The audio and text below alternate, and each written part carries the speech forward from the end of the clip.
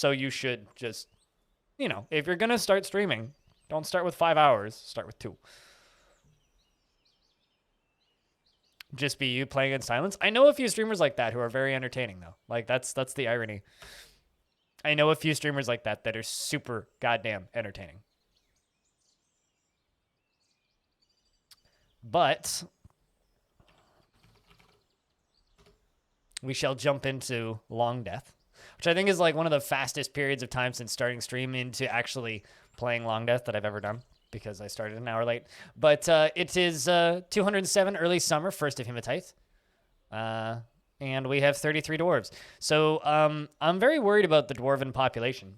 I'm going to continue trying to request merchants, but we are running lower and lower and lower. The current population is Crow, Ronald, Narvicius, Bastet II, Dredvik, Peter II, Blue Water, Trees, Simplex, Black Hole, Sparkly 4K, Rhine, Tiny Goliath, Kade, Defcom, Corvius Suede, Patchwork, Loam Katsu, Goffer II, Vinsati II, Vuzel Vuzel, Ghost, Stone, Vim, Danny, Clay, Orson Frakes, Abe, who actually gets depressed a little bit sometimes, Taurus II, Belag II, the Scoid, Chimp, Candle Pixie, Exxon II, and Apostle II. And the current year is 207 early summer. Do I use Dwarf Therapist? No, I do not use Dwarf Therapist. I also do not use DFHack or any other forms of assists. The game is essentially vanilla.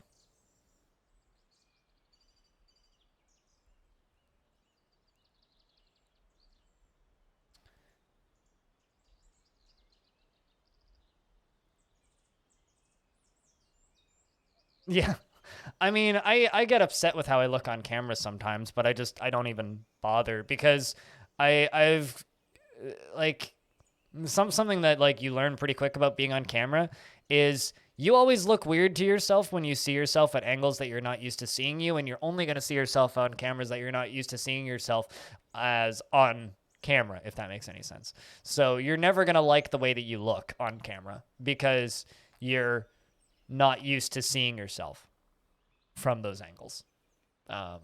So you're always going to hate the way that you look.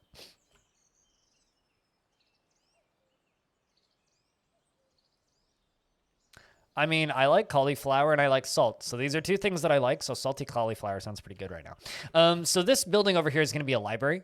This originally was going to be the library, but it turned into the king's dining room because king moved in and we needed a place for a king. Although, ironically, Holy Spokes, I've actually managed to get my voice to a point where I like it. On my old audio setup, I hated the sound of my voice, and I would have a very hard time listening to my own recordings. But the way I have my microphone set up right now, the way you guys hear my voice is actually the way I hear my voice in my head, not the way my voice actually sounds. So I've like cranked up the bass a bit, and like I've tweaked it to the point where it sounds the way it does in my head. So I actually like listening to it. That's the main thing, is your voice doesn't actually sound the way that you hear it, because you're hearing your voice from the inside of your head out into your ear canals back into your head, right? So you're hearing the inside out sounds rather than the outside in. Anyways, I think I know. I think I'm being coherent. Anyway, so your voice actually sounds different to you than the way that you hear it, so I've tweaked it so that it sounds normal. But the way that you assign labors in vanilla for that question is you select a dwarf with V, then you hit P to get to their profile, and then you hit L, and then you select what labors you want them to do. They're in subcategories, and all the jobs are listed there. So if you say I wanted to give this dwarf woodworking, I'd give them carpentry. Maybe I want to remove carpentry, take it off. And I want to change the jobs for patchwork. All right, same menu. There you go. That's how you do it. Like they dedicate themselves to a certain deity. Yeah, no, I've seen some pretty interesting things with mercenary companies in DF, Vim. It's actually quite neat what they can get up to. It's quite neat. Also, as far as the newsletter goes, this isn't my video. This is the Kid Fox video, but have a peek at that. Have a peek at that. Cutest. And then you can tell me if Tarn looks adorable in that picture. Why I don't use DF Hack or Therapist? Why would I play the game with 3 windows and a lot of stability issues when I could play the game with 1 window and very few stability issues? It doesn't make the game any easier. DF Hack lets you cheat, but how's that helping anybody? It's like asking somebody, why would you play Age of Empires with the cheats turned off? Because I like playing the game. I do have a more nuanced answer to that question, but it's like a 15-minute video on YouTube, so.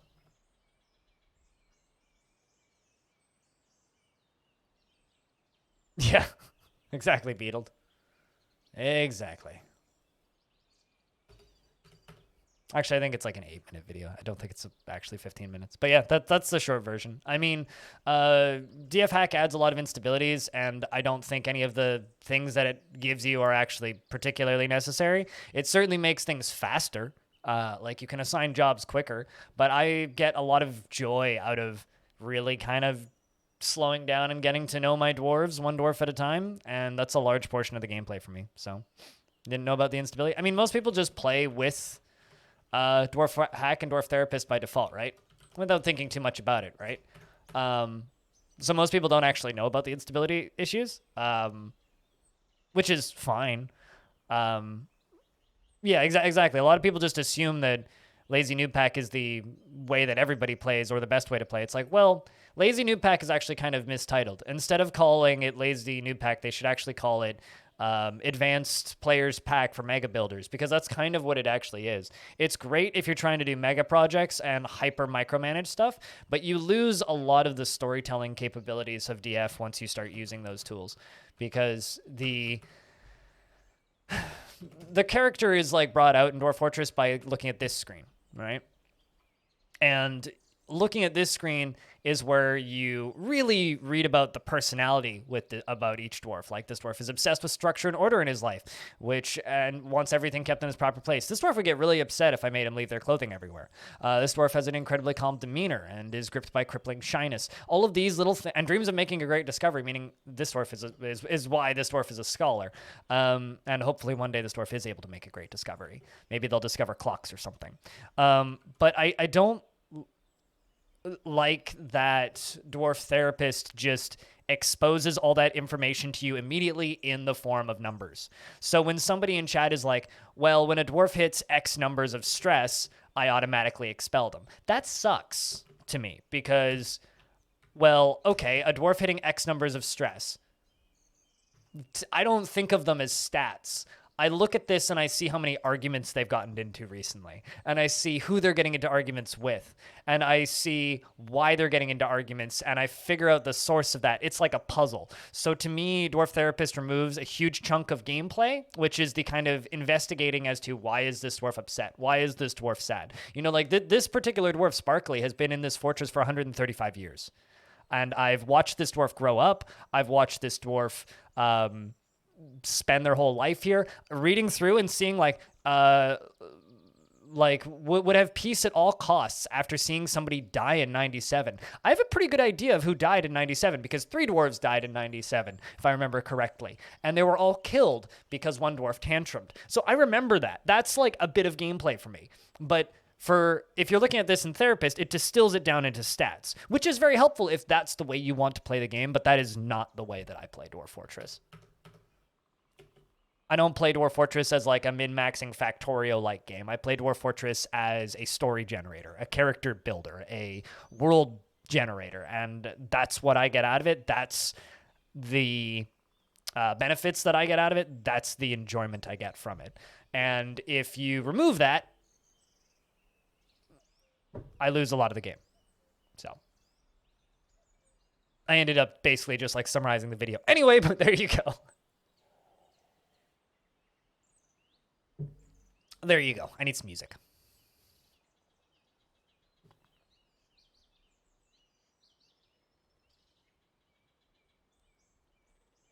You got the 15 minute. I don't think that was quite 15 minutes. Was that 15 minutes? It's good though. I needed something to ramble about for a minute that was on a more positive subject.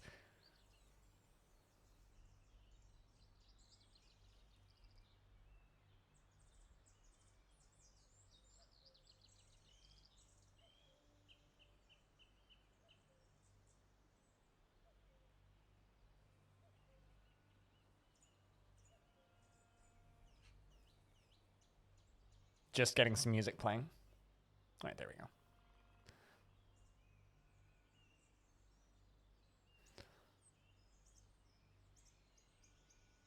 Yeah, what Stone said. 150 to 170 years. So once they pass 150, they could die of old age any year. And also, to be totally clear, I'm not saying you shouldn't play the game with Dwarf Therapist. You totally can, and you can have a very enjoyable experience like that. But just remember that everybody's favorite Dwarf Fortress storyteller, Krug Smash, also plays the game vanilla. Just remember that. The human caravans have arrived. Here they come. I'm curious if if the elves are gonna keep sending those super small caravans, because they've been sending very small caravans recently, which I think is a little strange. I was very much hoping that once we got a king in the fortress, the elves would start sending diplomats again, but they haven't, which is weird.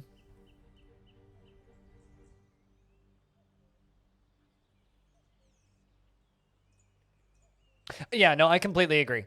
I think text will be text is fantastic. Granted, text will be text is one of the biggest sources of crashes from basic reports, from things other people have said. It's one of the biggest sources of crashes in Dwarf Fortress outside of Stone Sense.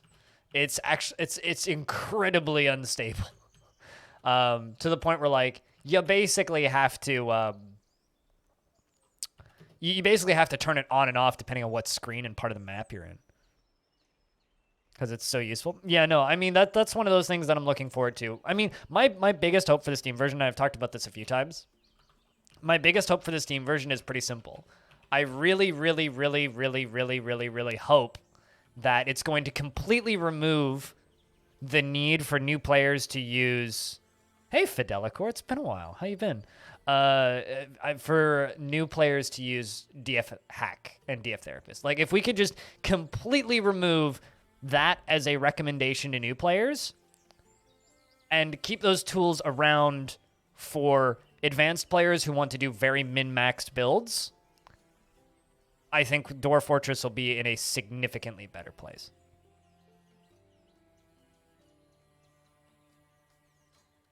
It does, but here's the thing. I also think that kind of takes away from it. And I like, just for me personally, wave depletion, I personally think that still takes away from it a little bit, because you're still not going from dwarf to dwarf and looking at their brain. And I mean, like, you are more so, but it removes the ease of that, right? Like, if I want to give somebody a job, I have to go look at the dwarf for a few seconds. With that big old menu, you don't have to do that. So whatever they end up doing with the Steam version and jobs assigning, I hope that it surfaces their thoughts. I really, really, really, really, really, really, really, really, really hope that when you're assigning dwarves, it gives you their opinions of that job. I really hope that it ties those two together. How have I been? I've been all right. Surviving, hanging in there. You know, my space is in lockdown basically. It's been a wild few months, I would say. Positive days and shitty days, but you know, hanging in there, getting through, surviving, doing my best. Exactly. But here's the thing: I don't think it is required.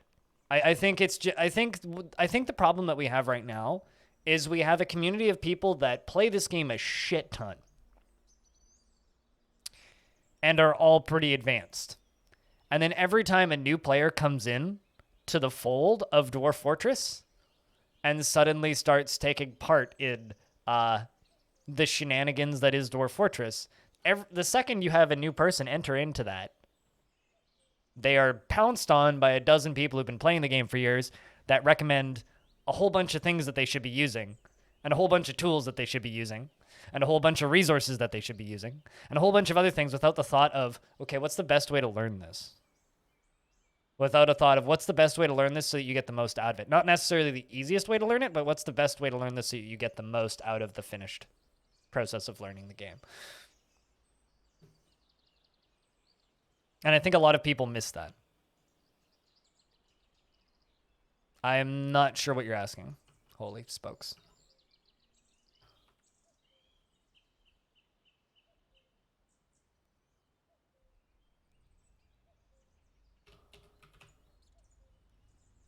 Let's just bring crafts. Because I sold all of my clothing not too long ago. Oh, there is no blood up there. It's fruit trees dropping their fruits. Up here? Yeah, those are all fruit. Fruit trees. And then there's a frozen creek going through them. Yeah. It's fruit trees. Mud and fruit. Yeah, mostly fruit, actually. Mostly fruit.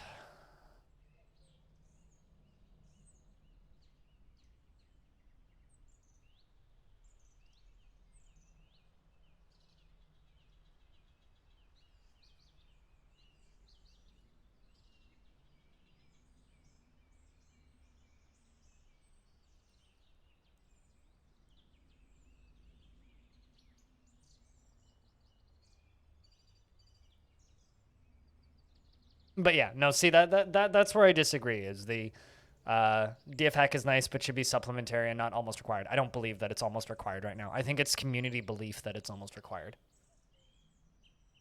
Because everybody learned the game, or the majority of the people who are playing Dwarf Fortress right now learned the game with DF hack and Therapist installed. Didn't learn the game the opposite way. If you learn the game the opposite way, you realize that it's not required. In fact, I know a bunch of people who watch this stream who have stopped using it and are now getting more out of the game.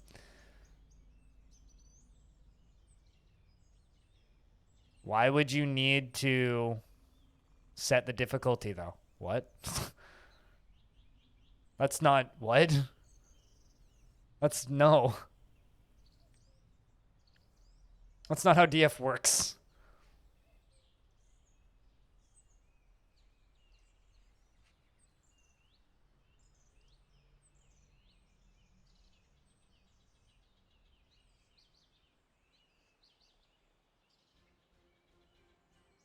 No, it doesn't. Holy spokes. But yeah, no, I ideally want people to stop using DF hack. That is one of my end goals.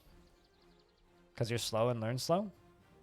So settle in a calm biome on an island far away from everything. That's how you play Dwarf Fortress safely. And to learn slowly, pause the game and look at things. Read. Not really, no. You can change the savagery, but that's not the difficulty. Savagery is not difficulty. You can change the savagery and the number of civilizations, but those things do not affect difficulty. Like, you could have a no savagery world whatsoever and only dwarven civs and spawn into a faction that's in civil war and go to war with yourself immediately, never get migrants, and die in a year. Like, it's got nothing to do with difficulty.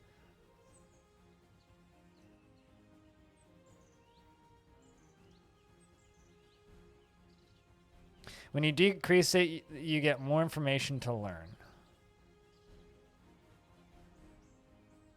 I think that we just disagree pretty heavily on this subject, Fidelicor.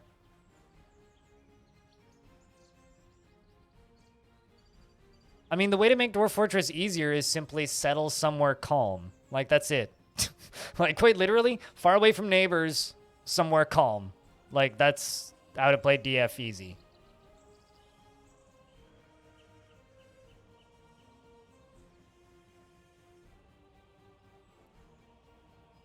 But anyway.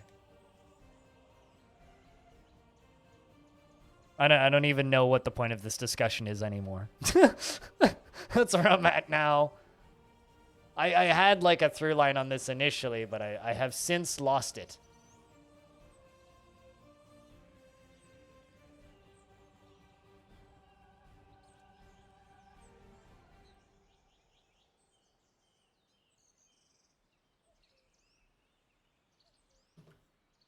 You have cake? What kind of cake? I would like some cake. What about extreme mode? God, if I have to listen to anybody else say extreme, I will be very sad because I watched the races for Extreme E on my day off, and they say extreme way too many times during those recordings. Sloth? I don't know what a sloth cake is. Never heard of this. What is this? No idea what the English word is for it? No, clearly not. It's basically buttercream. Oh, ooh, sounds tasty. You just gave up after a while due to a mix of lack of motivation and other things? Fair enough. How long has this fortress been going on? 203 years? I'd need to actually look. I can't remember if we're on 7 or 8. But I think it's 202 or 203 years. I actually had a crash, a kind of out of nowhere crash yesterday, which was like 3rd or 4th crash ever in this fortress. So the whole point of this fortress is we're trying to keep it alive for 1,000 years in game. So we've been here for a while. A very, very, very long time.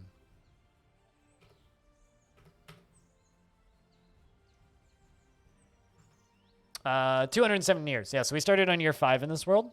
And so we've been here for 202 years.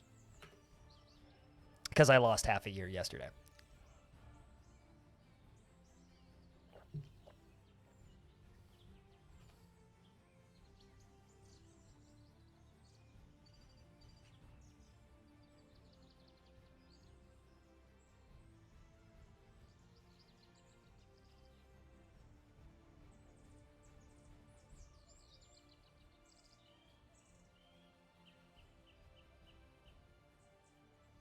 Yeah, that did also make me think of sloth. Like sloth cake? I was like, what the heck's a sloth cake?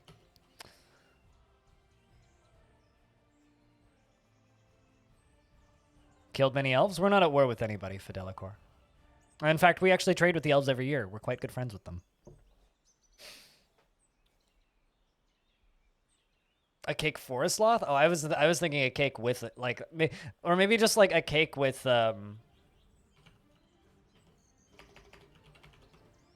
what's the name of that sloth emote on Twitch? I can't even remember what it is, but a cake with like a picture of a sloth face on it is what I was imagining. A cake in the shape of a sloth? Yeah, sure, that too. Or like, you know those ice cream cakes where they like print an image on it and it's like a very accurate picture? No, I chop down trees. You're allowed to chop down like 100+ trees a year. Not have any problems with the elves. I'm just not clear cutting everything.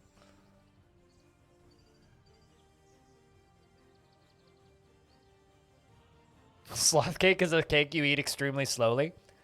So all of the cakes I get, because I don't get very much cake. How do you get tired in Caves of Cud? Or wait, do you get tired? Like, does your character get tired? I mean, you can just play without sleeping for hours and weeks, technically. So I guess no, not really.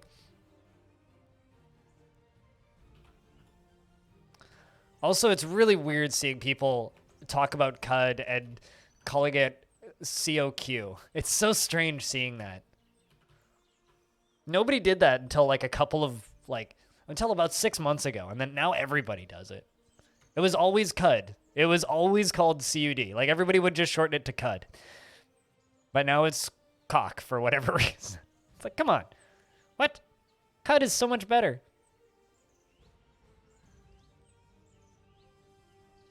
It's always been QUD, and I will always call it QUD. Always. Always and forever. Yeah, elves are condescending, not unreasonable. Exactly. Elves don't want to go to war with you. They realize you need trees. Like, they will give us an allowance.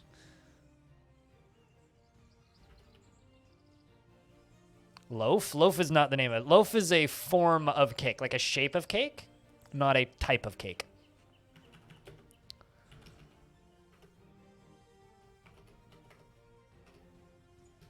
So a loaf is like the shape of a loaf of bread.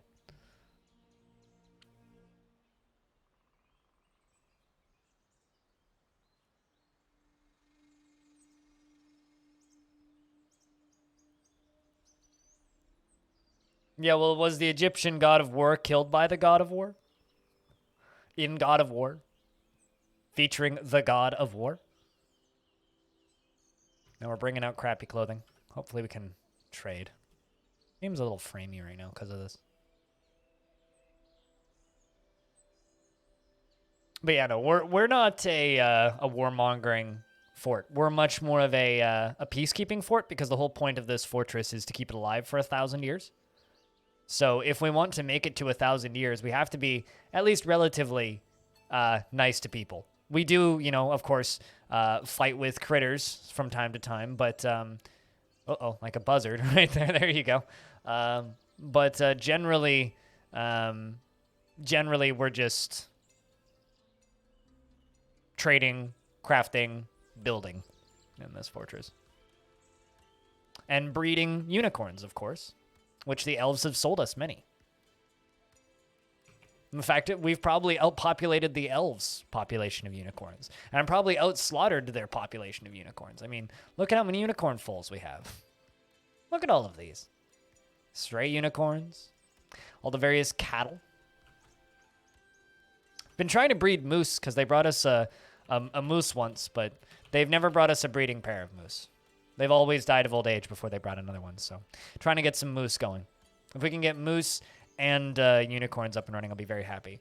And there's like conflicting rumors and tales that it is very possible, however, also extremely unlikely that the elves could potentially bring us a gremlin, and because they do have the exotic pet tag in the game's raws. So I'm hoping.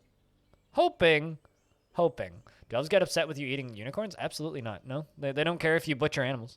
They only care if you start chopping down trees. Anyways, there's an extremely rare chance they could bring us a gremlin. So I'm very much hoping that they'll bring us a gremlin, and then we can trade for it. Yeah, elves like trees. They don't care about animals, though. And for those of you wondering about frame rate stuff, the only time this fort gets particularly laggy is when there's buzzards in the sky. Outside of that, it's actually perfectly playable most of the time.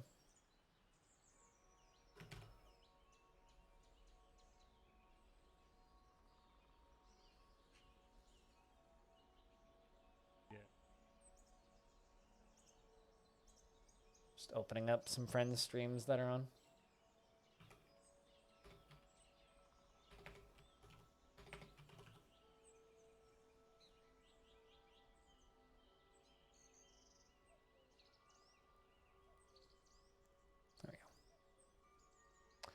You just one-shot a Snapjaw? Have you never done that before? Noob. You'll be steam rolling through like whole screens of Snapjaws before you know it. Like I've gotten to the point in Caves of Cud runs before where I'll just like walk into a tile with a Snapjaw fort and then just hold left. Just brrr.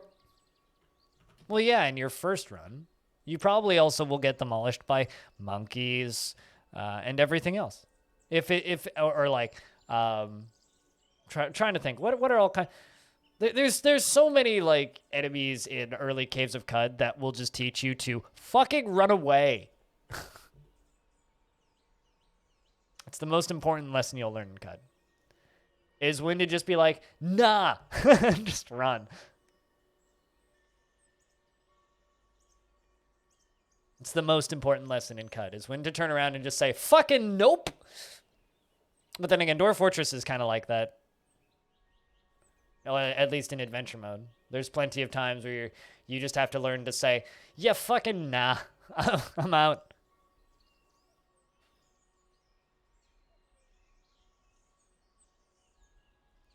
And just smack some fish. Smack some fish. Get to level 5. Go to the Rust Wells. Crawl around in there for a bit.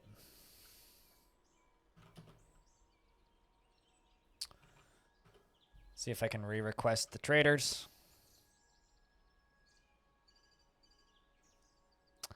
Offer a local elf a mug, not a cup, of lovely fruit wine.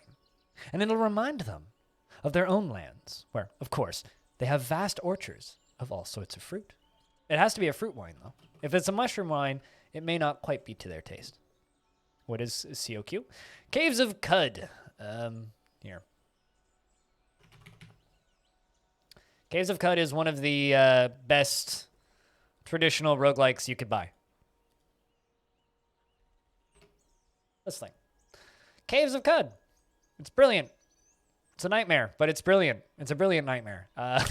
It's a post-apocalyptic Alice in Wonderland meets Dune, and it's a nightmare fuel adventure that will take all of your free time. It's brilliant.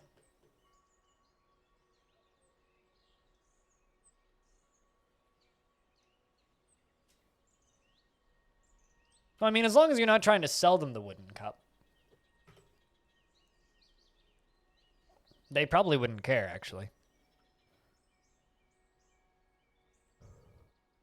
Only sentient ones. It's also real fun when you try to trade with a hostile plant. They're just like, we don't. The plant refuses to speak to you. I kind of want speaking of plants, last time I was in the nursery, they were selling active plants, which you can touch and they will close their leaves up. I kind of want to buy one, although they're very, very, very difficult to actually take care of. They're very finicky little plants. But I want one. I want a pokeable plant. Maybe once as I get better at taking care of plants, that can be something I can upgrade to. Oh, this poor dwarf. Disgusted by the sun again. Going around vomiting.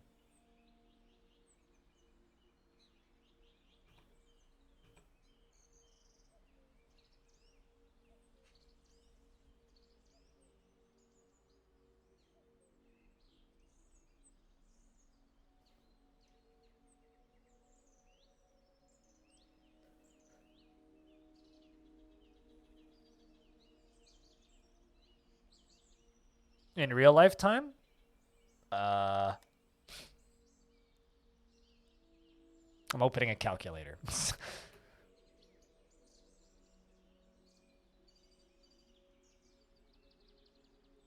Probably close to 500 hours. Which actually isn't that crazy. Now that I look at that. Like, because I'm trying to think of comparable things. I had a RimWorld save once that lasted for about 400, and I had a save in another game that lasted about 300, and I did that a few times. So it's not that crazy for me. It's a pretty big project, but it's not that great. This whole thing will probably take about 1,500 hours, I would assume, to actually complete. Maybe more. That was my original estimate. It's pretty crazy. I mean, so there's a fortress that this one is heavily inspired by called Arch Crystal. When I started 6 months ago, when the first VOD went up in this playlist.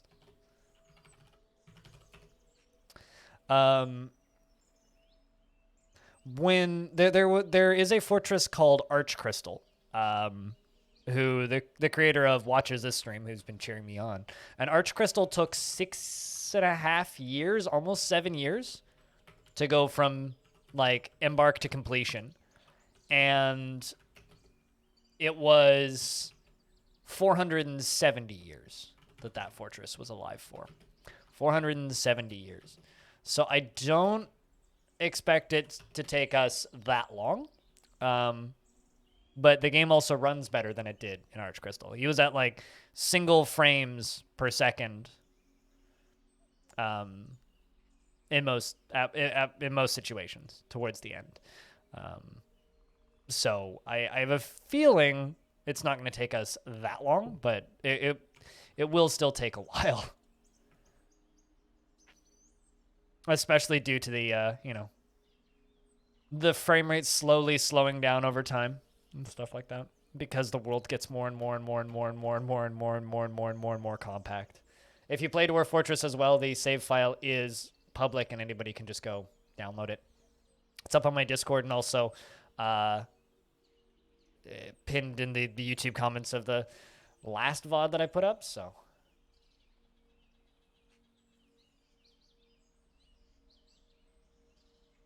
there is that.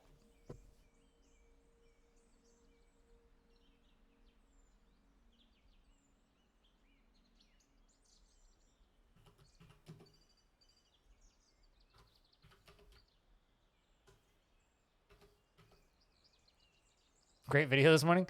Thank you. I delayed the start of the stream by an hour to actually finish it. I didn't actually talk about this, but the video that I put up this morning on YouTube, which you can find by typing an exclamation point VID in the chat. I finished editing it, and then Adobe corrupted the save, and I had to re-edit half of it. Adobe crashed, and it broke the save file. Well, Adobe crashed while it was rendering, and it broke the save file, so I had to start over.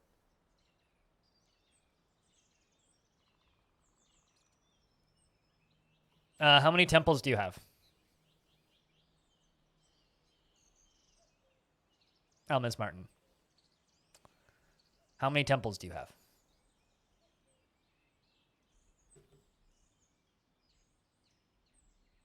What? The fuck just killed you?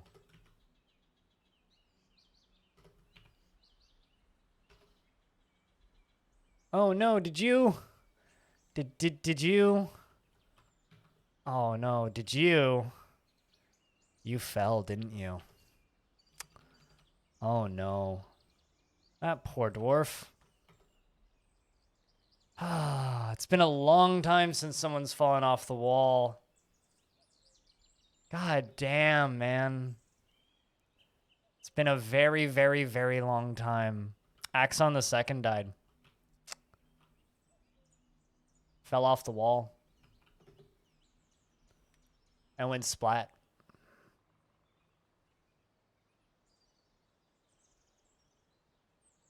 Well, hello. Kiranox? I'm not sure how to say that, but hi.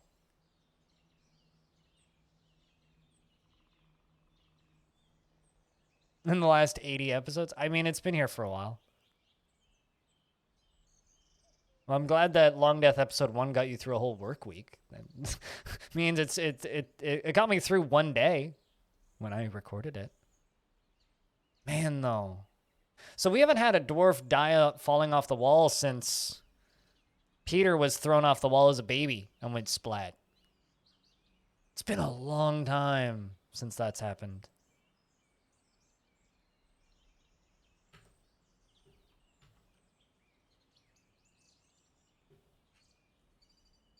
Oh, I'm sure. Zanny, I'm sure. There's a Twitter account dedicated to everything. I'm gonna go put on shorts. I'm sweating. It's warm in here, and I'm wearing sweatpants. Back in a sec.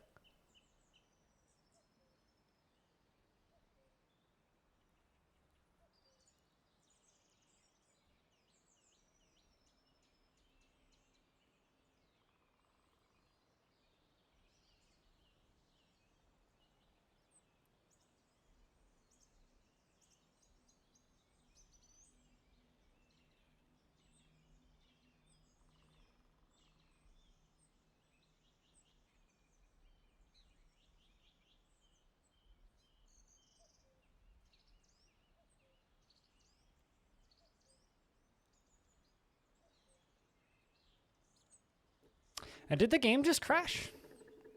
The game just crashed. Huh. All right, then. So, none of that actually happened. It was all a dream. Welp.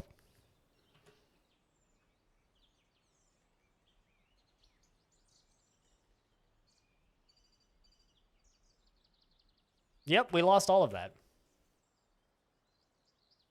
Well, good news is Axon the Second is still alive. Bad news is that's the second crash in 2 streams. That's bad. That's really not good, actually.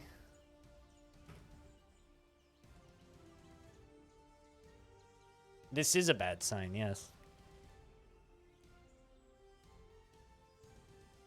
So that's probably your problem, Martin. Don't have a billion temples. It gives the dwarves analysis paralysis.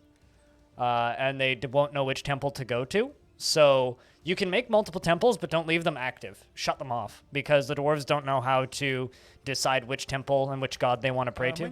So it actually makes their job of praying harder. Yeah, it's sus. It's pretty fucking sus. We'll see. Well, I'll save like 2 or 3 times this season, and we'll see what happens.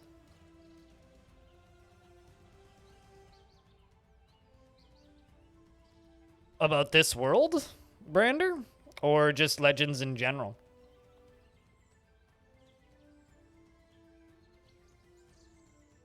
Be sure to save after tributes. Yes. Yeah. Yeah. Yeah, that's... I think I just need to be more diligent about saving. So it's best to have a temple that is just general that everybody can use, and then a second temple that is like maybe for a specific religion if you get them. There is a it's not actually necessary in Dwarf Fortress to make temples to every god. You can, but it's not actually necessary. So something that a lot of people will do is they will very carefully make temples for every god, and it's real cute and wholesome. But in reality, what you're doing is you're kind of just giving the dwarves too many options, and they get stuck between them.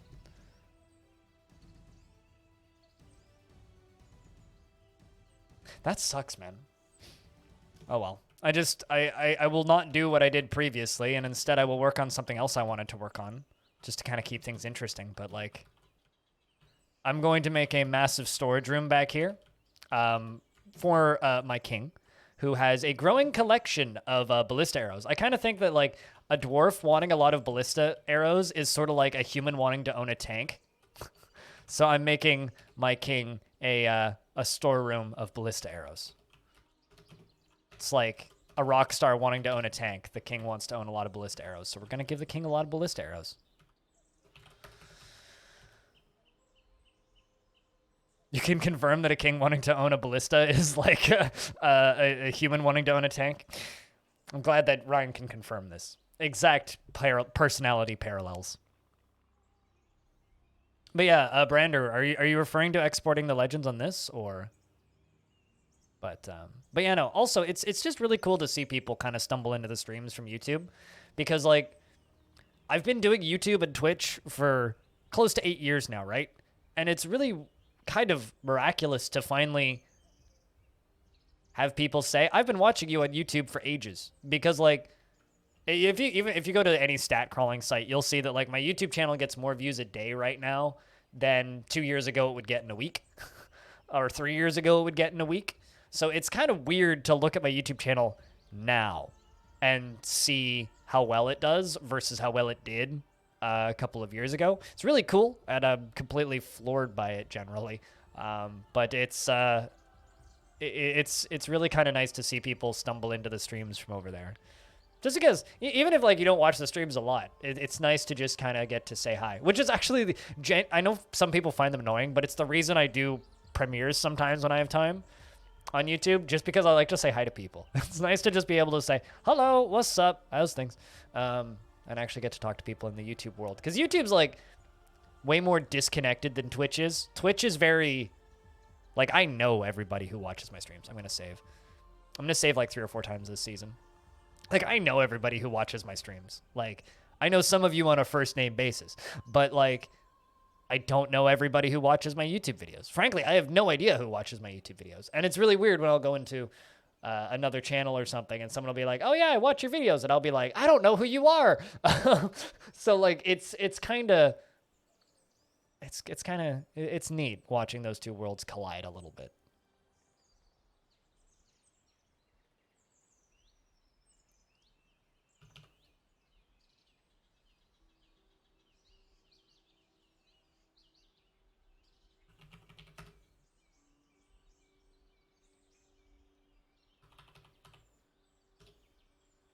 I don't know. Also, I as far as the crashes goes, there's been a few points in Longdeath's history where I've had a few years that have been oddly crashy. It's happened a few times. There will be like a year where it crashes 2 or 3 times, and then it takes a little bit to kind of sort. but hopefully we don't run into that problem again. Hopefully we're just kind of done. Also, in regards to exporting legends, I know that there's a lot of bugs with exporting legends, Brander, so maybe just be aware of that, I guess.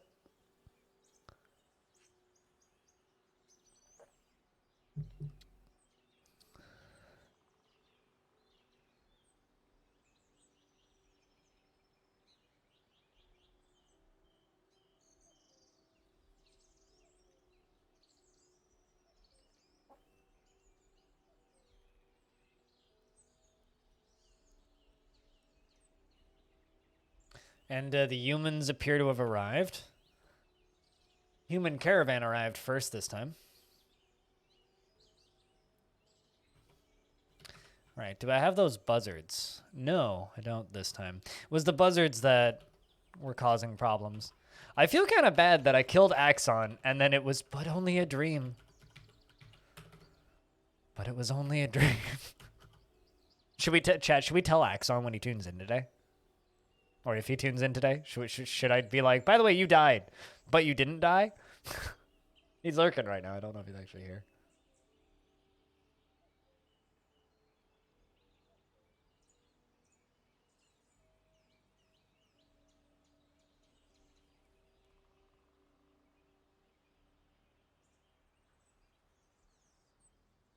Yeah, we'll tell him. Hey, Wogarden, what's up? You're quantum dead. You were dead, but in a different timeline. Not the current timeline. We left that timeline. It was a bad timeline. Now we're in a better timeline, where things are better. Have I played Keeper RL? Since you literally just popped into the chat, I might as well just ask that, or ask you that, or answer that question for you. Not really. Do I own it? Yes. Have I played it? Not really. I've owned it for ages. Bought it on a sale for like 10 bucks, like 2 years ago or something, kind of just to support it. And I've just never really gotten around to it. But it's been on the ever growing to-do list. The problem is recently I've like, it's actually been out a couple of years longer than that. It was free for a while before it was for sale.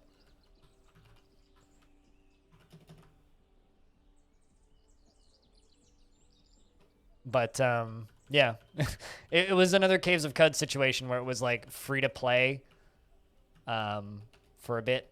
But yeah, no, it's something I've just never gotten around to.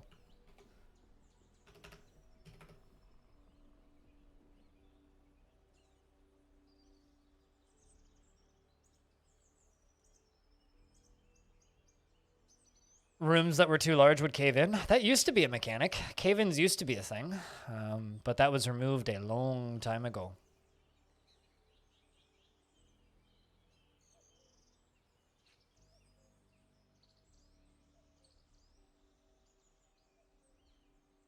Can I just say I love it that dwarves will just like strip their clothes off in the middle of a room and go get new clothing? Because like a lot of the clothes that were being picked up from like right here were because soldiers ended their training and there was new clothes, so they just immediately like just throw their clothes on the ground and then run across the fort and get new clothing down here in the crafting room. And it's very funny that they just do that. It's very, very funny. You do that too? Do you just like, you're just like standing in your living room with your whole family around you, and then it's like, new clothing has arrived. So you just like Superman bulge your chest and rip your clothes off and run across the room and get a new shirt? Although to be fair, I have gone to concerts before, worn a shirt, and then bought a shirt at the concert, taken my shirt off, put the new shirt on, and then thrown the old shirt into the crowd. I've definitely done that. I've definitely done that. So maybe that's kind of an equivalent. I'm only kind of a terrible person for doing that, I think.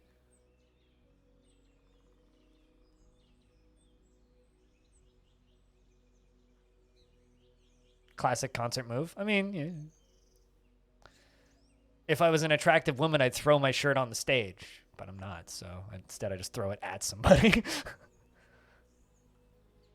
Someone else got a new shirt. I mean, hopefully nobody tripped on it. That's the actual concern.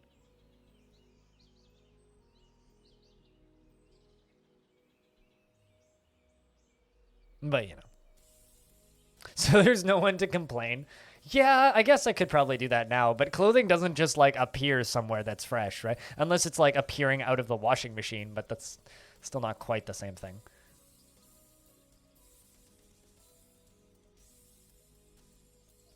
Also, for those of you who haven't seen it, I put a new news video up about DF today. Can be found right there. It's Tarn Adams going over a fortress and me blabbling over top of it sometimes. Nah, what are we nang? Cooler.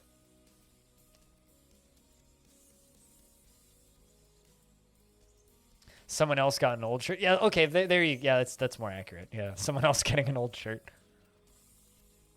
I should wear like old Twitch merch to concerts and do that. Like Twitch merch that I don't know what to do with, that I don't want anymore. Because I have a few shirts like that.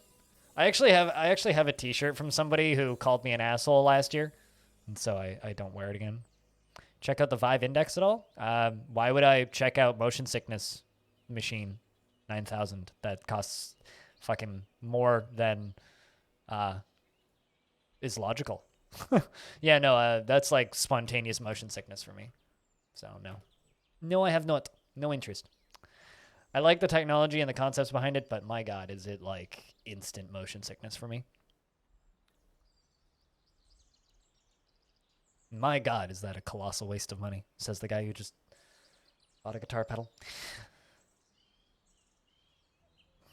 I'd rather buy 3 new monitors that all are 144 hertz and 4K than, well, maybe not 4K. I don't think that could be 4K, but like maybe like I'd rather buy 3 new monitors, 3 new 1080p 144 hertz monitors than buy a Valve Index.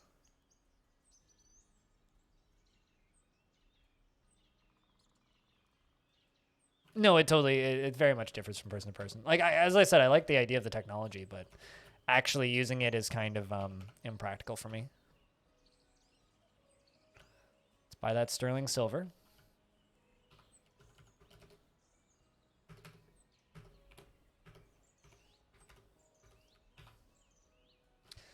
There's no birds this time, so the frame rate's a lot better too.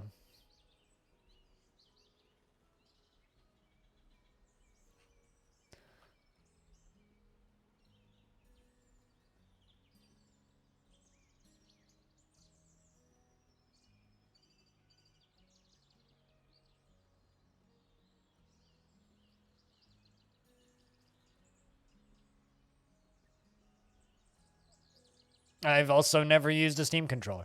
Okay, so you're talking to somebody who plays mainly keyboard-driven and extremely niche PC titles, and you're asking him if he's used a Valve controller or the Index stuff. You might be in the wrong channel.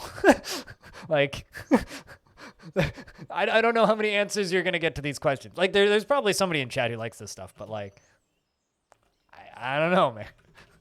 Yeah, you might be like did you get directions to like Vision IRL, but it actually took you to Blind IRL's channel? You're just striking a combo. Fair enough. You've struck a convo that I like have just completely ignored over the last few years. It's like out of everything video game related, I think VR might be the one that I am the least knowledgeable about. Actually, that's not true. I'm probably less knowledgeable about visual novels. Or, I'm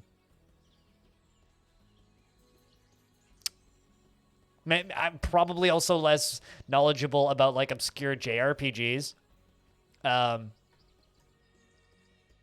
Also, this is the main reason why Valve Index is, like, not even something I even remotely pay attention to. Just give me a sec. I'll show you what I mean.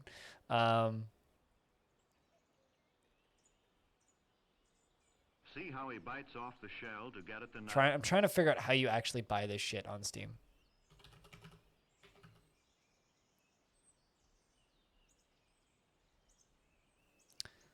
Well, first off, it's out of price. It's out of stock. But the Valve Index VR kit, $1,319 Canadian. Valve Index headset plus controllers minus the control stations. $989 Canadian. The headset by itself, $660. $369 for the fucking controllers and $200 for that. Now, also, remember that I live in a 400 square foot apartment. Yeah, you lost me entirely there. What? I need floor space? Fucking, I need floor. I do actually have enough floor space now. I probably could do it, but like, nah.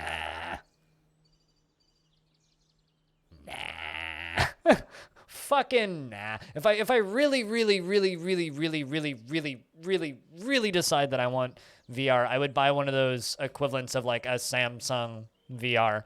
And besides, that is like the most expensive method to watch pornography that I've ever seen in my life. So it's like, at that point, you know, most of the games that I would want to play that are in VR are also playable outside of VR, so I don't get motion sickness. So what would that thing actually end up getting used for? Like, I need to be honest with myself and you guys. Like, come on. What's that thing actually going to get used for? And, you know, in a world where I'm not willing to spend $1,000 on a real doll, I'm also just, I might as well just not spend $1,000 on a face screen for porn. Sim racing? Because I play so many sim racing games, Ryan. So many. So, yeah, no thanks. That's way too much money to spend on pornography.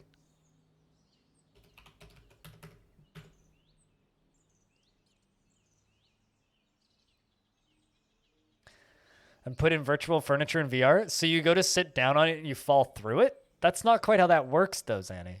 If I sell my sofa and then I put a VR sofa there, there's still no sofa there. Doesn't matter. Like, you'd need, like, a shitty sofa.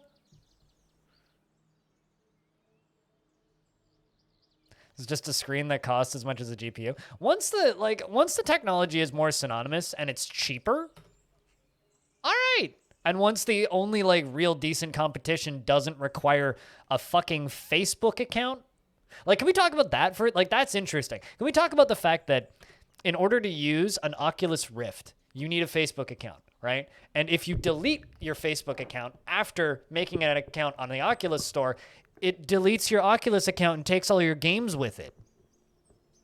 Let's talk about that. Let's talk about that. Let's talk about that for a second here. Yeah, no, I think VR's got problems currently. And yes, there's Windows mixed reality headsets, but they're too janky for that.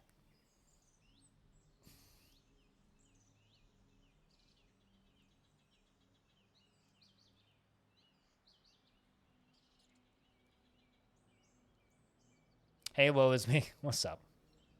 Remember Google Glass? No? Should I?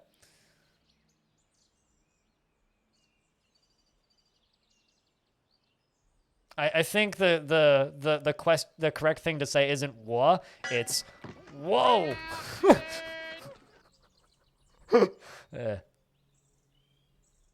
Wait, what am I waiting for?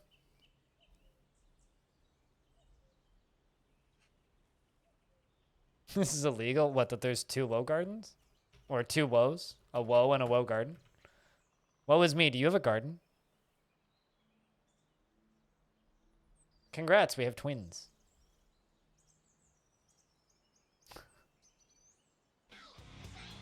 Well, there you go. Thank you very much, Ryan, for gifting a subscription to Woe Garden. And now we have 2 subscribed woes.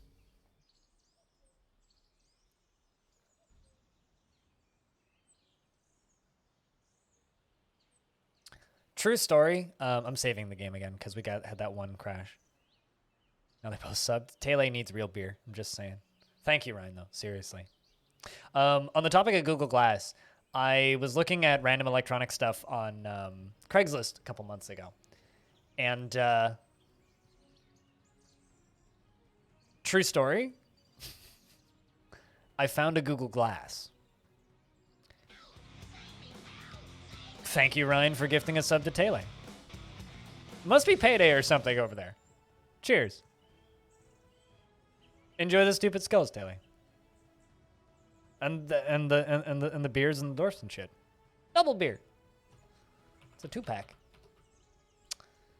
But anyway, I found a Google Glass for sale, and I almost bought it. It was $50. I offered 25. They said no, 50. So I didn't buy it. But I kind of regret that I didn't. I kind of regret that I didn't. I should have.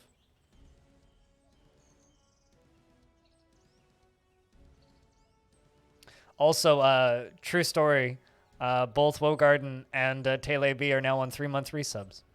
So, but both of you had the same number of months.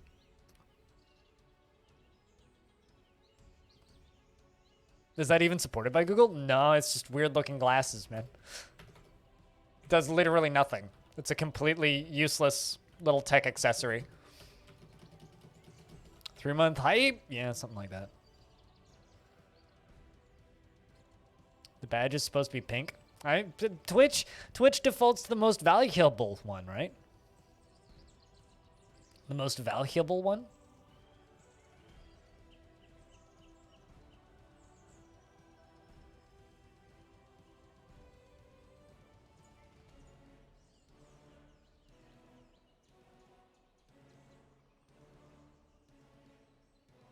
There you go. You pink now. You pink now. So it was around the time the humans left that we got the crash last time. So they're about to leave. We'll see if it crashes this time. I have a feeling it was something to do with the humans pathing and the birds. And chinchillas spawned on this timeline. So I have a feeling we're going to be okay.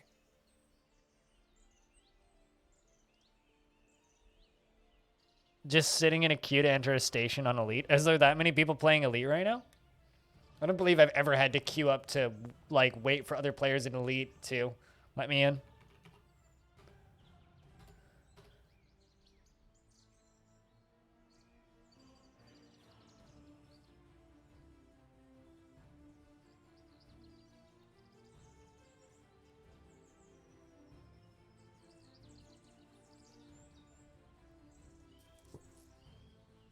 About 30 people.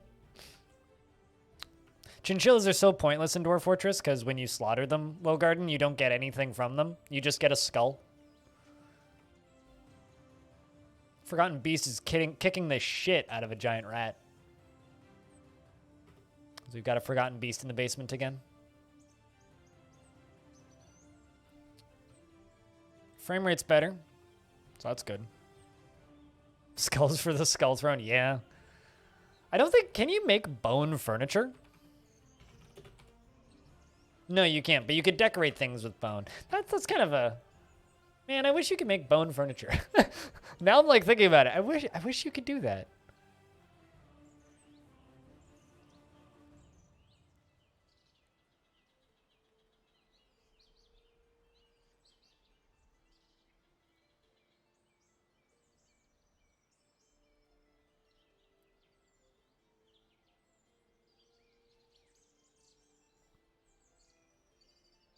Well, you've already adapted? I gotcha. Oh, you mean like on foot?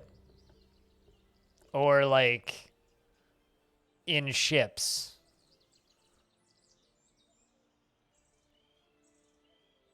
Ah, okay. Yeah. I don't know. I don't know. Skull Throne would be pretty neato. It's one of the reasons why fell moods are cool. Woe is me. Because when you, like, that's one of the big sads about this fort, is I will never get a fell mood, you know? A dwarf falls into a mood, fell and terrible, where they go and kill somebody.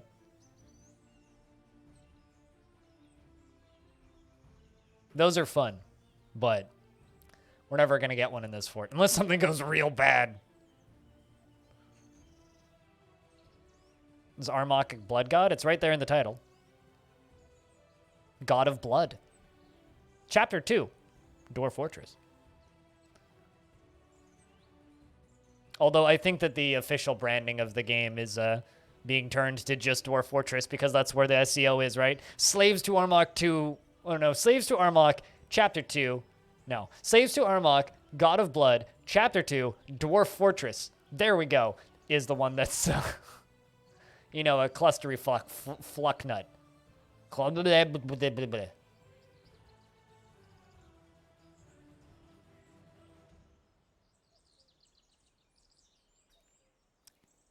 That was a hard sentence to say for some reason. Can you repeat that? Clustery fluck nut?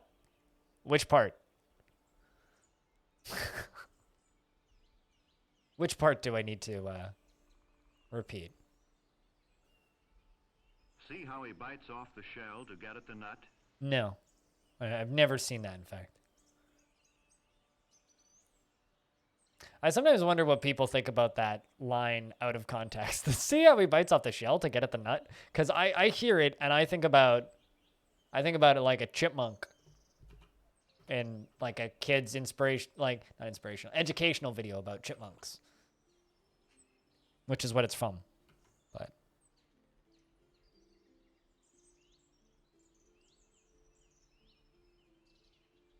and then go back to open. Yeah, I feel like that would be wise. Just log out.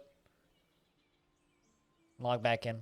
The humans are embarking on their journey. This is where we had the crash last time, so I'm going to save once more.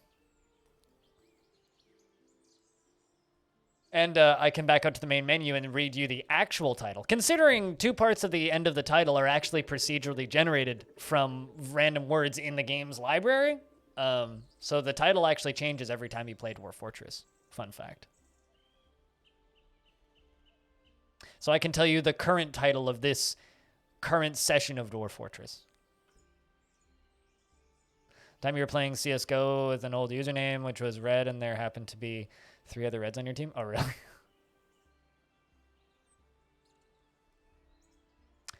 Slaves to Armok, God of Blood, Chapter 2, Dwarf Fortress, Histories of Avarice and Enterprise. There you go. The histories of something and something is generated from the game's library.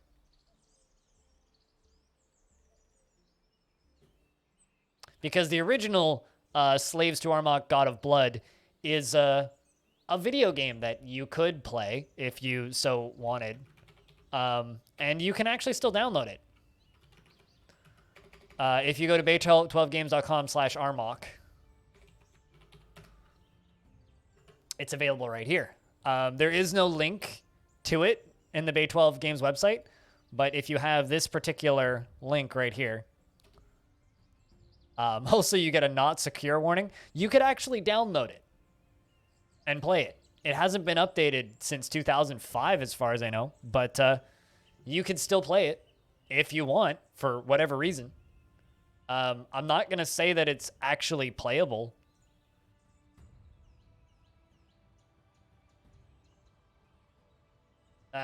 But it's there and it exists if you want it. It's so dumb, Wogard. It's so dumb.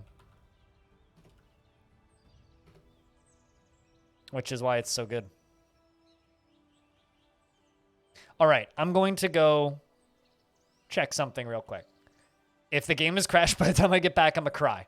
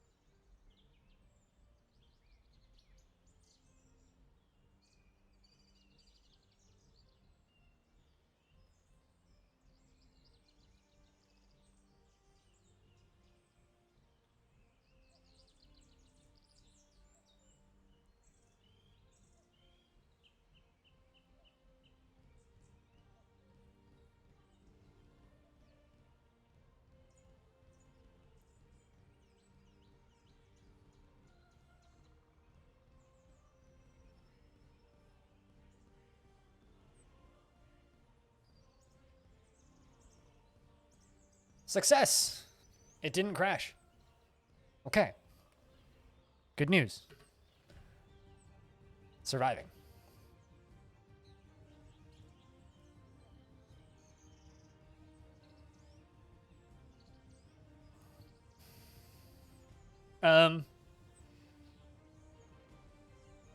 Well, it would be okay. Here's an actual question. What would be better? Applying for a job at the Russian Space Research Institute wearing a NASA hoodie, or applying for a job at the Russian Space Research Institute wearing a Flat Earth Society hoodie? What would be better? Because I think the Flat Earth Society hoodie would be way funnier.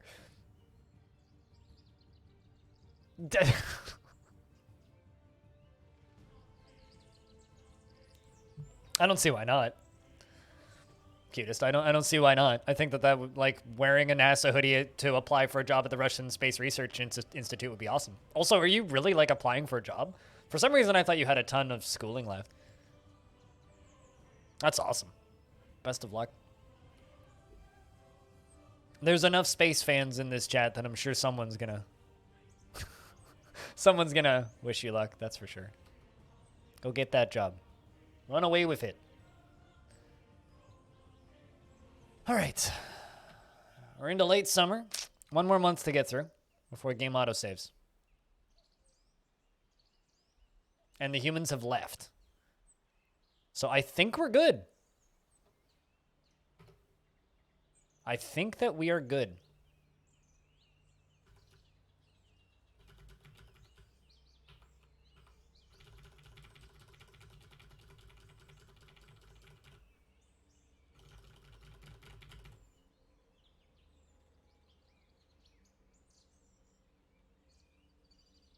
Woo! Oh, dude, yeah, fuck yeah, dude. That's fucking sick. Hell yeah. Woo! Doing our best. Hell yeah, space.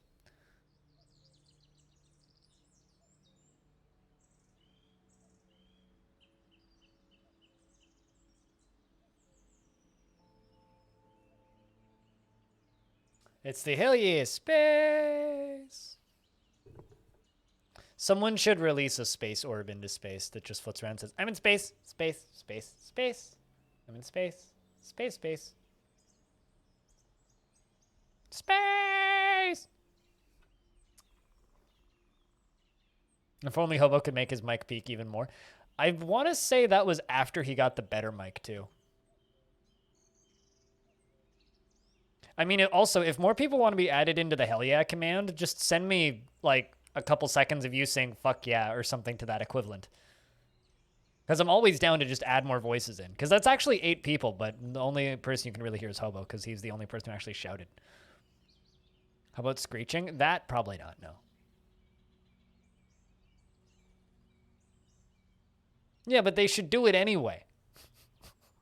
It doesn't matter if you can't hear it. They should still do it, Zanny. They should still do it. Doesn't matter if you can't hear it. It's about the symbolism, you know?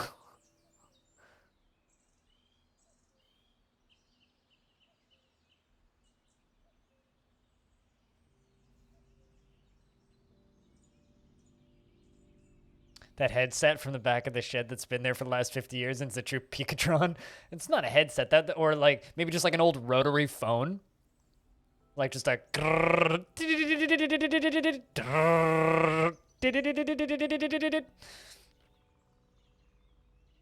You're gonna do that now? You should. How long is the clip? What, hell yeah? I mean, you just heard it, didn't you?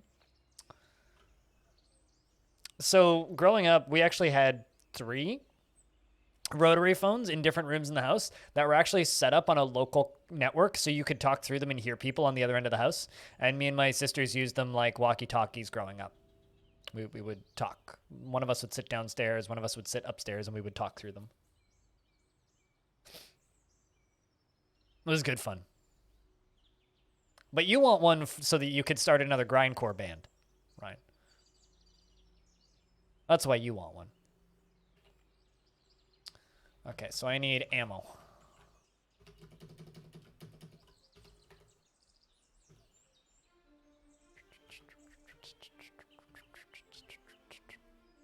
Really? Is it not?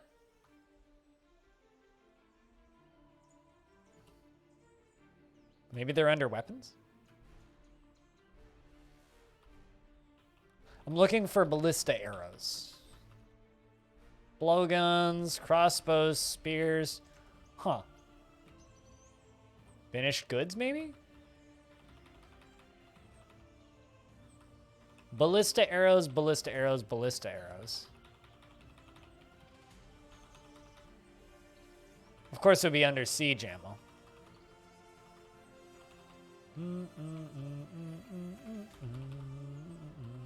Oh, there. Ballista arrow heads.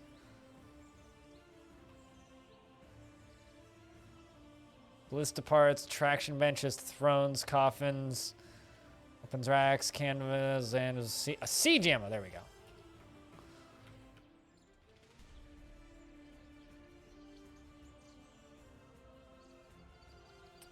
And late summer, 10th of Galena, no crashes. Fingers crossed.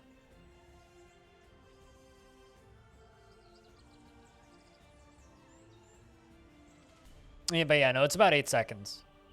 Pilot, it's about 8 seconds. I can also, you know, edit it down. Also, nice tank. I like it. I can see what you mean by linking those treads was a pain.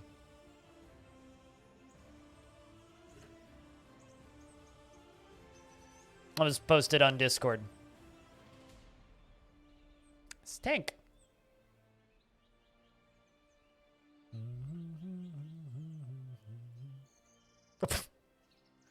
I'll look into those later, Wogarden. Thanks. Get to add to the fuck yeah sound. In the lower right corner, it's my forges, but it's also where we are making glass. It's where we are making our siege weapons. It's where we are making all of the ballista arrows that the king demands. And I'm currently just making a place for them to store them. And my king wants 2 more. Let's make 3 in case he demands another one. So that this room is all just that, basically.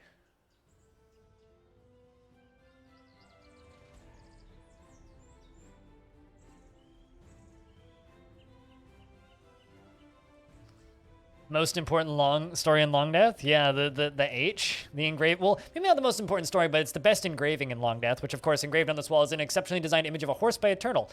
The horse is falling. The artwork relates to the collision of a horse with an obstacle in Longdeath in the mid-autumn of 31. Yeah, it's our forges. It's our forging room.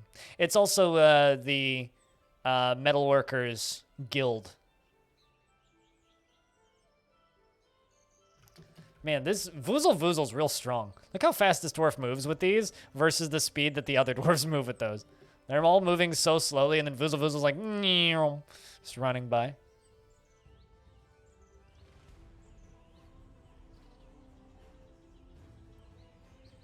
One of the bigger surprises for a lot of people is when ballistas just straight up look like ballistas in DF. We're on the full moon, which may have been the cause of the crash.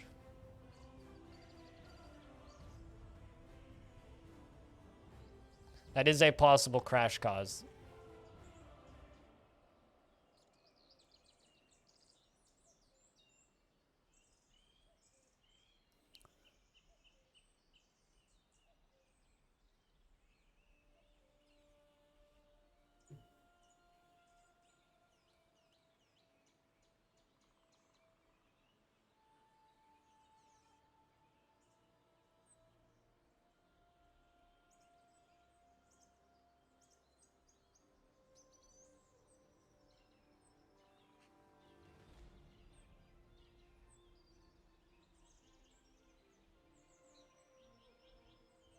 But yeah, no, the brown room up here is kind of the bulk of my crafting for clothing and stuff, and then this is the bulk of my metal work down here. But I think I'm gonna dedicate something in this room to the king. I'm not sure what exactly, but maybe place some statues or something in here and make it the king's statue garden. I'm not totally sure what we're actually going to do with it. 12-minute video? Yeah, it's a long video. It's one of the longer ones I've done. That's why the stream was late today. It's a good thing I didn't try to edit that one on stream, I'll say that.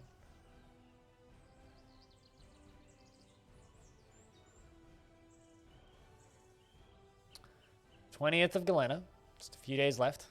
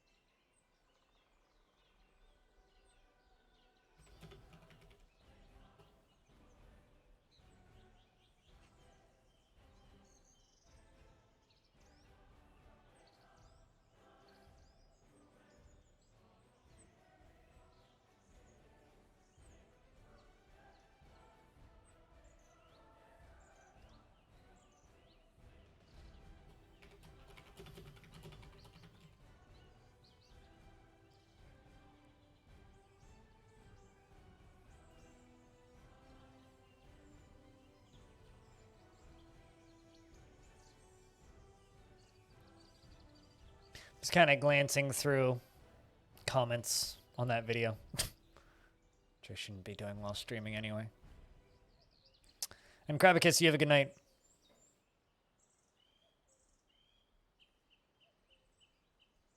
Thank you much for hanging out today. As always.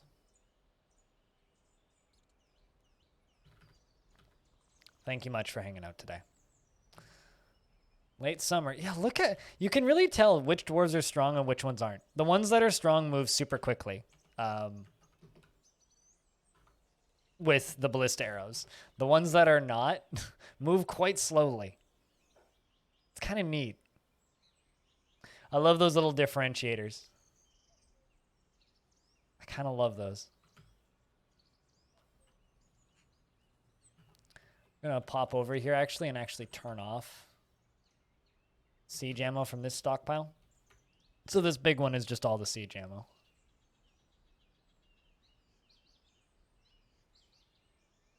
No. Generally not planning on getting married to any of my dwarves.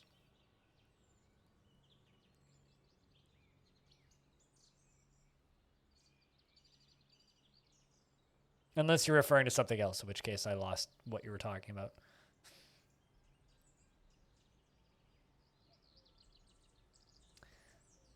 That is going to be a lot of those. All right, I'm going to make another one that's just going to be for ballista arrowheads.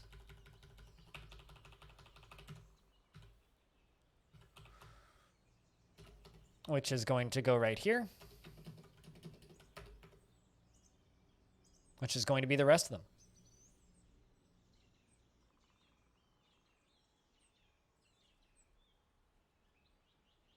And autumn has come, meaning we made it through the summer without a single crash. So huzzah! Yay! We made it. No crashing. Hopefully that was just some weird one-off. Or weird two-off? Because what? 2 crashes in 3 years in game time? Which is spooky. Stone knows what's up. It's autumn. It's paperwork season.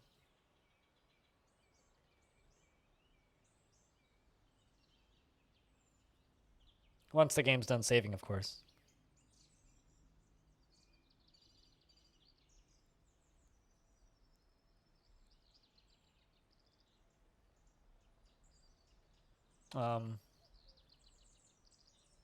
Where, though?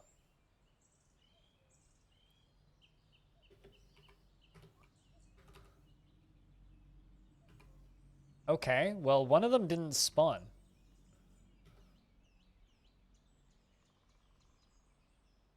So one of them immediately left. Looks like the other one did spawn. Huh. Weird. Maybe you're not going to have so much paperwork to do today. Because I think one of them just immediately left.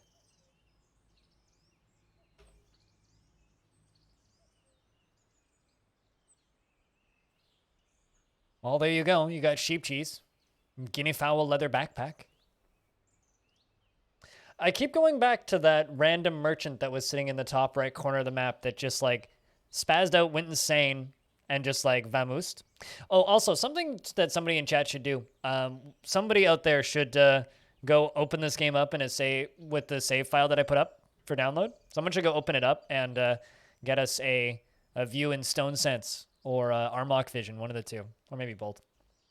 Grab a couple screenshots of this fortress so that I don't need to set that up and do that because I'm lazy. If someone else could do that, that'd be awesome. But nice and easy, I guess, because the other one didn't spawn. Yeah, straight up, the other one didn't spawn. Wild.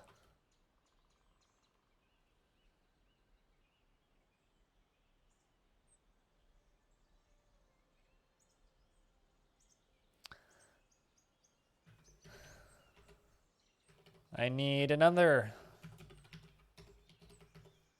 ballista arrow. My old enemy, the council's run away. Yeah, I don't know why that was. But anyway, I keep going back to that merchant that went insane and ran off the edge of the map because I had a merchant randomly go berserk and then leave the map after sitting there for an unknowable amount of time at the edge of the map. And my theory is that they were actually stuck and sitting there for like a year or two. And so whenever a merchant doesn't spawn, I always wonder.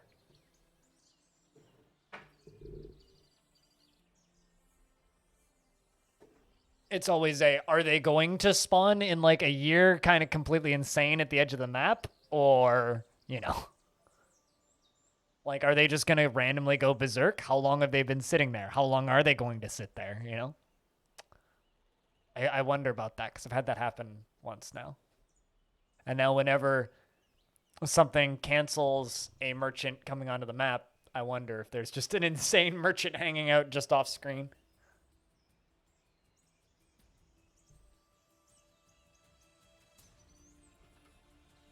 As I really wonder. I kind of expect that's probably the case. Also, there's quite a few new faces following the stream today. If you stumbled into the channel for the first time today, if you have any questions about DF, give me a shout. And also, just thank you everybody for the follows, because it's kind of neat being able to do this full time.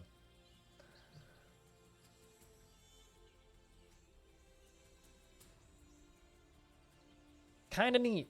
And I wouldn't be able to do this if it wasn't for people who watch the streams. So, cheers.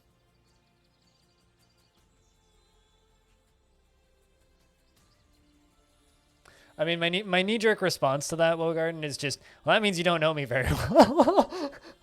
But it's nice that people seem to think that they like me.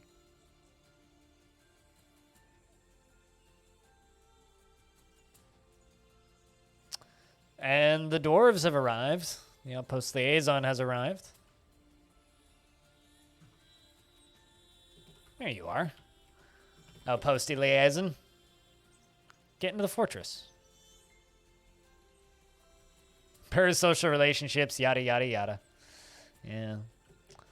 I'm not even going to fall into that rabbit hole because, I'll be honest, parasocial relationships stress me out more than I can describe. I just used the wrong tool. That's fine.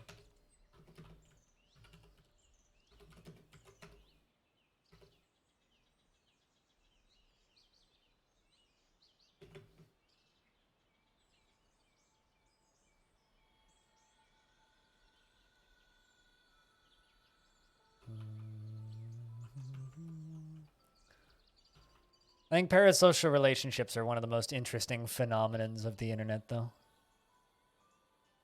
Like, straight up.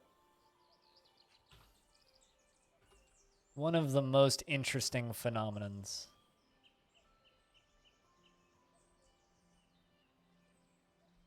Okay, what can I sell? I can sell them little large gems. No, we'll do this. This is stuff I gotta offload at some point. Also sell them cages.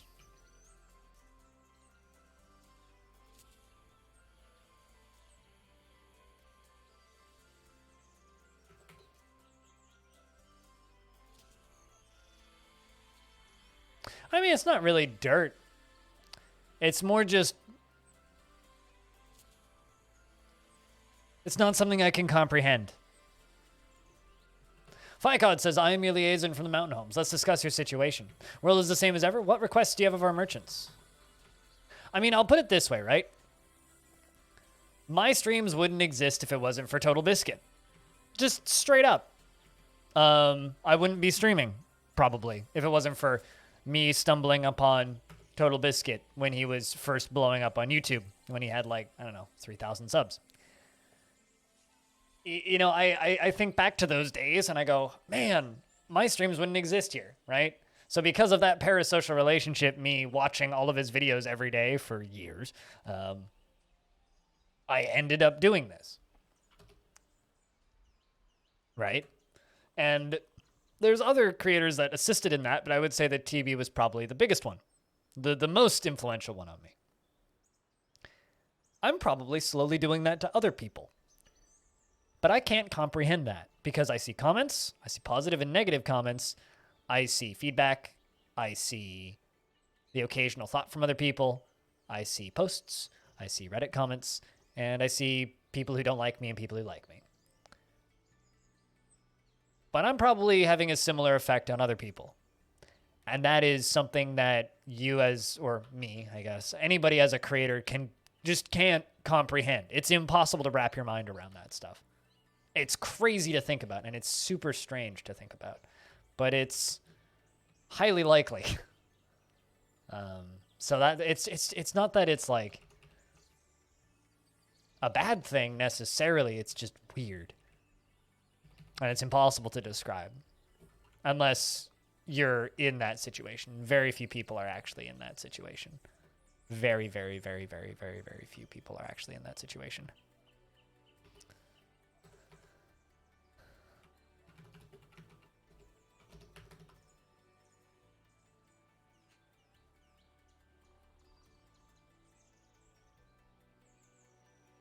And it's also like super stuck up to think, man, I'm having this effect on so many people, because it's probably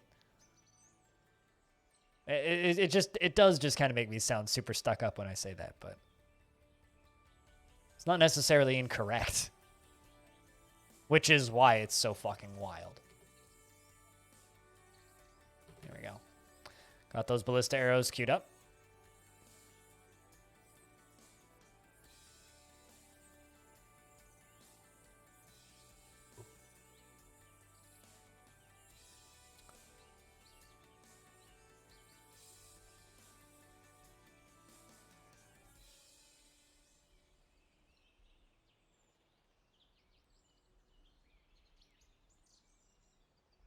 Yeah, it's just weird.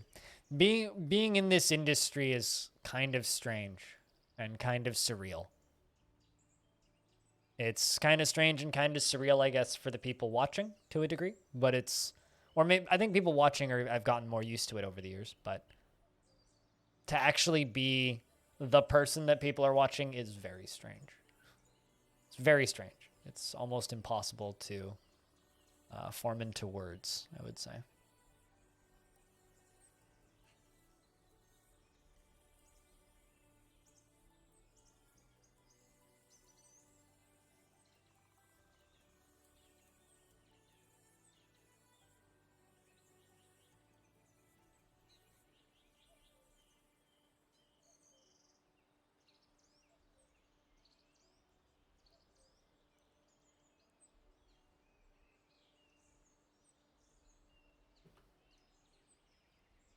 All right, let's bring that dwarf over to trade.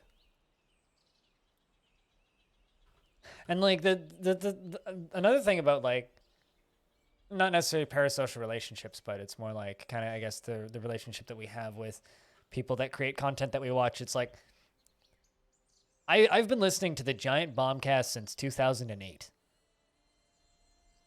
That is more than 10 years. I've been listening to Jeff Gerstmann and Brad Shoemaker and gang talk about random AAA video games. Like I've just been listening to that shit for a very long time. To the point where like I can't even really remember a world where I didn't have that just every Tuesday, more or less, almost without fail, sometimes more. It's my God, it's really fucking strange, like trying to imagine a world without that. And of course, like that world exists, and that world will probably happen at some point. But man, I will have no idea what to do when I get there, you know? And it's, what is it? It's 3 hours of podcasting a week. But it's like, it's kind of become my life too, or a very big part of my life, at least.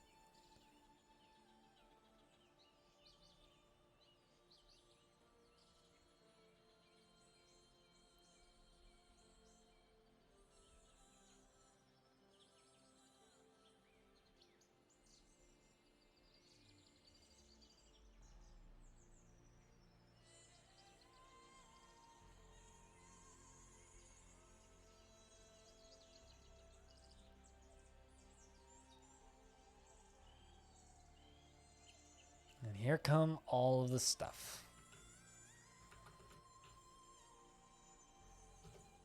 Now I'm just rambling about nonsensical things people don't understand.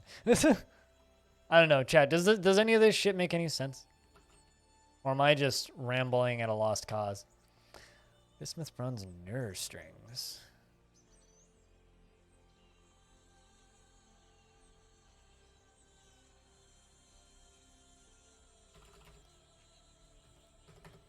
Buy some yarn, why not? This is freeing up so much space in stockpiles, oh my god. Or rather, so much space in my forges.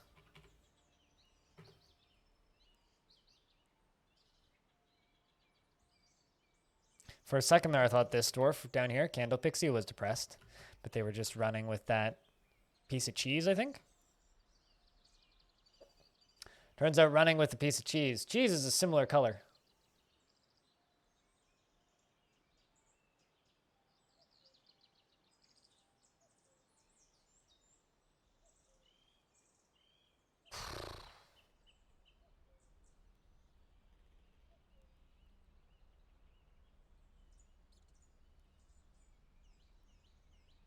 Makes so much sense as life, which is to say it doesn't. What?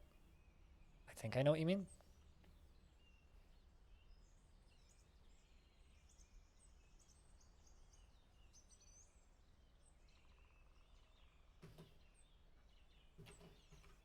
Literally just giving these spiky iron balls to Mountain Home. Oh, my king has an actual demand. Wants a black bronze cabinet in their dining room.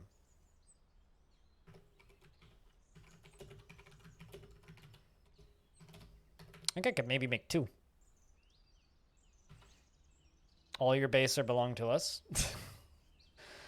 Did you know that all our base are belong to us just turned 40? I'm pretty sure that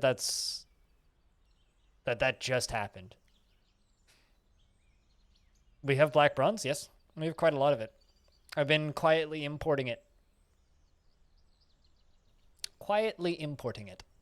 For a very long time. So yes, we do indeed have black bronze.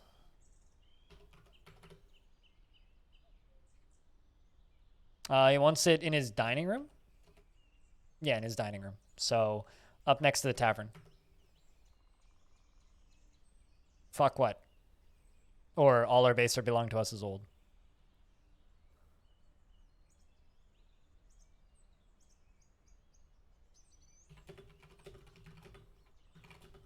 I might be wrong. It might be 20. Let me double check.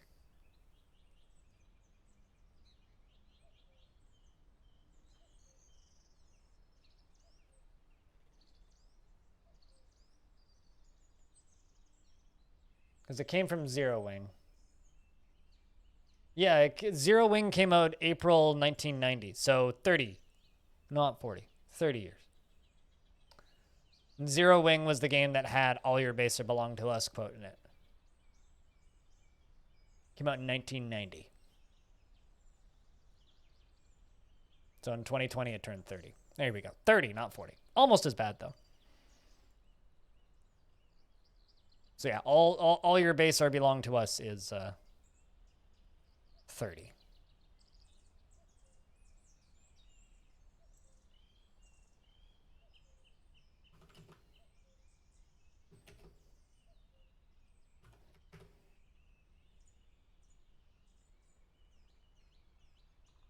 Everything before 2000 is over 20 years old. Yep, this is true. Everything born before the year 2000 is over 20 years old. I mean, it's weird to me that there's F1 drivers that are born after the year 2000. That's wild to me. Selling all these random cages because I keep getting these random cages from the humans. So I'm selling all of these random cages so I can just make them out of iron and have some uniform there. They've been able to drink in Canada for a couple of years already.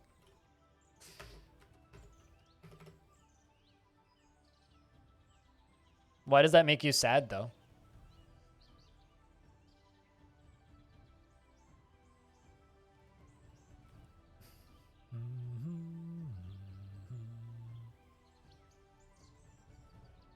I did not realize how many cages I had.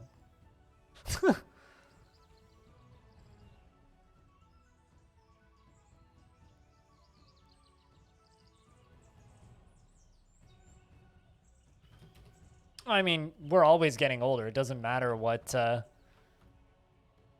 younger people are going to be able to do. He probably wants all the boost himself. Yeah, true. He's going to drive the price of vodka up.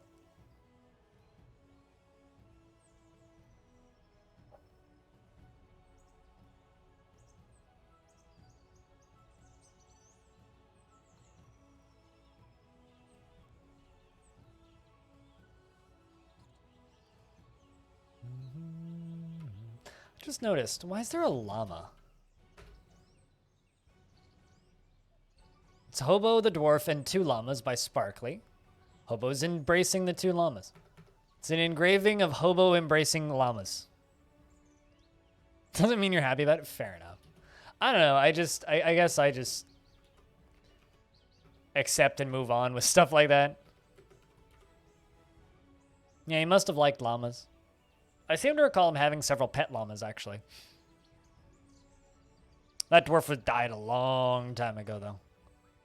Like a long time ago.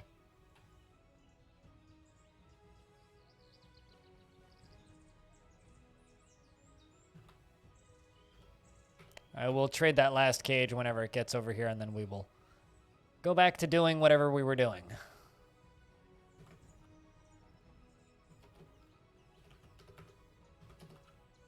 There we go. All right, dwarfs, you can leave now. We're done giving you all of our garbage. Perfect timing. They have embarked on their journey. And someone should go make a black bronze cabinet.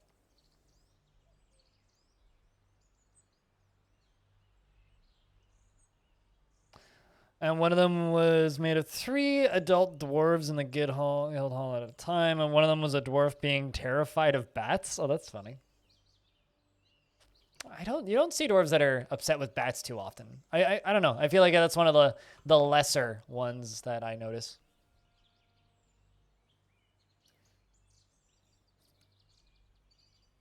Would I like it if they had a currency system in DF? Well, they had a currency system in DF. And I played around with it then, and it was busted then. So if they could fix it, that would be cool. You can mint coins in Dwarf Fortress already. But they don't really do anything. You can use them as trade goods, but that's about it. So would I like it? I mean, we already had it. It didn't work. Dwarf Fortress showed why capitalism is busted. Way, way, way too effectively.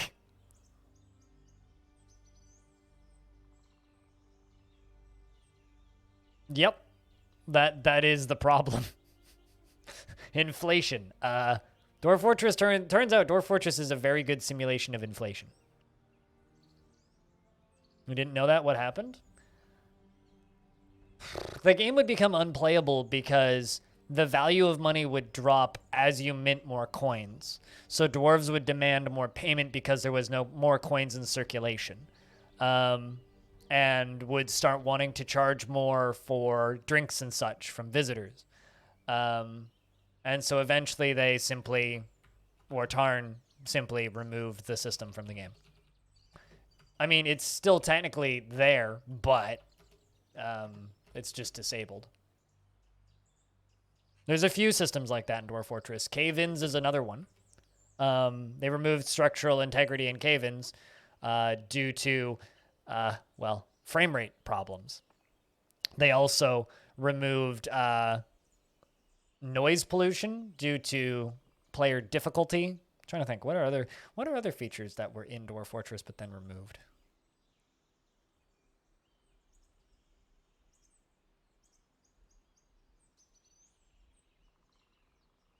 We'd have to set a gold or silver standard and then have a stockpile of gold to back that. Basically, yeah.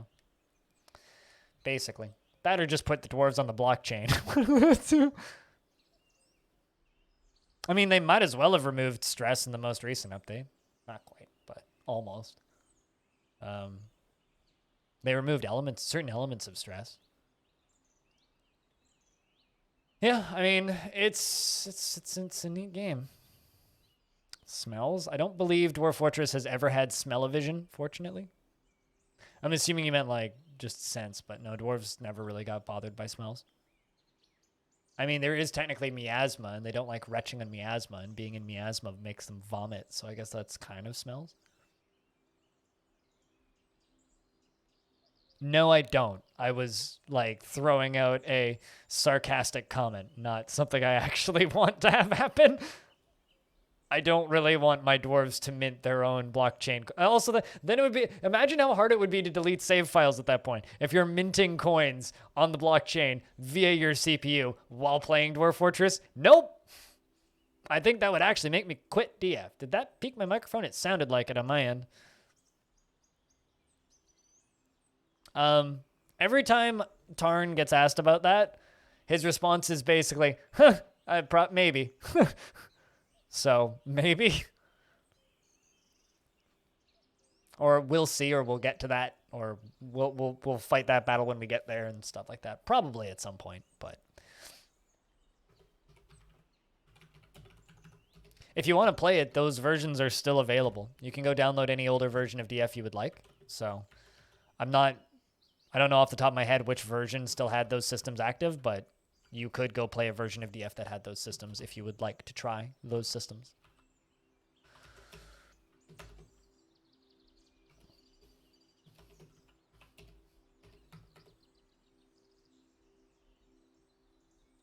I mean, they need to invent computers first. But they'll bring about the end of the world too many times before that'll happen.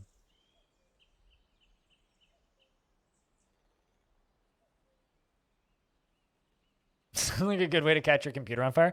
Now, Roller Coaster Tycoon World already did that to me.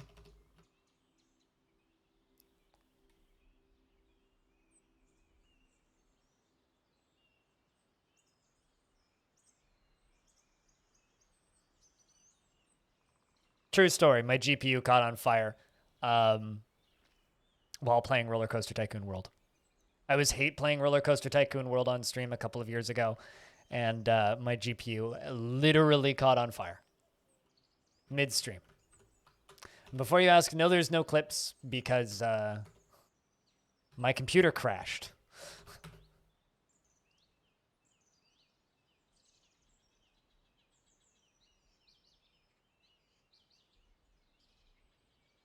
Admittedly, it was probably the fault of my GPU and not the game, but I blame it on the game. It was component failure on the GPU itself, so. Still hilarious, though. Still hilarious. Pretty much, yeah, Ghost. Pretty much.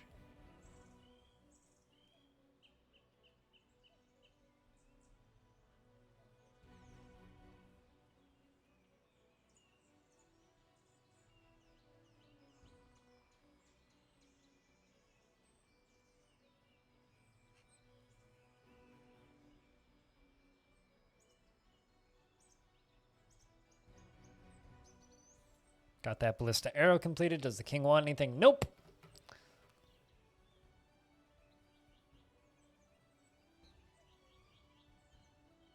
Dungeon Siege 3. Well, why were you playing Dungeon Siege 3? You poor soul. Just overheated, and then after a few minutes, turns out Intel stock fans suck. No, who knew? Who knew that Intel stock fans suck? I certainly didn't. That's like common knowledge. You get an Intel CPU, you replace the fan. That's like the basic thing you do. The first thing you do when you get an Intel CPU is you replace the fan. Get a better fan in that shit.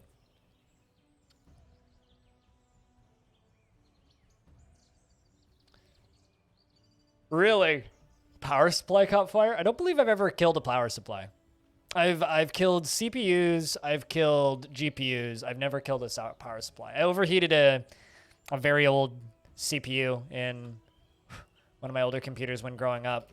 Yeah, it fried and melted down and ended the computer. But that's because like I had no air conditioning in my room and it got really hot. After that, I lived in the basement. I moved down into the basement so I wouldn't need to worry about my computer overheating. Because the bedroom, the first bedroom I had growing up would get really, really, really, really, really, really hot in the summer.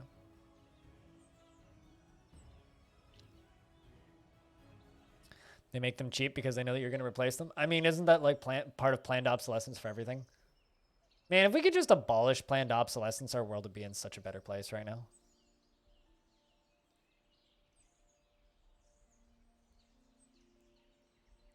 It's really nice when you, like, because I've been messing around in the, like, synthesizer world, right? And it's really nice to kind of see a world where it's like, oh yeah, no, synthesizers made 40 years ago, 50 years ago are still being used in a lot of cases because they're identical to the new ones. It's like, well, man, if more industries were like that, we'd be in a much better place.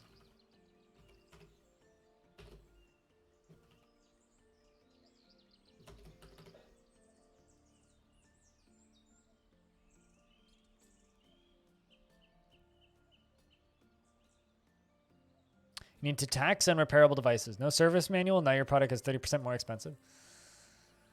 Yeah, just like we need to tax fuel-powered vehicles. But we already are, so that's fine.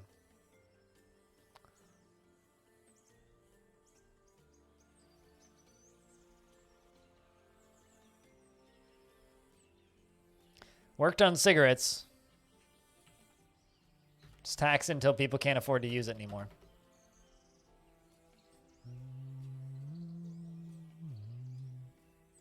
Because that's actually like my biggest problem with a lot of electric vehicles is the fact that a lot of them are unrepairable.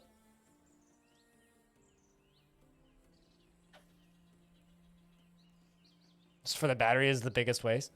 Yeah, actually there's a phone recycling company that's local to me, where I get my phone repaired, but yeah, no, I agree with that, that's for sure. I definitely agree with that.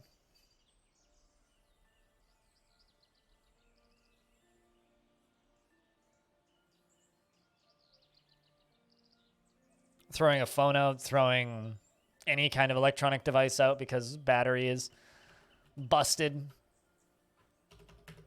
It's not okay, but it wouldn't be a blind IRL stream if we don't end up discussing some serious economic ramifications of humanity being dumb.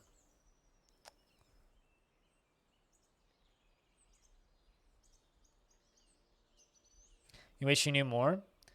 The batteries, TLDR, those batteries that are being used in electric cars are recyclable. It's just not easy, and we don't have the infrastructure to recycle them right now.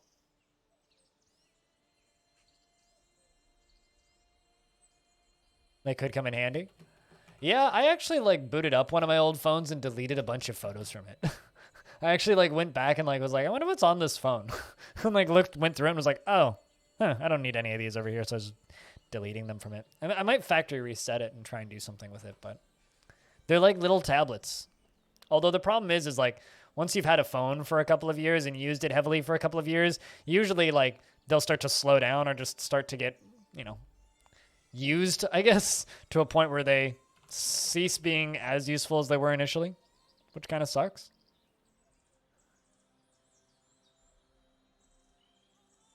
You doubt that we'll have the infrastructure either? We need to.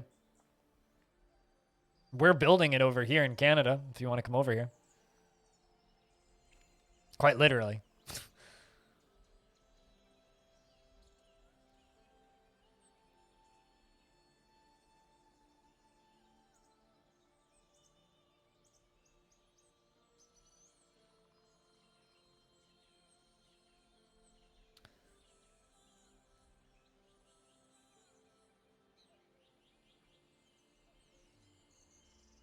Whenever I see Lion, I always think like someone thought they were way too clever when coming up with that name, Zanny.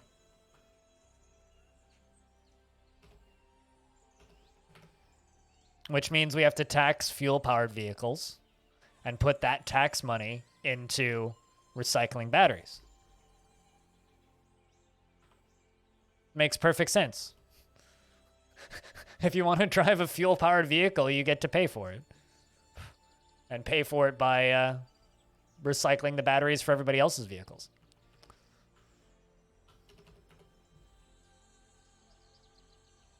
As a petrol head, tax me more. Tax me, baby.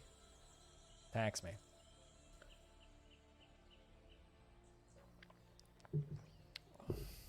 So what you're saying, Ryan, is it's not too expensive yet for you to stop playing around with that stuff?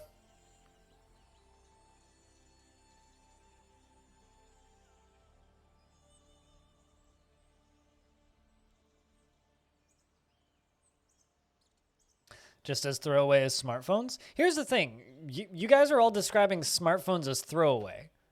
Replaceable, yes, but I don't ever throw away smartphones. They are given to a recycling depot and deconstructed and recycled.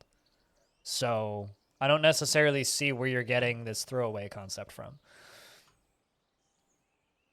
I mean, if somebody's just throwing their smartphone into the trash bin, then fuck them. What the fuck's wrong with you? But I don't think smartphones are necessarily throwaway. Also, if you use your phone right, you can very easily use them for a very long period of time without recycling them. Like, the number of times I've actually had a phone die on me is actually pretty minimal. My last phone died on me, but that was because the entire screen ceased to function. So quite literally, in order to keep using that phone,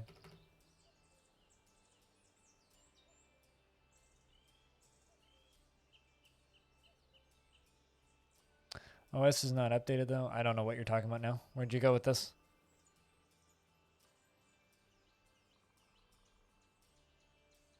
You don't think it'll ever be expensive enough to outweigh how much fun you have? Fair enough. Okay, fair enough. Fair enough.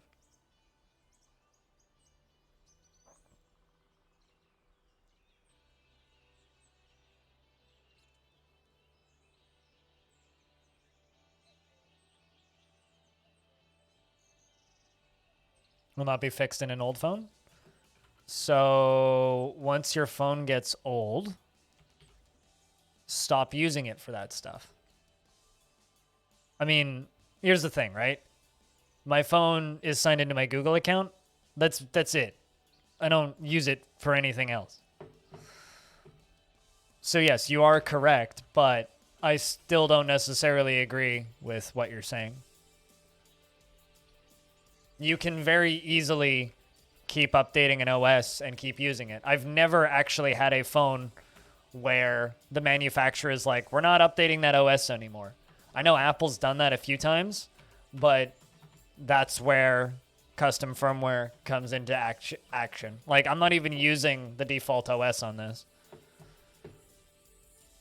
I'm just using stock Android, and I update it manually every 6 months or so. So you very much can. I think that it's an education problem for sure. But the functionality is there to keep your phone updated. Sure. I mean, but here's the thing, right? We're at a point right now where the people who are heavily into this shit are up on this stuff and know how this stuff works. And the wider public, not so much. Older generations, not so much. But the younger generations that are growing up right now know about this stuff. You know, I know little kids that have custom firmware on their phones because they installed it, So I think that hopefully, as people grow up and as children grow up and as we continue to teach everybody about what to do with your phone, this stuff will just improve with time. Not to be overwhelmingly, annoyingly optimistic, but I do think that it's something that just we as a people need to figure out, and I think that we are figuring it out. But we also need certain billionaires to stop just cranking the product crank and making themselves into rich, crazy people with bajillions of toys. And also, people need to stop being consumers and stop buying shit sometimes.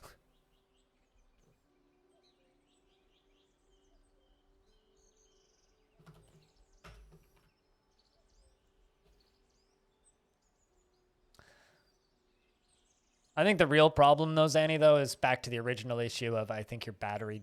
In my experience, generally, the battery stops working before I use a phone for 5 years. So it kind of goes back to the original issue. It's more a problem of the battery than a problem of the actual phone. Like, I think the battery is actually the bigger issue.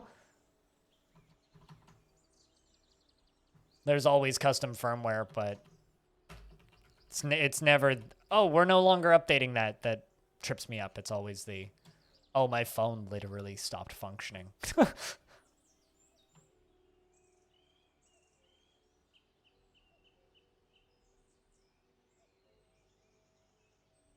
Doing replacement stuff for those? Oh, really?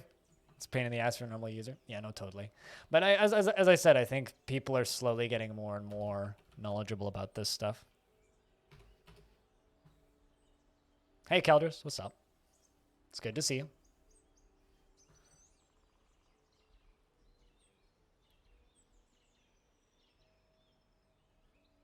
I mean, it's not even just the batteries. It's also like batteries and just like general component failure. Like I had a, oh man, was it an LG G3 where the screen failed? Like straight up, just the screen stopped working.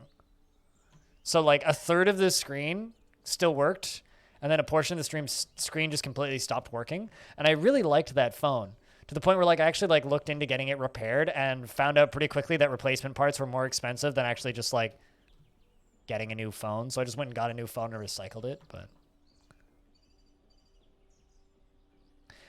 like the irony was I did a little bit of research into it.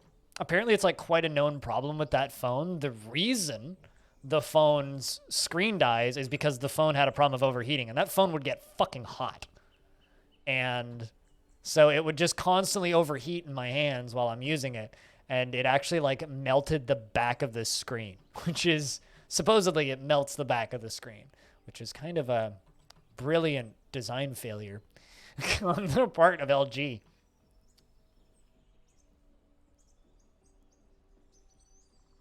Totally. I mean, one of my phones actually, I cracked the back of it and I replaced the back of it myself. I actually bought a yeah, I'll just let them do this. I actually bought a second phone and ripped the back off of it and put it onto the back of my phone, which was kind of funny because that one of my first phones had 2 serial numbers in it.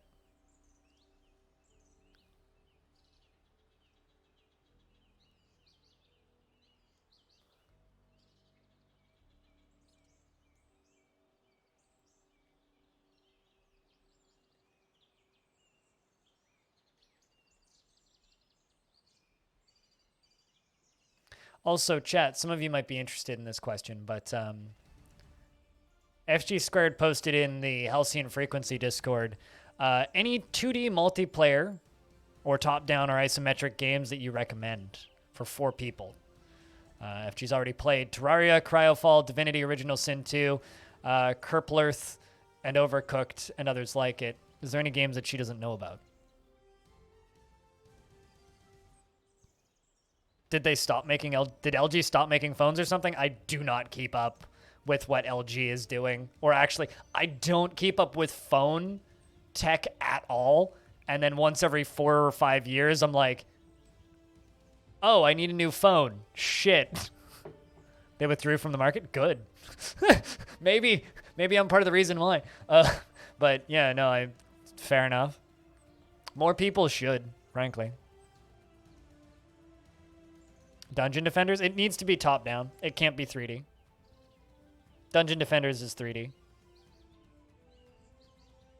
Also, fuck trendy entertainment. As somebody who used to play Dungeon Defenders, fuck trendy entertainment. Do they even still own that shit? Stupid studio.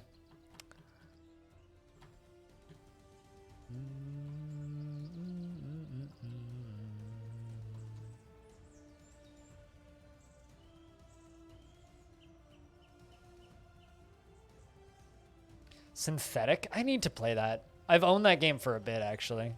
I bought that game when it left early access.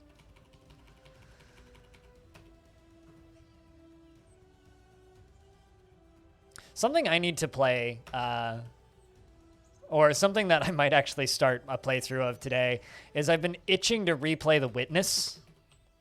I don't know if anybody here's played The Witness. It's totally different from even that discussion, but...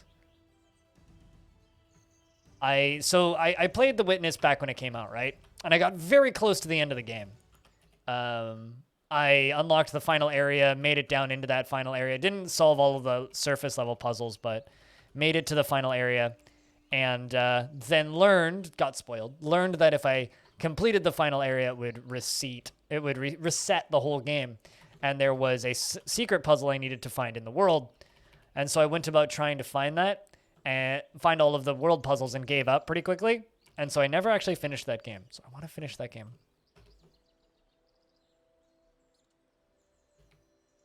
Yeah, I don't know if it's necessarily got enough content for them. Key tracks. But yeah, Towerfall's good. I like Towerfall as a game to play at conventions when I'm with a group of people.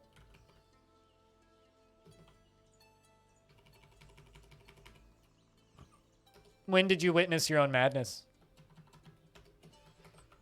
Was this a recent thing that you witnessed, Pilot Guy?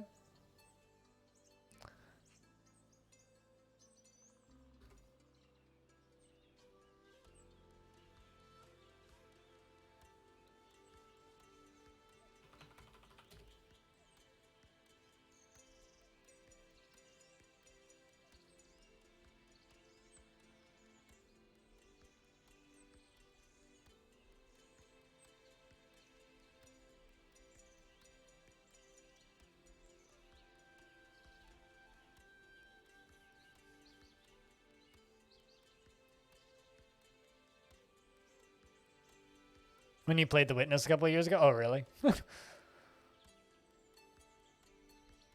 You played and beat, was good with start, but the mechanics of The Witness stayed around way too long for you? Yeah. You need to sit down and play the Talos Principle?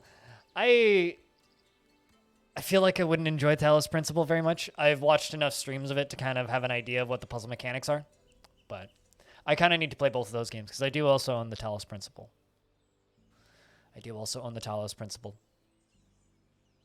Although the thing that I've been like kind of struggling with recently is I need to, I owe you guys the Patreon game, which you guys voted on. So I need to figure out when I'm going to do that. I was kind of thinking about maybe doing that today, but I kind of want to play it a little bit off stream. So I think I'm going to play it a bit tomorrow on my day off. And I think we'll do that on Sunday, maybe. Just do a whole stream of it on Sunday. Give it a whole day. Because the Patreon game this month is Songs of Six, SYX. Patreon didn't even email you? I mean, it's too late.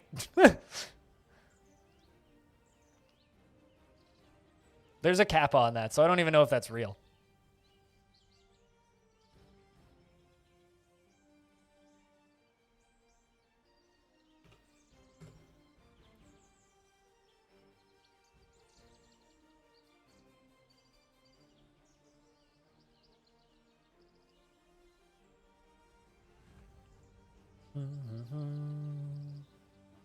Bum, bum, bum, bum, bum, bum.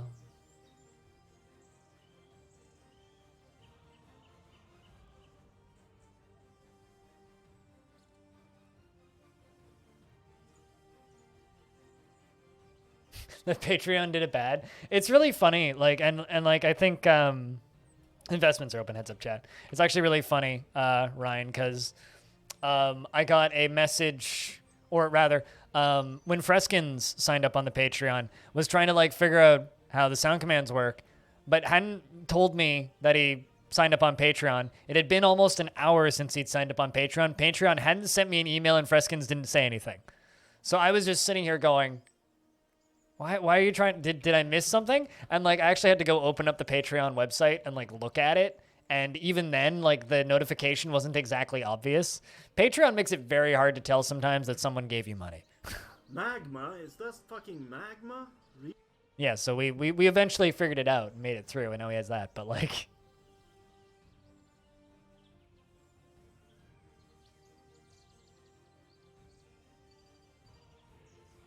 I just thought that was kind of funny. I know that you're giving me money, yeah. I know most of the people who are giving me money. Patreon does make it kind of hard sometimes to figure out who stopped giving me money, though. Like, there's times where it'll just be like, yo, you lost a patron. I'm like, oh shit, well, who? To 3 Patreons? Patreon's a good thing. I know that some people dislike their politics, but Patreon's a good thing. When it comes to companies that are taking a piece of the pie of creators on the internet, they're one of the better ones. They are one of the better ones.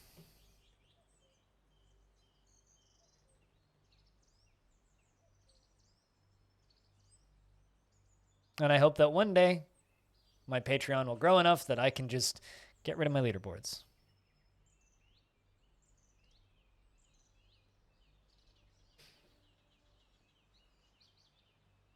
I've been watching way too many Hate 5-6 YouTube videos recently.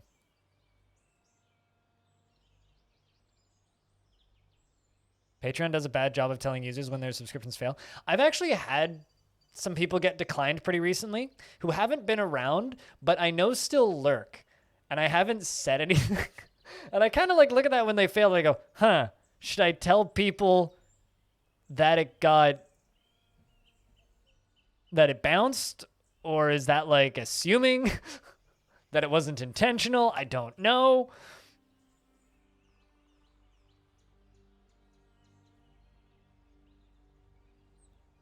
I usually just like DM and just say thanks for the support. Cheers or whatever. But there are times where it's like, did you mean to do that? Do you know that it did that? I'm gonna go pull my insulin out of the fridge. I will be back in a sec.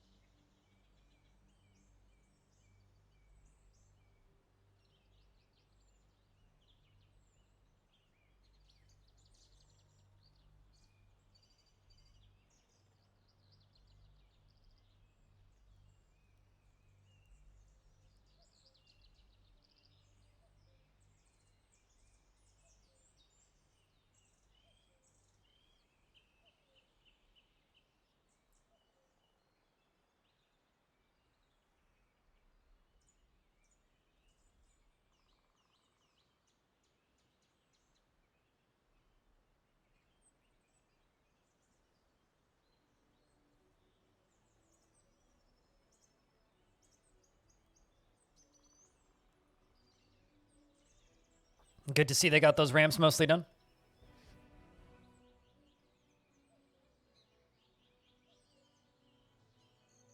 Oh, really, Spitalier? I don't think it failed on mine. That's spooky, though.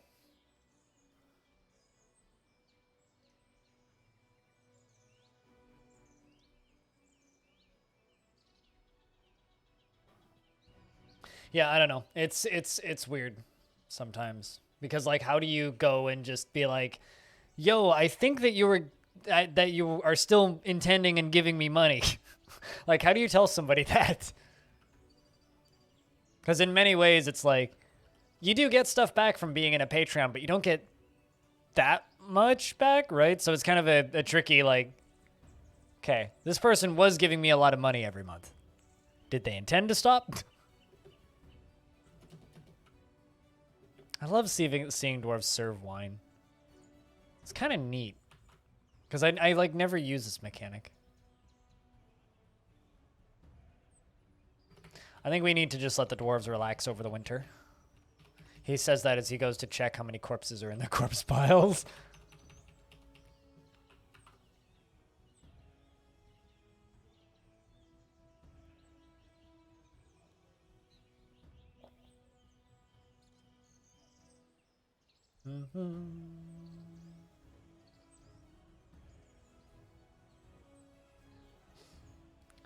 But yeah, no, having better tools for that stuff in Patreon would be nice, but I'm not going to worry about it too much. Generally, all I'll say is just there's a lot of people who support me on Patreon, and thank you very much for that. That's all I can really say.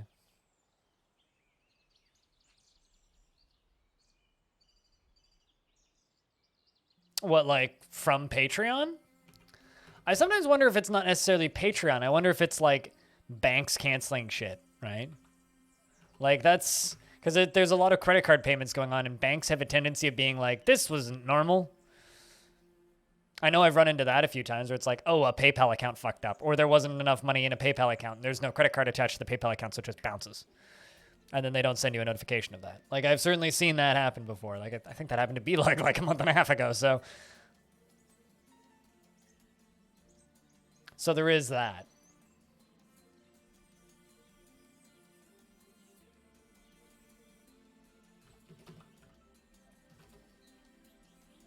Bitter after getting into an argument. All right, so something I'm going to do. I've done this a number of times recently. I'm going to do this again. I'm going to request a few more merchants.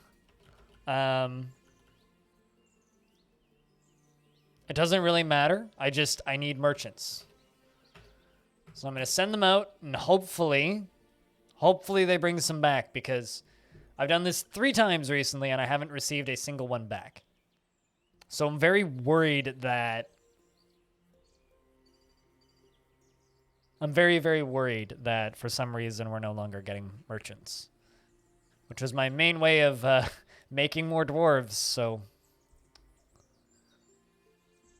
We'll see what we can do.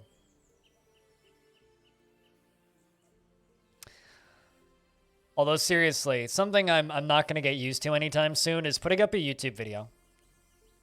And then checking it, like, I don't know, how many hours has this been up for? 3 hours later, and it has 1.1 thousand views. It's not something I'm going to be used to for a while, I don't think. 22 comments. Like, it's kind of crazy. I wish that I had more desire to play more Phoenix Point. Like, I feel like I kind of...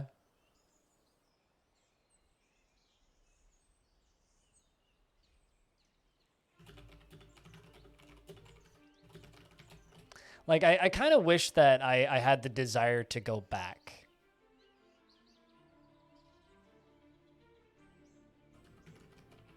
And just play that again, because I don't. It is crazy, yeah, Calders. It is crazy. It's all the DF news videos. It's when I make news videos about DF. The ones directly from Bay 12 Games and KitFox. Most recent video I uploaded. Went up this morning and it's like 1,000 views already. I'm not going to get used to that anytime soon. There's certain things I am used to when it comes to content creation. Like, you know, I'm used to having like 100 people watching me when I'm streaming on some days. But like, man.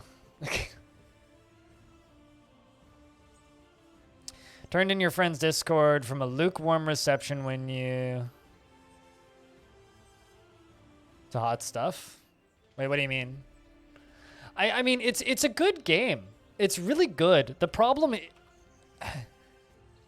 I don't know. I don't know if I can quite, like, figure out, like, put my issues with Phoenix Point into words.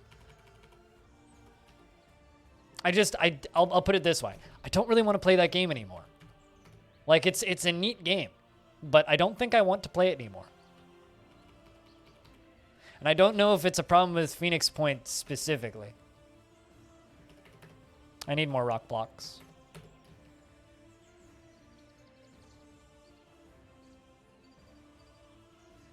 Like, it's a game that I think killed its chance at a very wide success by poor marketing. You know, like yeah, I don't know. Like, it's still one of those games where if I stream it, it's still just going to get that response of, oh, this was the game that sold out to Epic at the worst possible time. And it kind of is still just that, unfortunately. I don't know. I don't want to think about that game more than I need to, which is not much. So I'd like to not think about that game much. I enjoyed the story stuff in it, though. I have no desire to see that stuff again, though. Mayor ended a mandate. Wait, you actually have a demand? Hopper, weapon, rack, and bedroom. Fuck, where's your bedroom?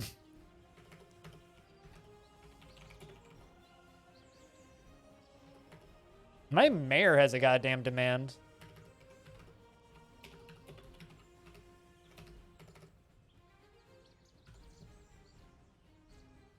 No, I've never heard of Star Sector.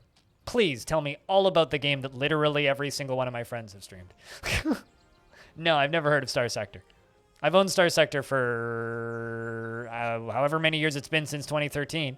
I bought it, I think, in 2013 when Total Biscuit made a video about it, and I've literally never installed it.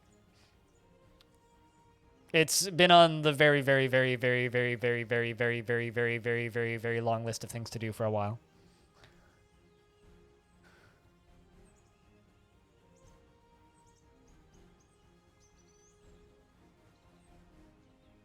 And then everybody forgot about it? Well, it's not just that they forgot about it. It's they released it at $70, right? Like, you can't buy Phoenix Point on Steam for a reasonable amount of money. You buy it for $70. Which is enough to scare people off.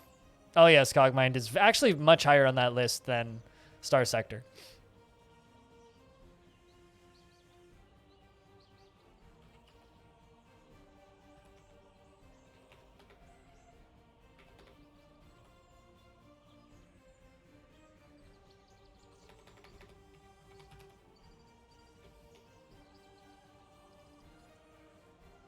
Yeah, well, on Steam, in Canada, $68.99. There's 4 DLCs that are included. You can't buy them separately. You can only buy the Year 1 edition. And when you're looking at a game that has 62% positive reviews, that's a death sentence, my dude. That's a death sentence. If they gave me an well, I mean, I have it on Epic, but if they gave the option to just buy the base game for $30 like they did on Epic, I have a feeling that game probably would have done better. Also, like, you know, when you're marketing your game to Kickstarter backers and then you are like, by the way, it's not coming to most of the platforms right away. That's the equivalent of saying, hey, fuck you to everybody on Kickstarter. And that's really shitty to the point where, like, I kind of don't like promoting that game because of that. And I don't believe they ever really apologized or said anything nice to people who bought that game expecting a specific platform.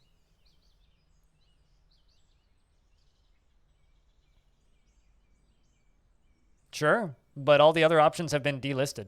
Yeah, exactly. In a world where XCOM exists too, it's like, there's just like, it's a really hard sell for people. Really hard sell. Really, really, really hard sell for people. So that's kind of the main reason I dislike promoting that game, because I lost a lot of respect for the people working on it when they turned around and broke a lot of promises. Like, you can break promises in marketing, but you have to do it wisely and do it in a way that benefits your consumer base. they didn't do it wisely and they didn't do it in a way that benefited their consumer base. You know, like I fully understand if a game studio is going to be like, yo, we're not going to put a Wii U port out even though we promised 8 years ago. Or I also totally understand if a studio is like, yo, we're not going to make a PSP port. That makes sense, which is something that, like, you know, games are still, you know, going back on these days. But like, I get that when studios do that. But when you're just like, we're putting the game out on this platform, put the game out on that platform. Like, once you say you're going to do a thing, do that thing. I don't know. I played and finished that game in the first release version, and it was okay. But it didn't enthuse me enough to make me want to go back to see anything else that they ever added. So I probably won't. Probably won't.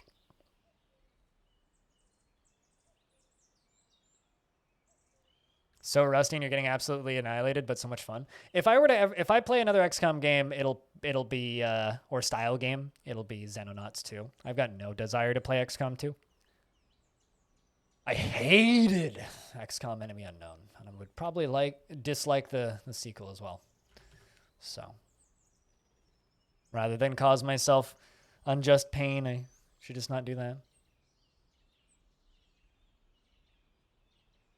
But yeah, no, that Phoenix Point is a beautiful example of how not to market a game. On repeat for a very long time. How not to market a game. They could teach a course on how not to market.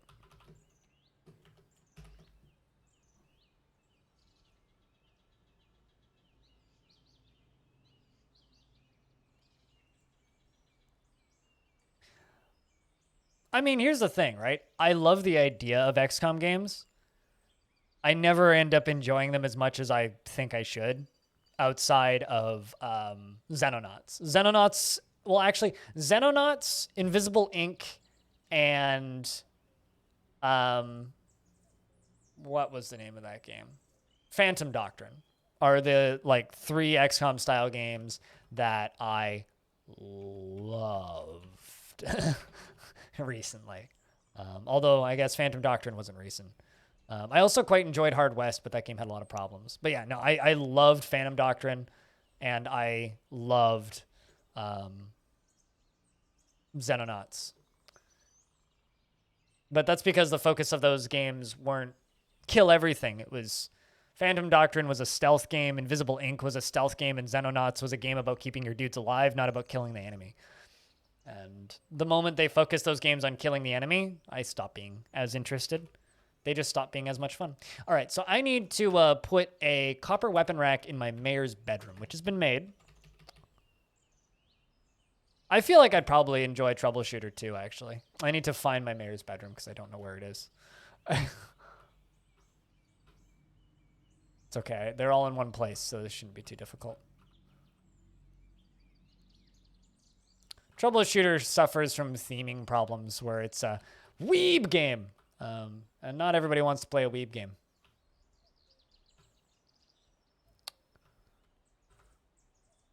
So I would probably just end up hating half the characters in that game if I were to play it. But mechanically, Troubleshooter looks interesting. Whoa! Dude, hi. Good evening and good night, visage souriant, just popping in to give some support. Thank you, Mind, for the $60. Shit, dude. Can I get a round of beers for that? I'm looking for the mayor's bedroom right now. But thank you. Thanks a ton. I don't know. The one thing that I've always come back to time and time again is I have a lot of love for XCOM style games. But the stats show very, very, very, very, very, very clearly that you guys fucking hate watching me play them. Because nobody does. Whenever I... Oh, there we go. Well, because whenever I do stream them, a very small number of people actually tune in to watch. Was it copper? Yeah, it was copper.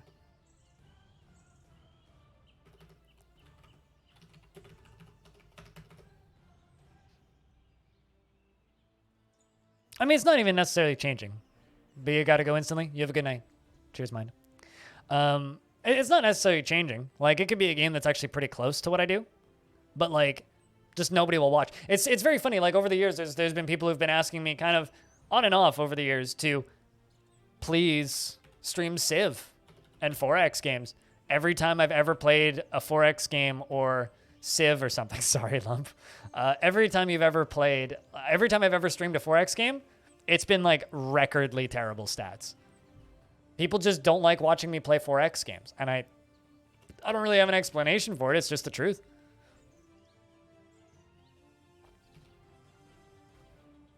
I mean, mine just blew that all out of the water with one tip. Yeah, cheers to those who cheered.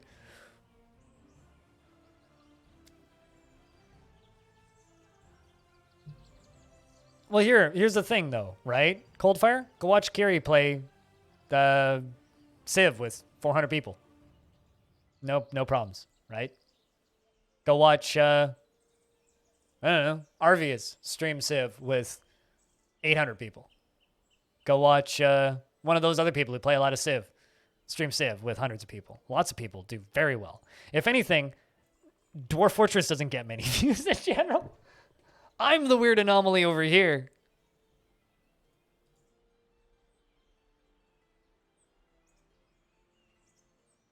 Talking about other games being anomalies. I am the anomaly.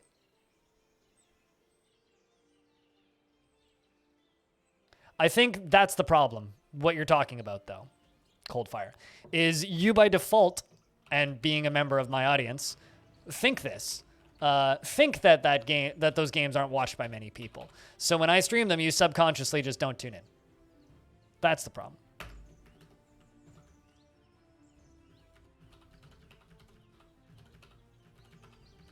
But anyway, yeah, no, there's a lot of games out there that people will always ask me to play that I will literally never play because I know for a fact no one will watch.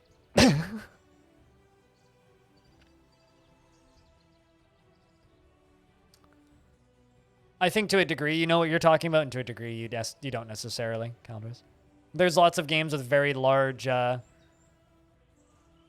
Yes, but if you tune into the Dwarf Fortress directory, when I'm not here, there will be 1 or 2 channels with 3 viewers. People don't watch their favorite streamers play anything. People watch their favorite streamers play what they're used to their favorite streamers playing. And if they go too widely out of that, they just don't tune in. It doesn't really matter what you're playing. Every game is popular. Every game has an audience of people that will watch it. People just do not watch their favorite streamers play games that they aren't used to their favorite streamers playing. Which is why, like, it's really difficult to be like, oh, I'm going to do a one-off day where we play Age of Mythology, because 30 people who would normally tune in will just be like, fucking Age of Mythology, what's wrong with you? And then just not tune in, right?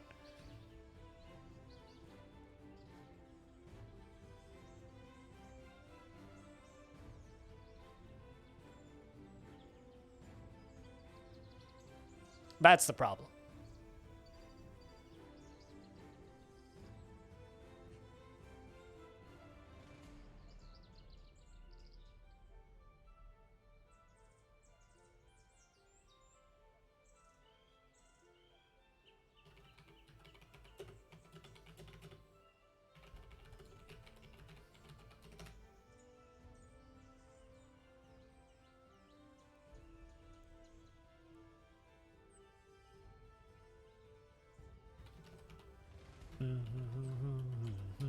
I don't know. I try my best just to... What's the word I'm looking for here?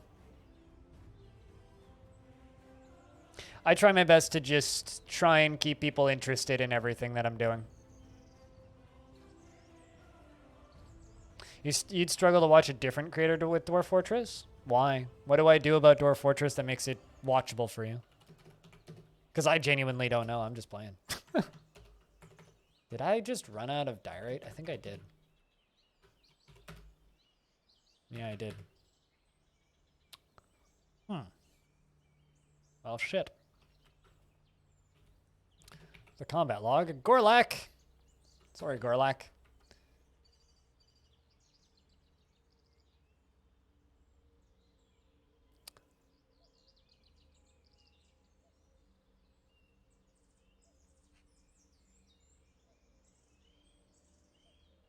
Which is why I couldn't explain to you why people don't watch me play XCOM style games. I love playing them. I'm pretty good at them, too.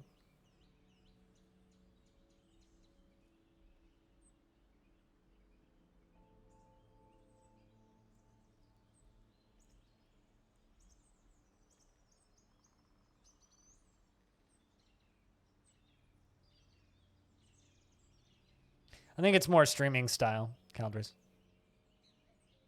Like, let's be honest. I'm not really playing Dwarf Fortress most of the time, especially in Longdeath. I'm just sitting here and talking. Like, my streams are more of like an interactive talk show that happen to have gameplay in the background. Less of a, sweet. Mayor's happy. Less of a super focused on gameplay stream.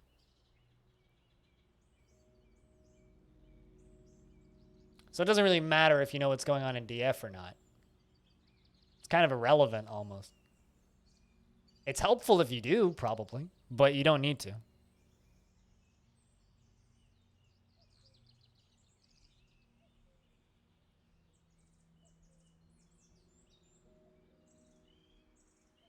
King has ended a mandate, meaning I could probably export something if I really wanted to, but yeah.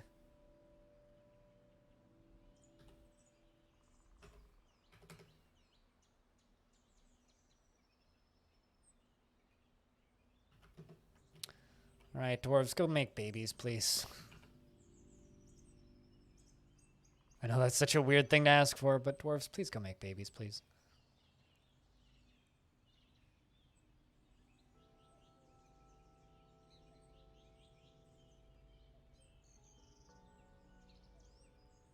I mean, one of my favorite streamers ever, right? Literally just listens to 2009 butt rock. Maybe is brawling under the influence. Where did Ronald go? It's not a notification you see all the time.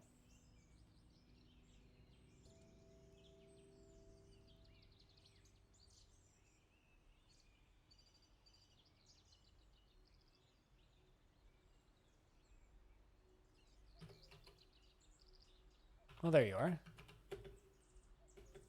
Huh. Small tantrum. Interesting. You don't see those very often.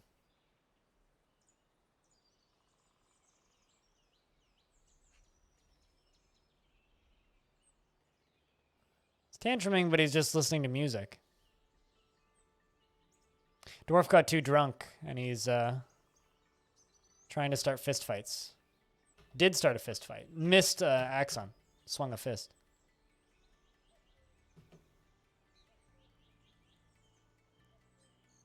But yeah, no, my favorite streamer, who I've watched for a very long time, just listens to 2009 music. Totally doesn't have the rights to any of it either. And just plays competitive multiplayer games all day and barely ever talks. Like, he'll go 2 or 3 hours without talking on his stream. He'll just sit there in silence. You know, he has like 80 to 100 people watching. I've been watching him for like 10 plus years. And I've been following him on Twitch since 2011. It's like, I watched him on Owned 3D before he was on Twitch. And on on Ustream before that. Was that a crime? That was a crime. To look pretty closely at what the, okay, it's a beating that you're getting.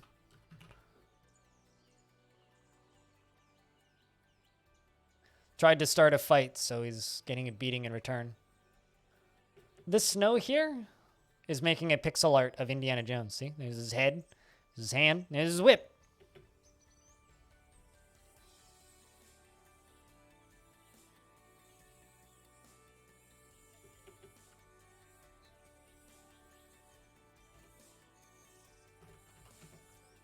And they killed him. God damn it. Sorry, Ronald. That's brutal.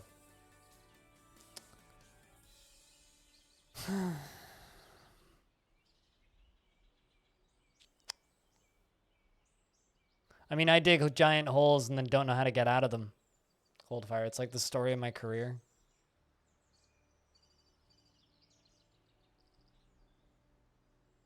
But no, the goal, I think, for most creators on Twitch is to find an audience that will watch them play all of the games that that streamer enjoys playing. That, in my opinion, is the goal, or should be the goal of any creator on Twitch. So instead of Axon dying, Black Hole died. Or not Black Hole, Ronald died.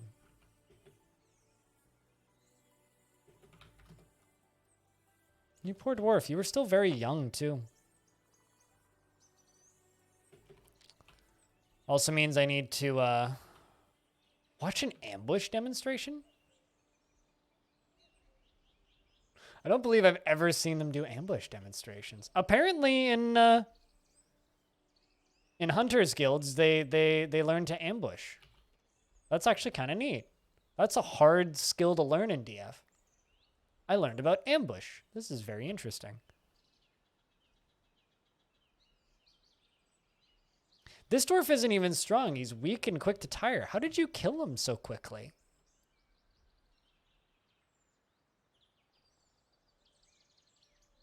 Oh, you punched him in the head repeatedly. I mean, well, yeah, that would do it.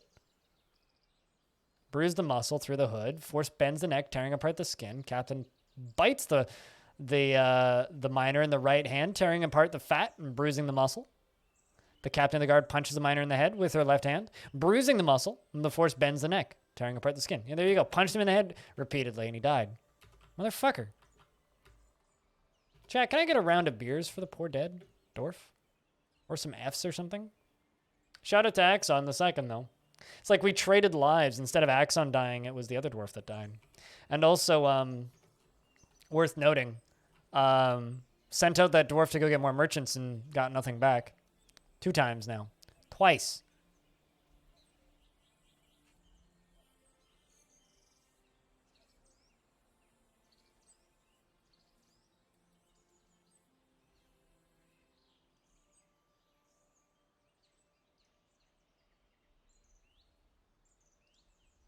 Hey, Socks. What's up?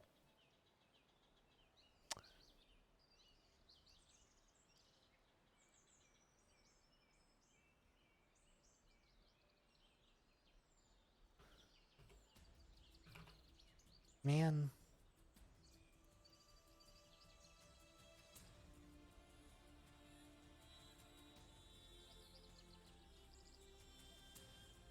I'm really sad. Not gonna lie. I'm really sad.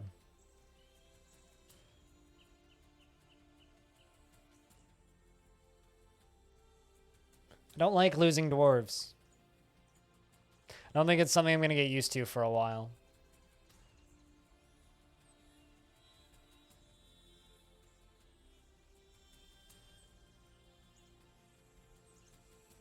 Hey, Eriptrus.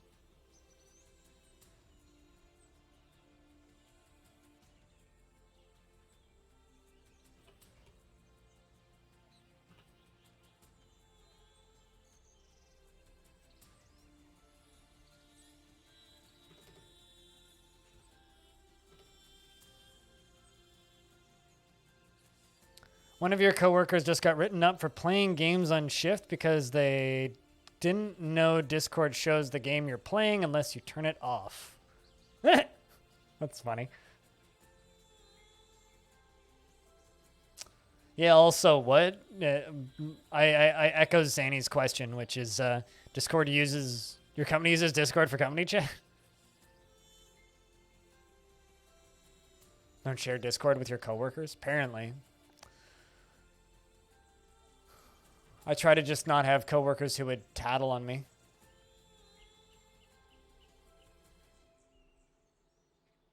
All right, this dwarf really wants to be around people. I think I'm going to add you as a tavern keeper. What are you trying to do?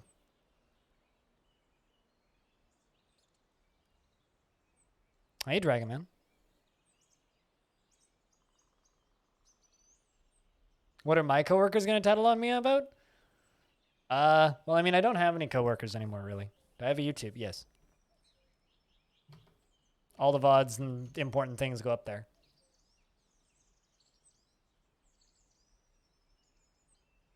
What is the news? I don't say lots of E's in my news because a bad person does that. But the news is, I don't know. Just click on that video and find out.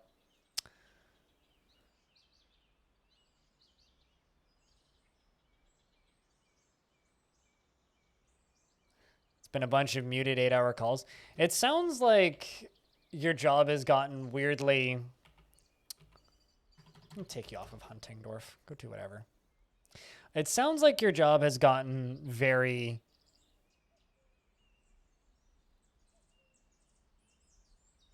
No, not you. No, there's a famous internet personality who talks about internet drama, who says news with a very long, drawn-out E. I'm not necessarily saying that you're trying to make me sound like him. I'm just saying, I'm like, well, I refuse to say that, but what's the news? I don't know. What is the news? There was a new DF update this morning, but that's about it.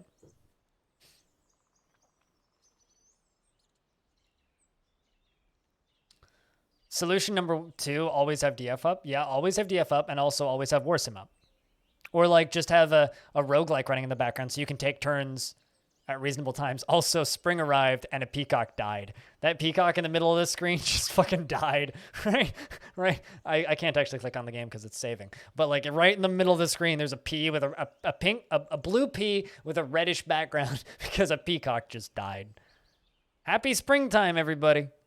I hope you are well. Please accept this modest contribution to your success. Thank you very much to the contribution for the synthesizer fund, which I won't entirely spend on synthesizers, but here we are again with that word cock. My chat's just gotten obsessed with the word cock recently. Thanks for the $1, though. Seriously. And Bastet II was found dead. She couldn't handle the grief of her husband dying. Goodbye, Bastet. You were a good dwarf.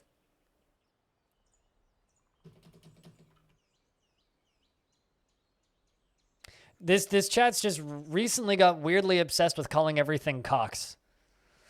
Yeah, right, Vim? Right?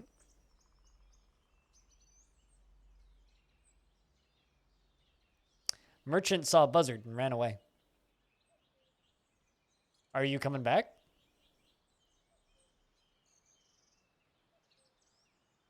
Dwarves just start dying. No, it's not your fault. It's not your fault. No, it's just chat's recently like decided that cock is their favorite word or something.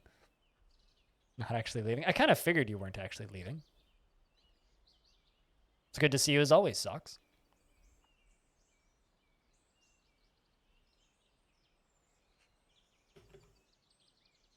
Well, that was a very simple contribution to our success. An iron anvil.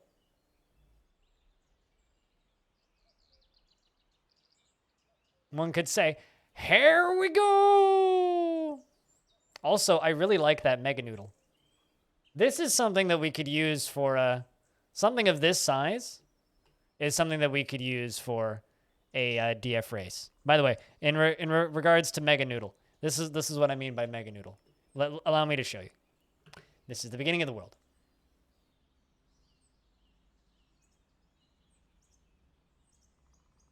Although we would need it to all connect by land. It's great that there's a volcano at the end, too. It's like end boss.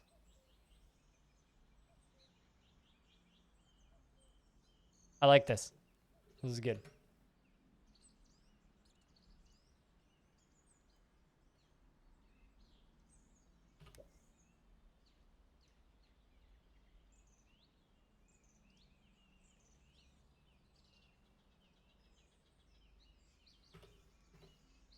Jump in the volcano or throw an item in the volcano. The idea is, or my idea is, I want to anybody here who's seen Binding of Isaac races, I want to do that. Is anybody storing the item in the tomb? I need to make sure that Bastet's body gets dealt with.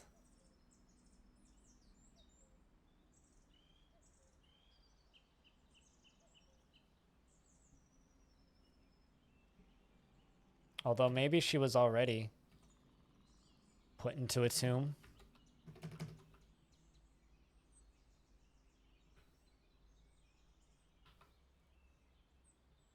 Yes, she was.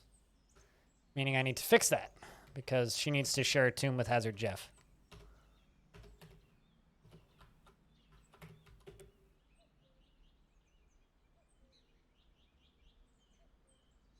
It would make things a little harder. Yeah, it would. That, or we could give them like a bridge fort or something.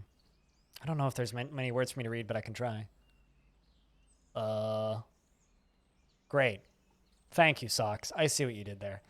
I'm going to disappoint you in a second. They also poop all the forged fruits. Seasonal but hurt allergies make irrational feelings. 86 spiders sleep nearby.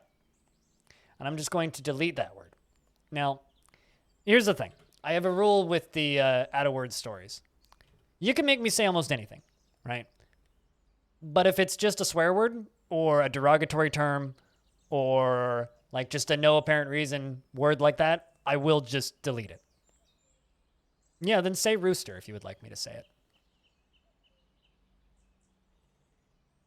Sorry for ruining your fun, but if you would like me to say that word, simply say rooster.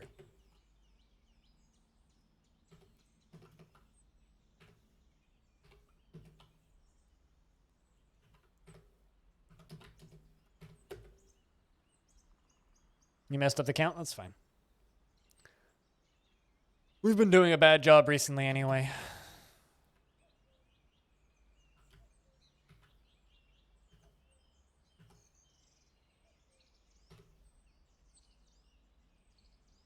Now you have no sound. Oh no, that's not good.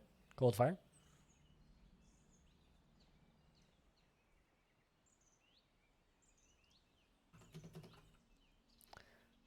I mean, for a while there, people were getting to the point where it was just, people would just randomly write fuck for no reason. And it's like, I don't know. I don't really want to encourage that. So to do my best to get around it, that's what I'm going to do. Oh shit, some of those merchants did make it. There is a merchant selected here.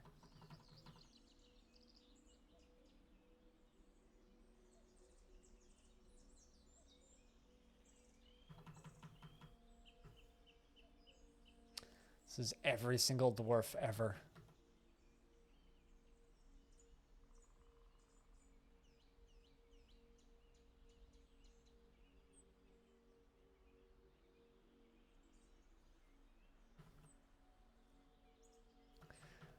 Well, actually, also I probably need to unforbid this.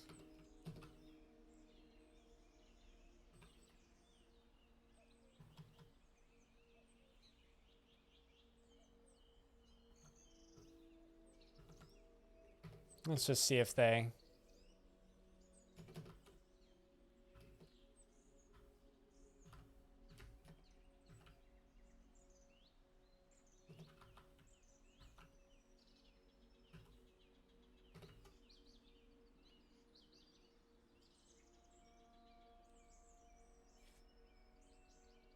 Well, here's the thing, right? I'm kind of at a point where it's like, I'm totally fine with people swearing in my channel. I do not care. What I do care about is swearing for the sake of swearing with no particular reason for it. Like, if you're going to use a word, have a legitimate reason for using that word. If you're going to say a word, have a specific reason for saying that word. If you're just going to say a word for the shock value, fuck off. I don't like you. And that's kind of just the route that I'm going with this. If you're okay with that, cool. If you're not, I don't care. That's about all I can really say.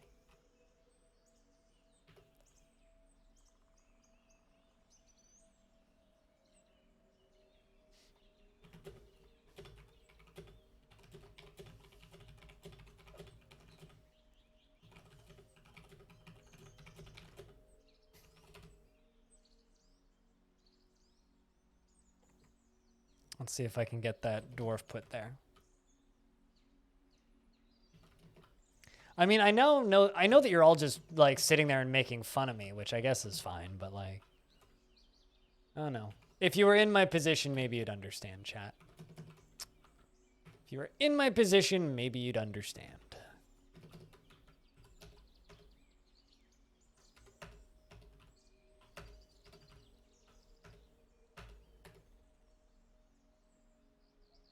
But none of you are, so makes perfect sense why you'll just make fun of me.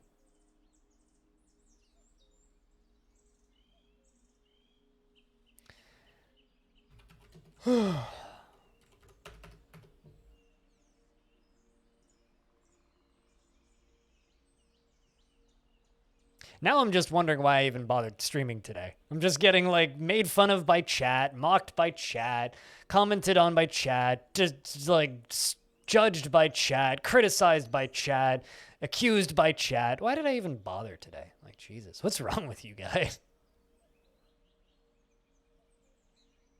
Today, I've been accused of attacking people. I've been accused of censoring people. I've been accused of... now I'm being accused of, like, being afraid of words. Man. Hey, the elves are here to trade. Eee.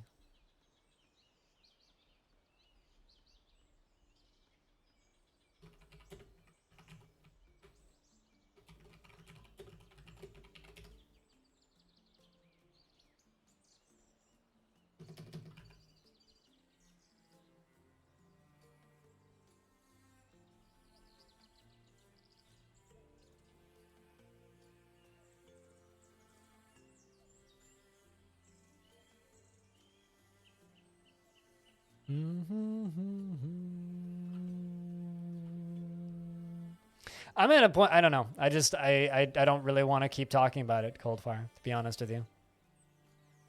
And I also don't want to just like dig up old conversations from earlier that I don't like. So what do you want from me here? What do you want from me? What do you want from me?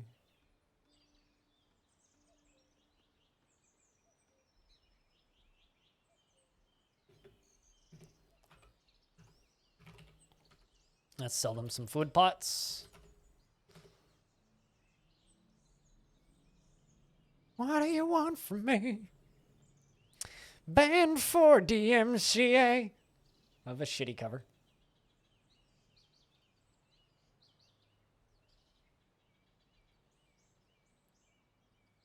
You're meat popsicles, so you're frozen?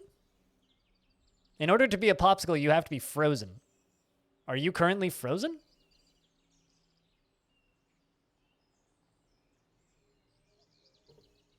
You want to hear me sing for 10 seconds? You want to know the funny bit is I actually, at one point in life, could sing really well.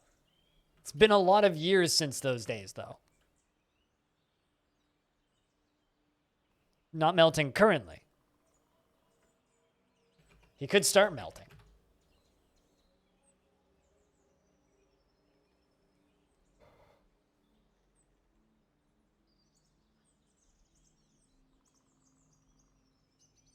So keep a very close eye. If he begins melting, then clearly he's some form of frozen entity.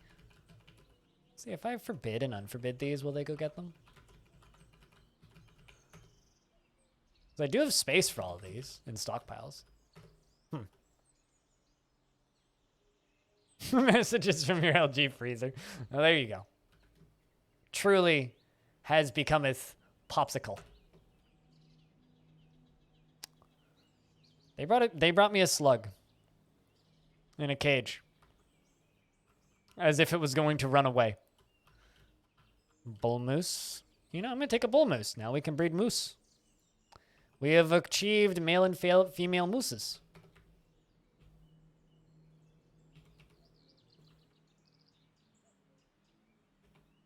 Who froze the poor entity? Entity is cold. Should give entity a blanket. I'm just like imagining like Greybeard with tits now. Yeah, I gotta make sure that slug doesn't run away. It's definitely an invasive species. There's a dead cow in here. That's not ideal.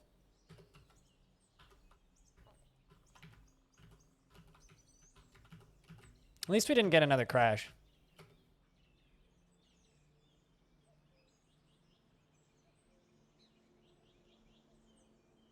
Probably the size of a giant elephant. I mean, how big is a giant moose? My guess off the top of my head would probably be about as big as an elephant, which is pretty big. Just remember, giant moose are exactly the same as giant lions, except lions have claws equipped and moose don't, because they're both giant animals. That's the real fun rabbit hole to fall into with Dwarf Fortress, is realizing that, the only difference between a cow and a lion is a large animal with teeth and claws equipped and a mane equipped, whereas a cow is just a large animal with teeth equipped. So you don't want to get bit by a cow because it'll hurt just as much as a lion in Dwarf Fortress. That's one of my favorite like wrinkles about Dwarf Fortress stuff. It's like, oh, well, the only difference between a lion and a cow is what they have equipped.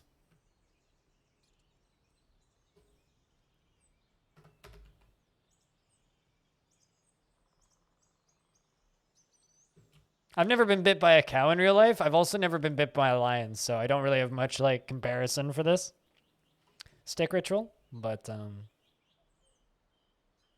I tend to agree with you. I could believe that getting bit by a cow would be nasty.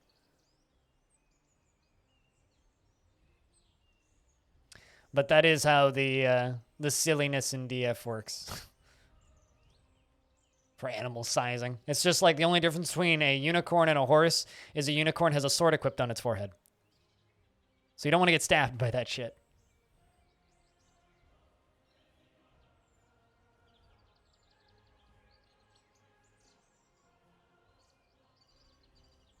You've been bit by a cow and it fucking hurts? I believe it. I'll bet you cows have pretty strong jaws.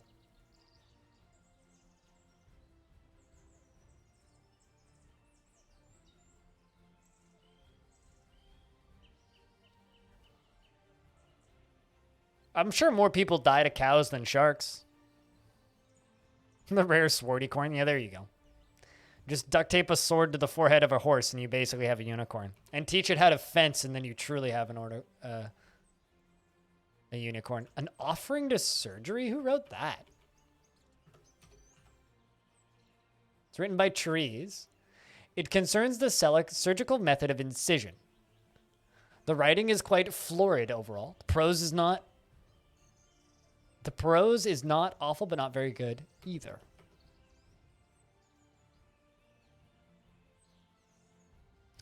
$800,000 centimeters cubed. Less than an elephant. Well, a dwarf is 60,000 centimeters cubed. Same with... No, a dwarf is 60,000 centimeters cubed mass. An elf is 60,000 centimeters cubed, but taller than a dwarf and skinnier. And humans are 75, I think. I think kobolds are 40-something. There is a buzzard.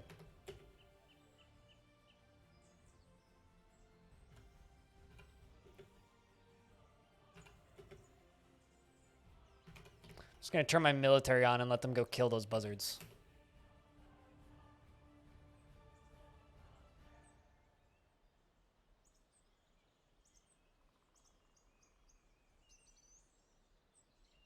I would assume that a giant moose, because it's a large animal that has a giant variant, would be a similar size to the other large animal giant variants. That's a weird sentence, but I think you know what I mean.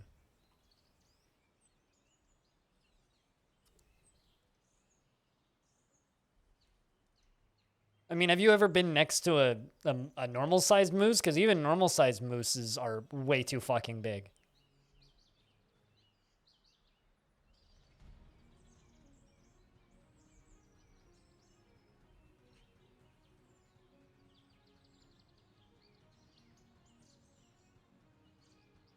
I mean, the closest I've ever been to a moose was actually in a zoo. But, yeah, moose are fucking huge.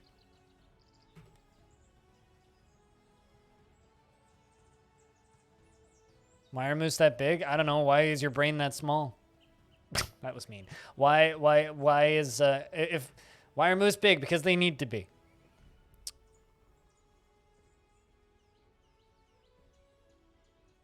Killer of many an experienced CDDA player. Yeah. Moose are kind of like chameleons, and moose and CDA are kind of like chameleons in Caves of Cud. They go invisible and then randomly you're dead.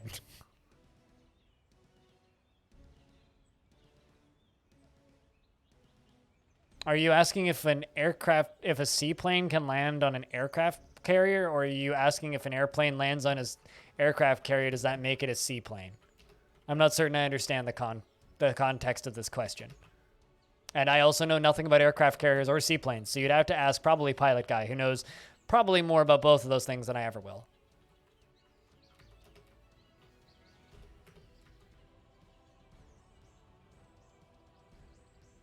Within the throwing range of a moose? Huh, really? I've been in a canoe while a moose charged into the lake trying to get to us, but we were deep enough in the lake that it didn't matter. That was pretty terrifying. Especially because there was like a moment of, oh God, is it actually going to get to us? But it didn't. Oh, a moose herd. I don't believe I've ever seen multiple moose outside of the zoo. I've seen 2 in one spot in the zoo, and that was because they were just in there together, but that's the most I've seen.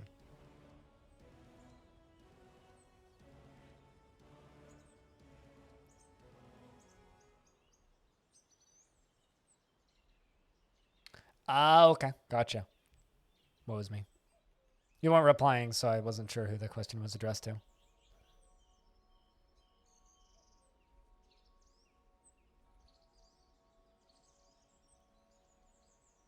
Poor moose, Freskins.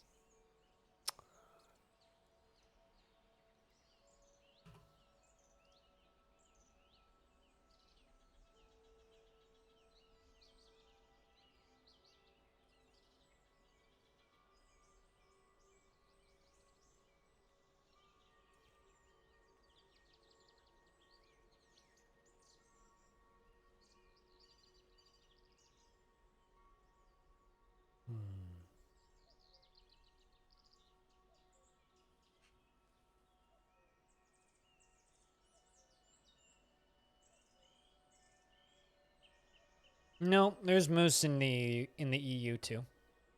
There's also elk in NA.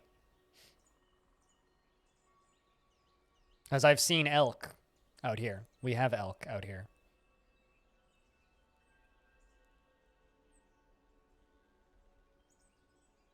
When you get close. I like how people keep going on about how big they are. Yeah, of course they're big. Of course they're big.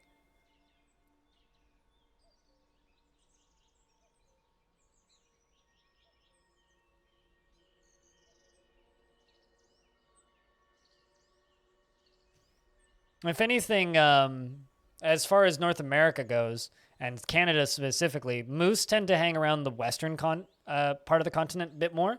Elk are about much more eastern, so you'll get elk more over in the east than you will over here in the west. And Freskins is in Sweden, and he's talking about shooting moose. So yeah, no, moose and elk are pretty global critters.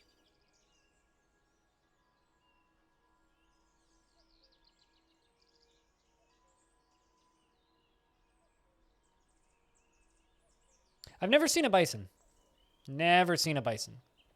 Not even in a zoo. But yes, we have bison too. But they're more central critters. Buzzards stole more unicorn meat. At least there's only 2 more buzzards left on the map.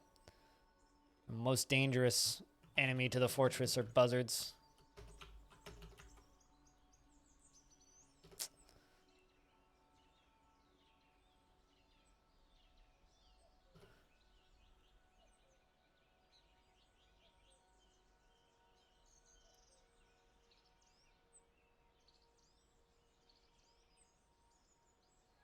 I really, really, really need these dwarves to go get married. Otherwise, we're going to have problems.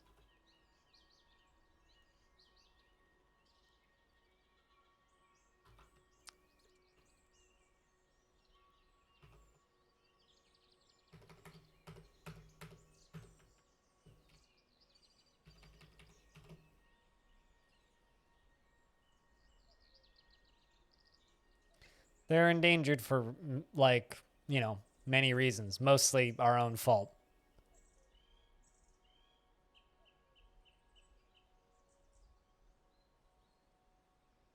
They're big, but not moose big. You were in a van being used as by a bison as a scratching wall. So it was like scratching itself on the side of the thing. Damn.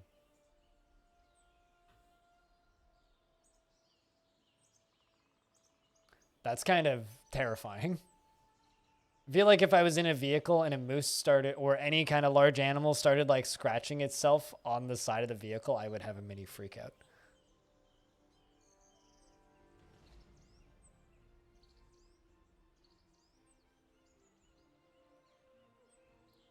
Yeah, I can tell. Apparently, you had cooler trips than when I was in Scouts.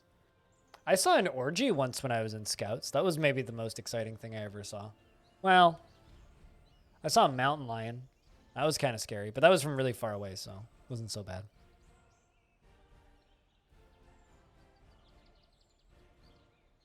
We were whitewater rafting, and we came around a corner when we were whitewater rafting, and there was just like 8 people or so just fucking going at it. No, like humans in the middle of goddamn nowhere when we were whitewater rafting. Because we were going down like it was like a 20-something kilometer river. It was around a third of the way through in the middle of goddamn nowhere, and there was a nice, like, kind of secluded beach. And it was in the middle of summer, and it was really goddamn hot outside. They were having an orgy. They didn't think we'd go by a second time, I don't think. Which we did.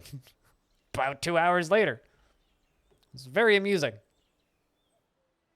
We got many a laugh. I don't think they cared.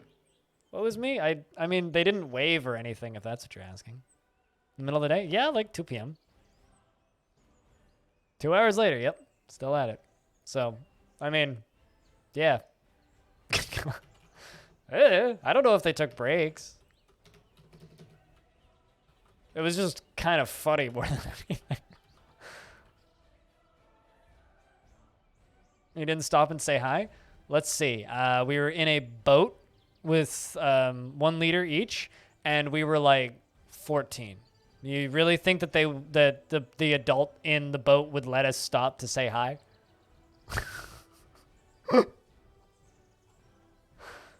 Like, do you really think that? Made a day of it? Probably. Was when someone tried to drop a 6-pack of beer in one of your boats? Did you cheer them on? Not really, no, because we were mostly focusing on paddling. It was more of a, what the fuck? Huh. And then you keep paddling because you're on whitewater rapids. Like, we were not on an easy river. Or at least it wasn't easy for us. So I was kind of focused on just, like, you know, not letting my glasses fall off and paddling. So no, we didn't cheer them on. But there was a few, like, back and forth between us.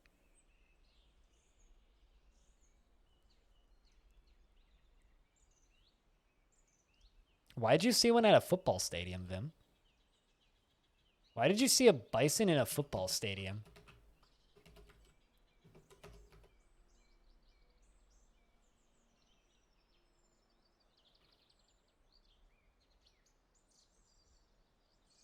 I'm trying to think, like, the traveling circus. I guess probably mascot is what he's referencing, but yeah, no, I mean they used to be everywhere, and we ate them all. At least we didn't eat them to extinction. Doesn't that exist? I know that you just like threw that out there as a question, but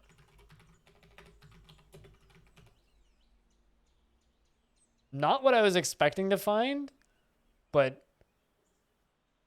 So I just typed in Animal Battle Royale into YouTube. I'm pretty sure there is an Animal Royale, but this popped up. Animal Revolt Battle Simulator. You just like fucking spawn in dinosaurs and they fight. Huh.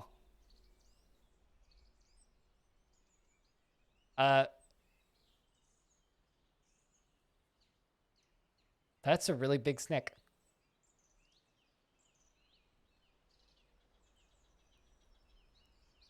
I might need to play this.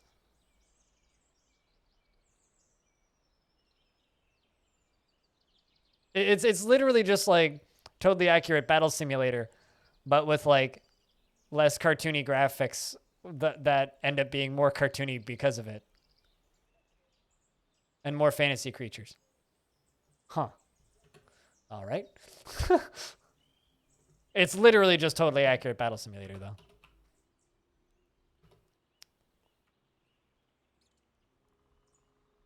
What were we talking about? Right, yeah, I'm pretty sure Animal Royale is actually a video game. I'm pretty sure Animal Battle Royale is a video game.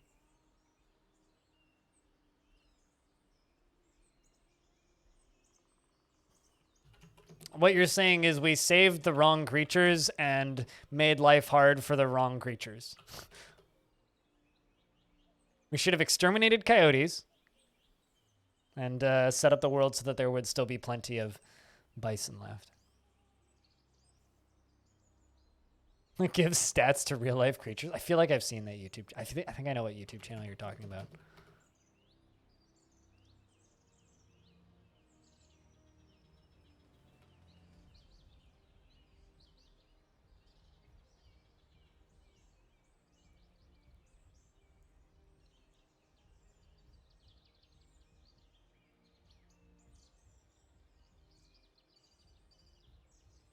Now I like want to find that game. What was the name of that?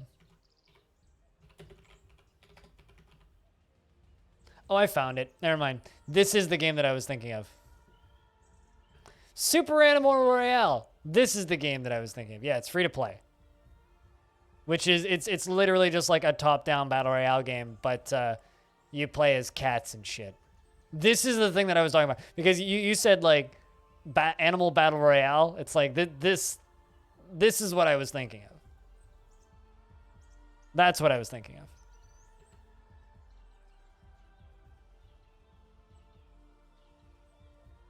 I need to sneeze.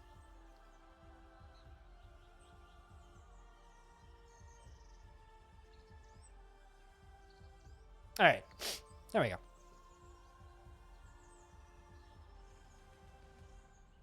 Thank you, Holy Spokes. Try convincing that to a bunch of dumb people bashing rocks together. I mean, isn't that just like most of humanity? Just constantly? Just most of humanity is just a bunch of dumb people bashing rocks together?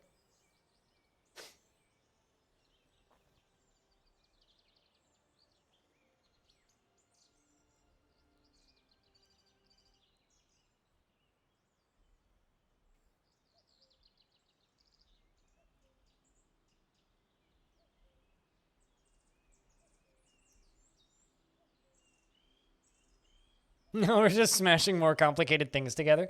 Yeah. Like my emotions.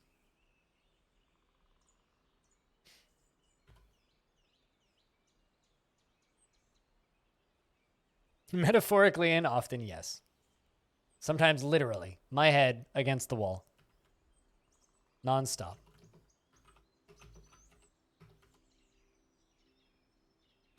I think I'm just going to do the thing. Uh-oh. So there's going to be a bunch of lag in a second here. No, that actually wasn't as bad as I thought. This one's going to lag. I'm waiting. Game's not responding. Getting through the blocks screen in the stocks menu is a problem. My emotions. Yeah, right? Banging fragile things together. Like my emotions. There we go.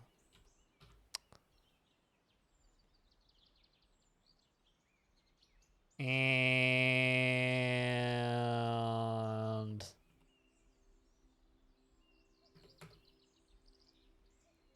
this is going to take a minute. Cool. The king isn't demanding anything.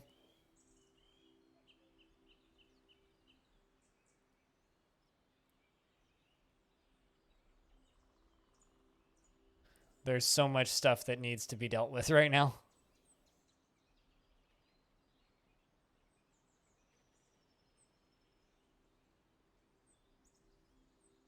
They block you from counting down the list? No, certainly. Certainly.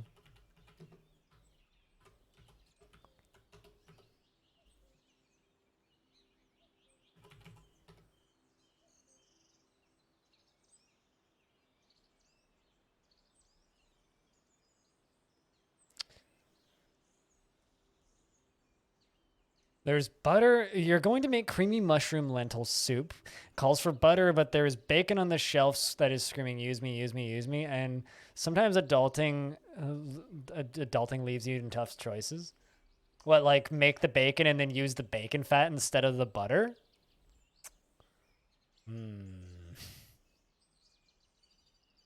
Yeah, I don't know. I don't know about that. That might be very good, but that might also be illegal. So I don't know.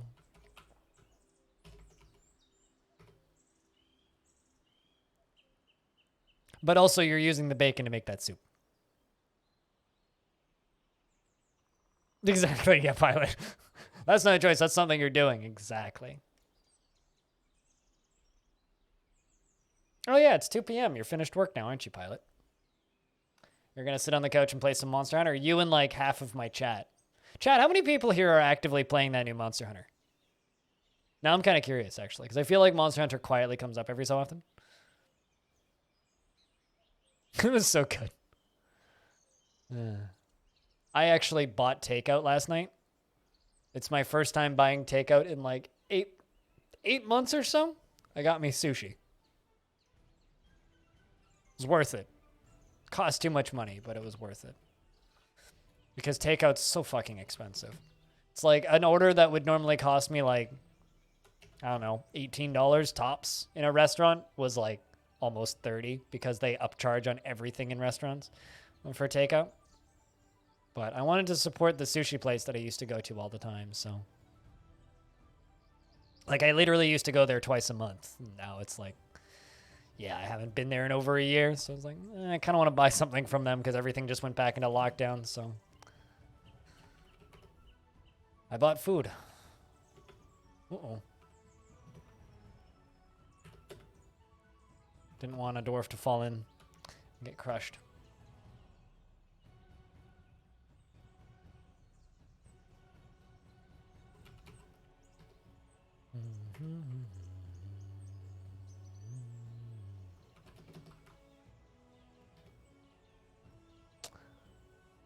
There you go. Smash that.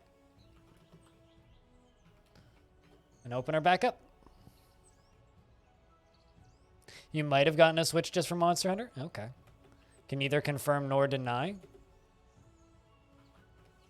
This dwarf's about to get smashed, I think. Holy shit, you have a lot of earrings and stuff on.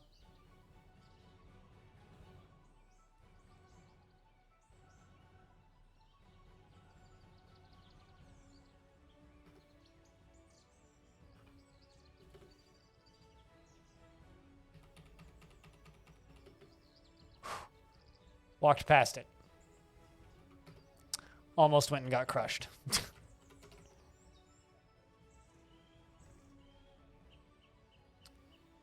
How are you enjoying Hades on the Switch?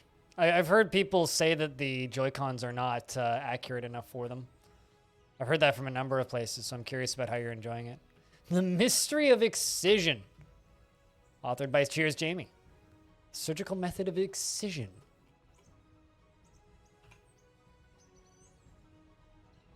Is the population like 32? We lost 2 dwarves today. I'm worried. I'm very, very worried.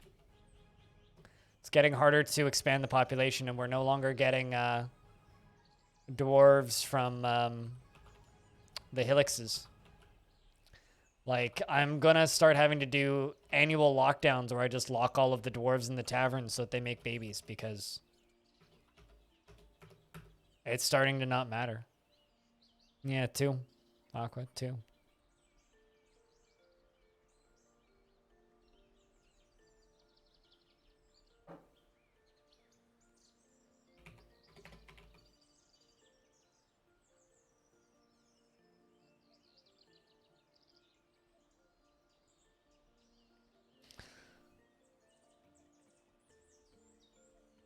Oh, maybe. Yeah, that might. Is there still that couple having kids? They both died of old age recently. But, like, we need multiple couples having kids because kids won't, you know, get together with siblings. Inbreeding isn't a thing in DF. So, if we can't make babies, we will eventually die out. which is not ideal. It's not ideal if we die out.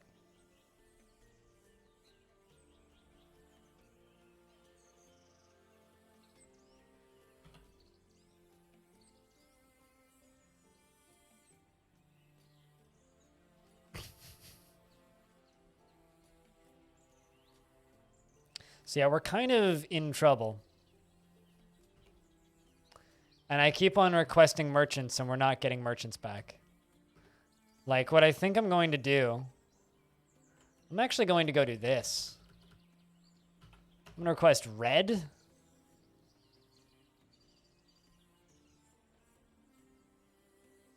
What do you mean, how are Dungeon Man's descendants? What does that have to do with anything? And Lord Floofback.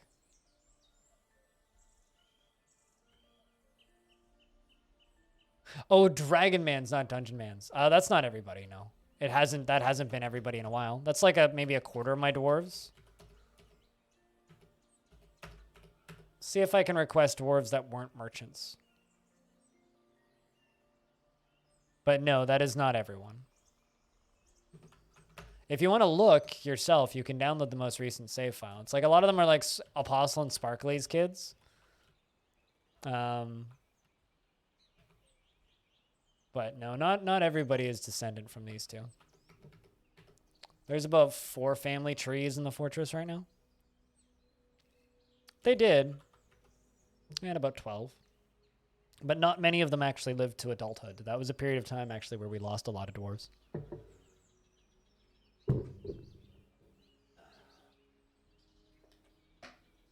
But yeah, they did have quite a few kids.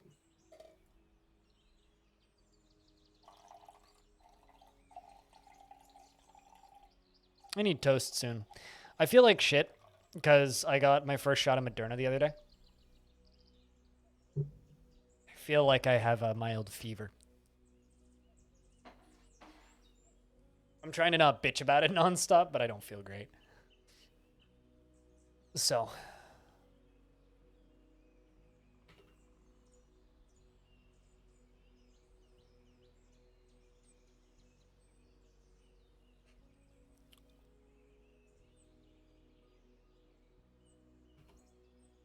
Yeah, he's back already.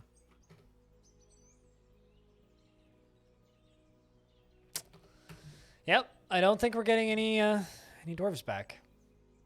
All right, well.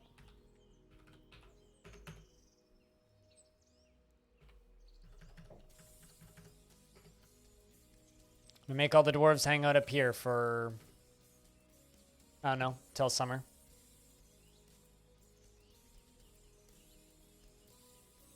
I got my first shot of Moderna. So I feel like shit. Because I feel like I have a fever. Jack Nark. Which is one of the 3 COVID vaccines they're giving people around here. Because there's AstraZeneca, Moderna, and that other one. And so I got my first shot of Moderna and feel like shit because of it. Pfizer, that's the other one. Pfizer! Pfizer sounds like a... Pfizer sounds like someone took a pie and a phaser and like mashed them together. It's like a weird pie launcher. It's like a little meat pie with like a slingshot on like a rubber band gun. That's a Pfizer.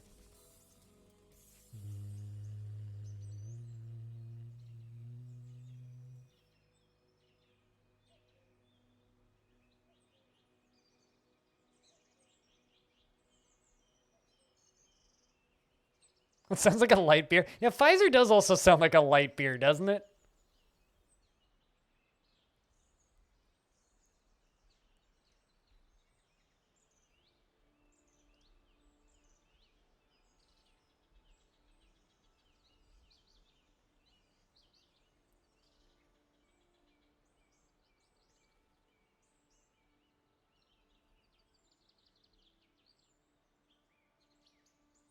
I'm hoping 4 nano machines, because then that would, like, hopefully, you know, end my life quicker.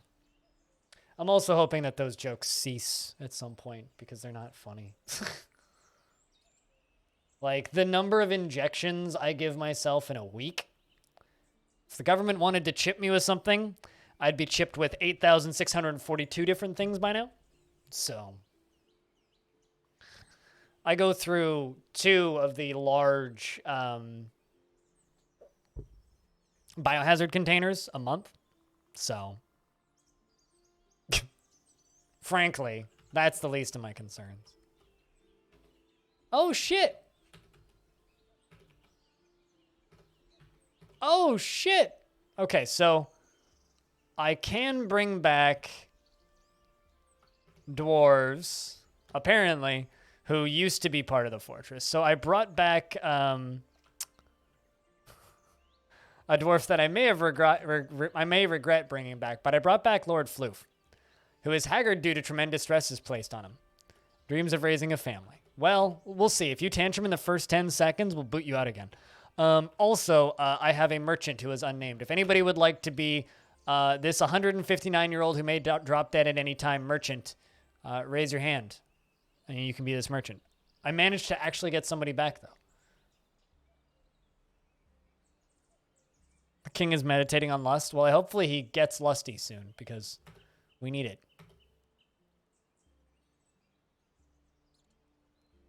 I don't know. I didn't make it very far into Community. I watched like the first half of the first season, thought it was okay. I heard that show got bad.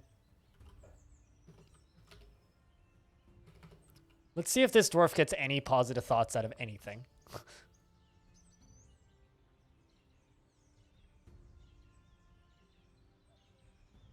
Do you want to die in the next 2 years, Jack?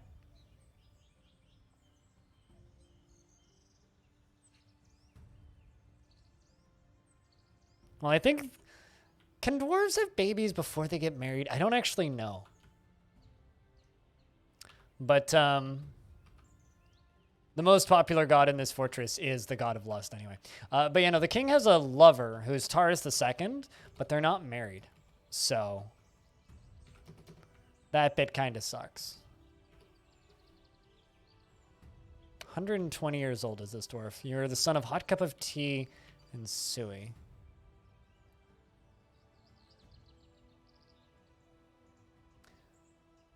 I'm gonna keep them in here for Ponder. I'm sorry, what? What even is that, trees? I don't even know what that means. Lithotomy? What is a lithotomy?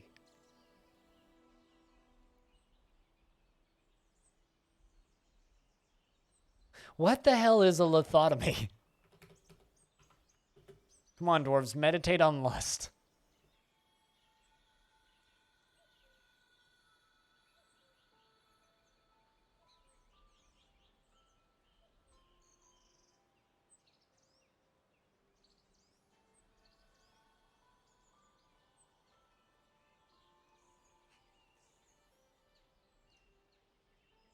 No, Incision was the book that somebody wrote in DF. I've got a bunch of books about incision and suturing, but I don't have any books about lithotomy. For Greek, for stone or tomosin cut, surgical method to removal of calculated stones from certain organs, such as urinary tract, kidney stones, bladder, and bladder stones. And gallbladder, gallstones. Cannot naturally exit through the urinary system or urinary tract. Fascinating. So they're talking about kidney stones.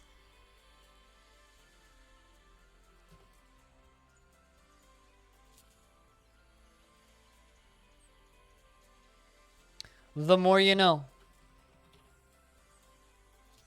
Feels pleasure after putting on an exceptional item and exhilarated performing. You're going to go meditate.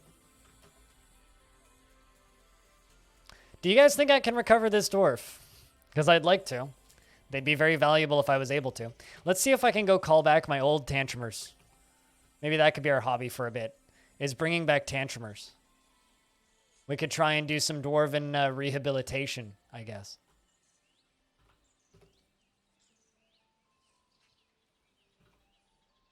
We could bring back Warm Shadow and Sweet Sparkle Farts. Hey, Zamalf. What's up, dude? How's your fort going? I saw that you were playing, but didn't have a chance to pop by. I'm trying to bring back old dwarves alongside of merchants to expand the now dwindling population of this fortress. But welcome, raiders, and hopefully some interesting things happened in your DF stream. Malf did a bunch of tutorials on YouTube for DF like 9 years ago, which I've encountered a couple of times after I went digging, after we mentioned it. It's like, have I seen these? And I have. This is interesting. A couple of tantrums, one fell mood, legendary mechanic. Did you get a good thing out of the legendary mechanic, though? See, I'm actually trying to bring old dwarves back that I've booted out. Actually, you know what? For the raid. Please don't go nuts. This is a new merchant that I just brought into the fortress, who feels fine. Feels pleasure after putting on an exceptional item. Although you are 159 years old, so you'll probably just like keel over of old age in a few days. Please don't take that the wrong way. But you have a broad body with almost no fat on it, close-set cobalt eyes that have very large irises, sideburns that are clean-shaven, and a long mustache arranged in double braids. Very long beard that is braided, and a very long hair that is neatly combed. His somewhat short, small-lobed ears are somewhat narrow. His nose bridge is somewhat concave, and his hair is white. His skin is sandy taupe. His nose is somewhat narrow. Bone Greaves? Ooh.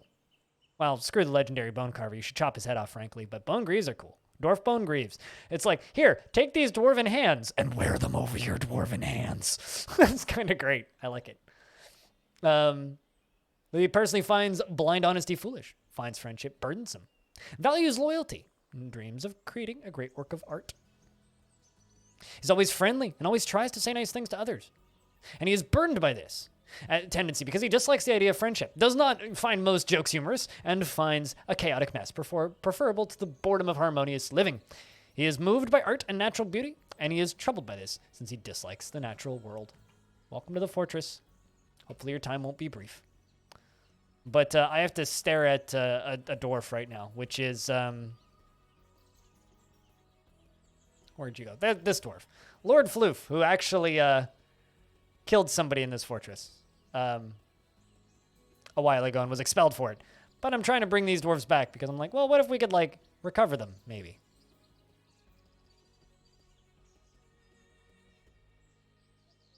If they like a chaotic mess, they should just move to Earth.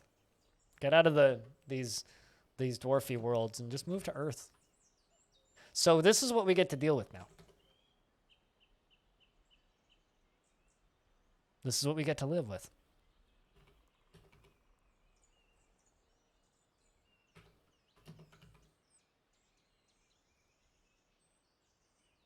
What's something I would do differently? Not have livestock.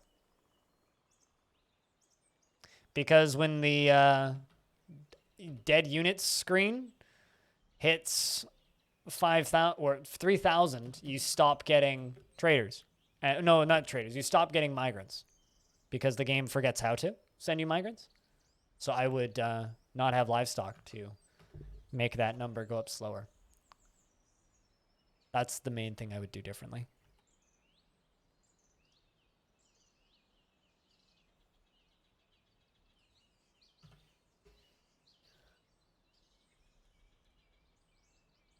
Off the top of my head, that's the main thing I would do differently. Also, Zamalf, did you see the video that KitFox put up this morning? Of Tarn taking us on a tour of a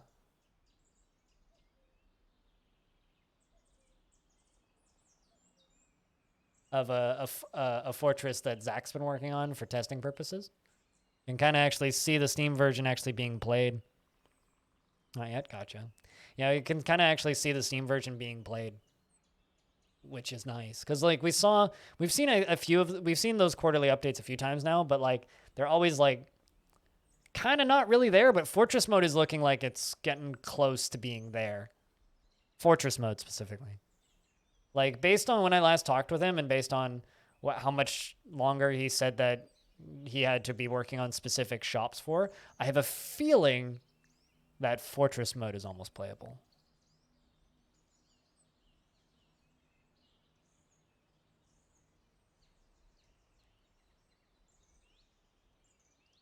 Are the bugs like the dead livestock passes some number results in no more?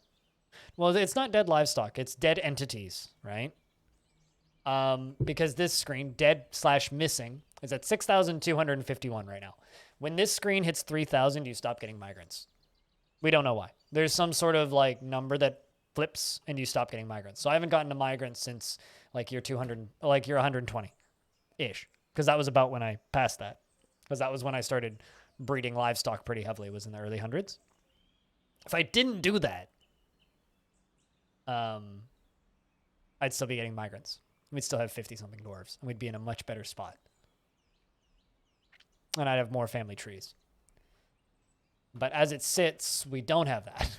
So that's about it. I'm going to sell these anvils because I don't need them.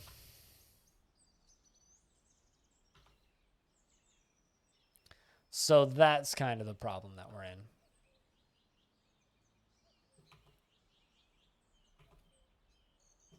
Just going to sell everything that's sitting right here. I don't even care what it is. I realize it's a lot of wood, but selling to humans, so it's fine. Just want to clean off my stockpile. Or not my stockpile, but my trading depot.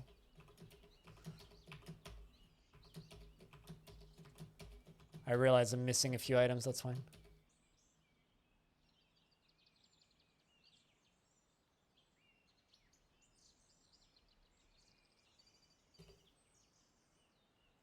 Is that a bug or a feature? Bug, I think.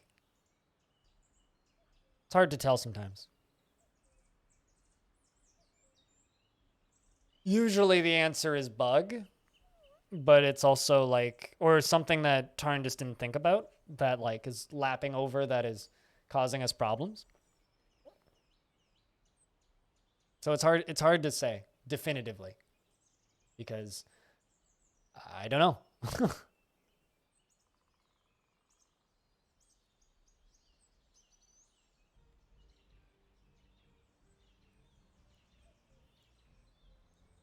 Like, kind of, honestly, I don't know.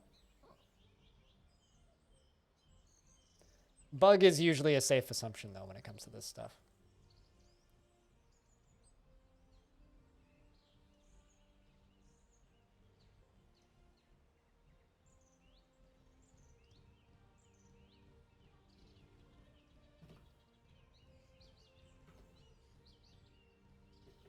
And there's another one of these.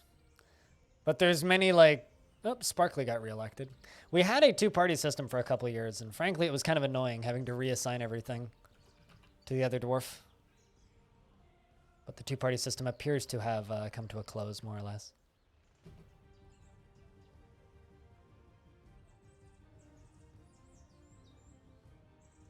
Kind of want to just sell shields, but I got so many, like, named shields that I don't really want to.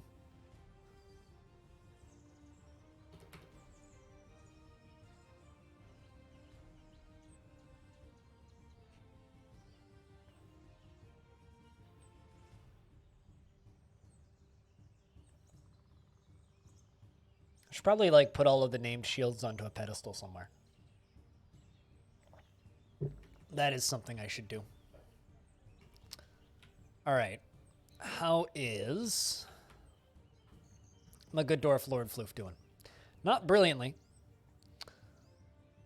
And also it looks like the other mission that I sent out for failed, which is not good. But I guess that means that Gloom Without Limits was known to be in Longdeath. Hold on a second, what?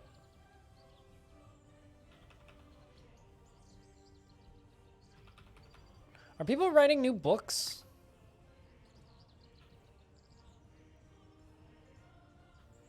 Maybe that's just the books that the...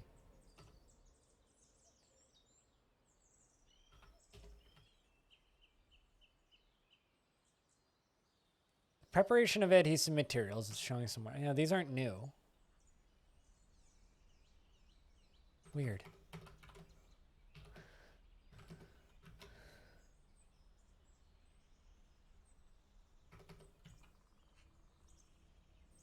What do you guys think? You guys think that we can recover any of these dwarves? Because I don't know. But yeah, no, another bug that I've run into is normally you can just request merchants to come and hang out in your fort and live with you. Oh, there you go. Stumbling around obliviously. Dwarf lost it. Uh-oh. See another depressed dwarf? Who's that? Oh, it's Stone. Yeah. Pleasure near a flying glass window, though.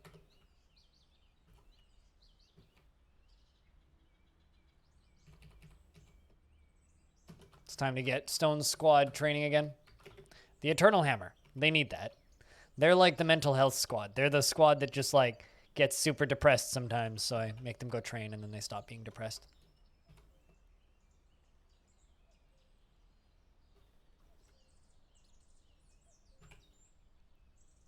Lord Floof is going to go meditate on persuasion. By jumping off of a roof? Oh my god, if he actually jumps off.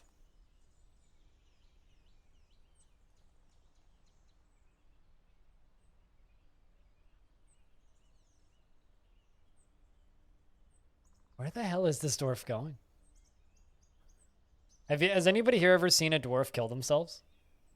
Because I've seen that before. Not like you hated PE. I don't like PE, but I like being in shape. Because I've seen dwarves just like jump off a wall before. I was kind of expecting that dwarf to just vault off the wall. Kind of happy they didn't.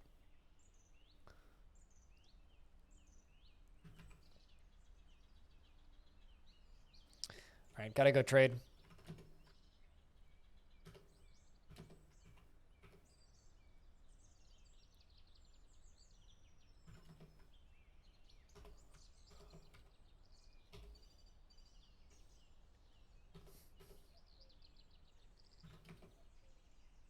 Slip on wet rocks. See, that's something I don't see all that often, actually, is dwarves slipping on things. Like, I feel like that's kind of rare. Like, maybe I'm misreading things, but I don't know. I feel like I don't really see dwarves fall off of stuff.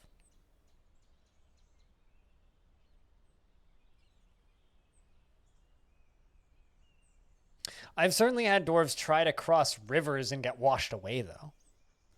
Slipping? Yeah, that's a thing. I've certainly seen dwarves try to cross shallow creeks and they end up like drowning because like something shifts or like they can't actually make it through.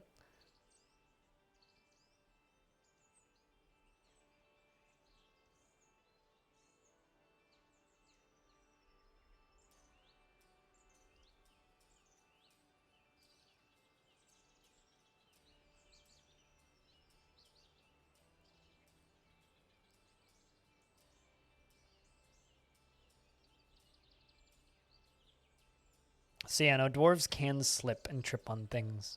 Especially like wet surfaces. That's a thing. Muddy surfaces.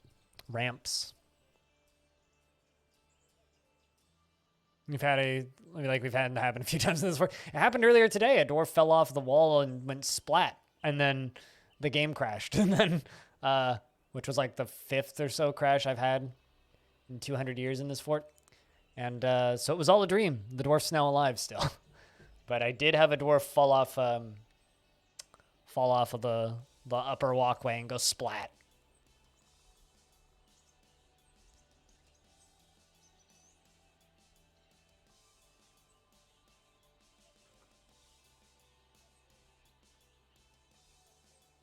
That's gonna take a long time.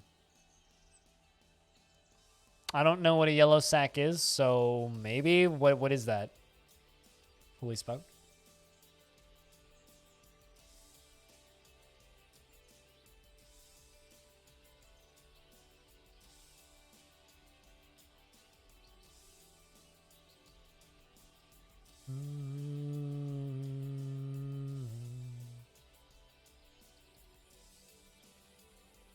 No, guess not.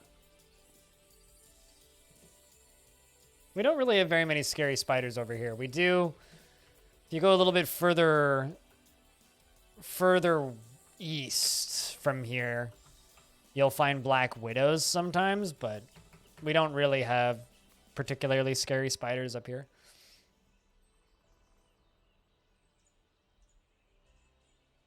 I mean,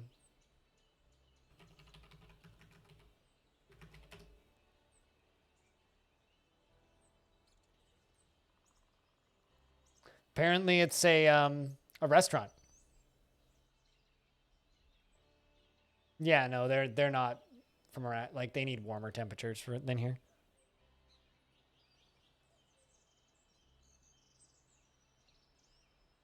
Nope, we don't really have those up here. Why do you ask? Did you just get bit by one or something? Weren't those massive things?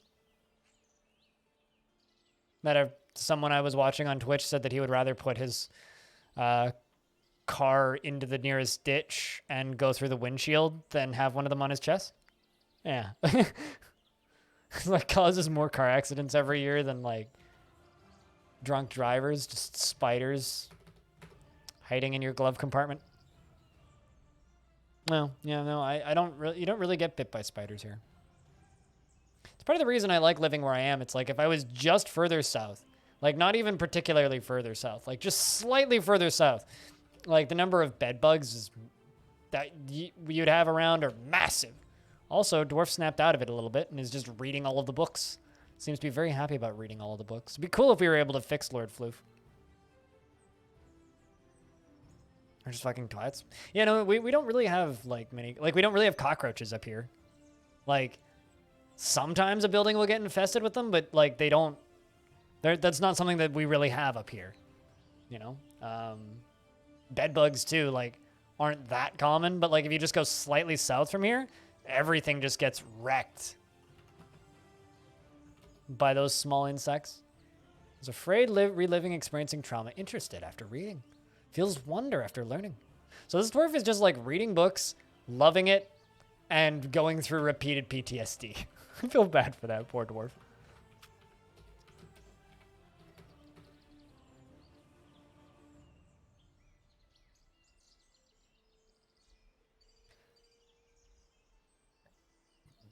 Cockroaches? Yeah, pretty much. I see what you did there. Sucks. You're not funny. You are very, very cruel.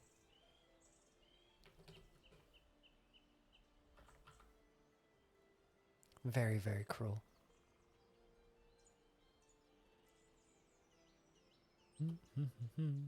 Also, chat, can I get a round of beers in chat so I don't need to stare at this conversation about small insects? Which is a thing that I don't quite have a phobia of, but almost have a phobia of. You know what I mean? After having bed bugs once, like, I wake up and from, like, shitty dreams sometimes in, like, cold sweats and then, like, check my whole mattress. I do that, like, twice a year. So this is something I really dislike thinking about.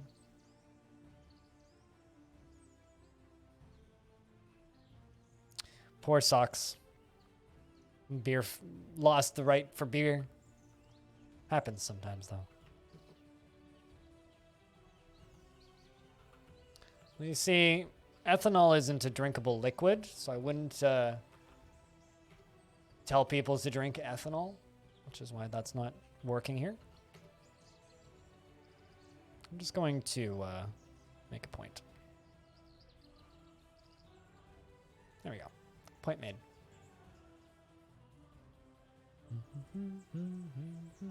You have the exact same rights as everybody else here. Not being subscribed does not make you less of a human.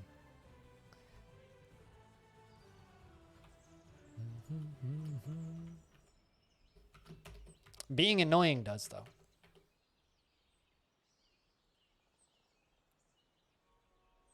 That's also factually incorrect.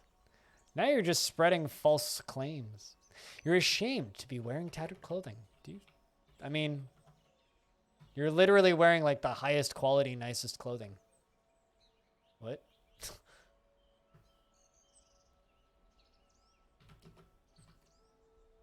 Blissful remembering a wonderful dining room? Sure it's not like remembering old clothing? You aren't wearing anything that's shitty quality, what?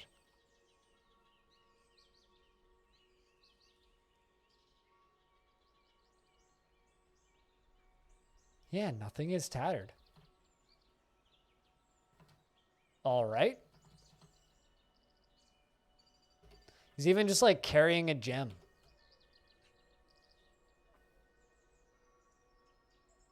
Weird. Well, chat room investments are open. I'm going to finish up trading and then go do lunch, I think.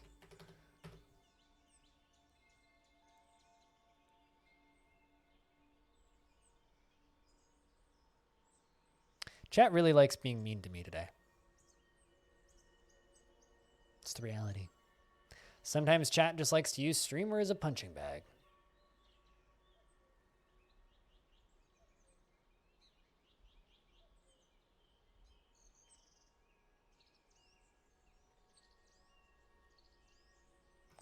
How many things are still in this?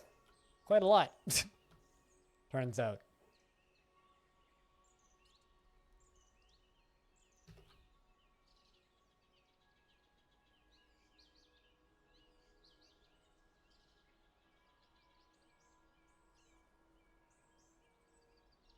God, it doesn't help that I feel like trash. It's better than yesterday, but like not by much.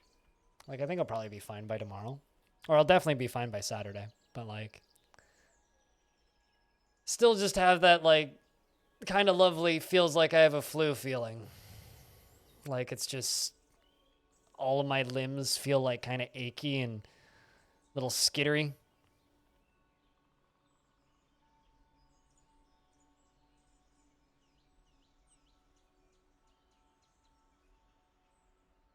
Keeping eyes open is hard. Keeping thinking is hard. It's all that fun stuff. All the things that just make my job difficult.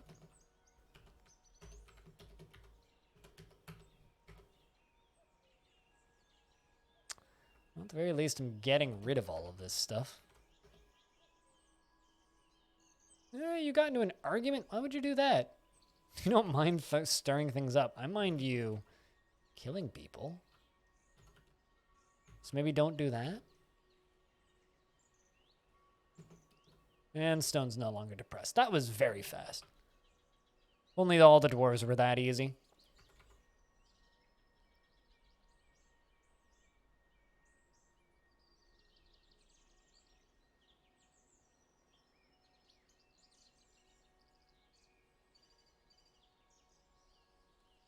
I had domesticated wolverines for a little bit.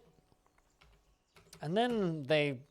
Well, one of them... Okay, so I had a breeding pair of trained wolverines. And they had a baby.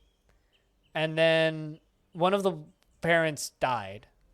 And then the baby, who wasn't fully trained, went back to being wild. And then I lost my breeding pair. So I almost domesticated wolverines. I was very close to domesticating wolverines. As I like to say, though, they're like heavy metal cats. Actually, probably a domesticated wolverine would probably be about the same as a domesticated fox. Extremely stinky. And hard to train, would be my assumption.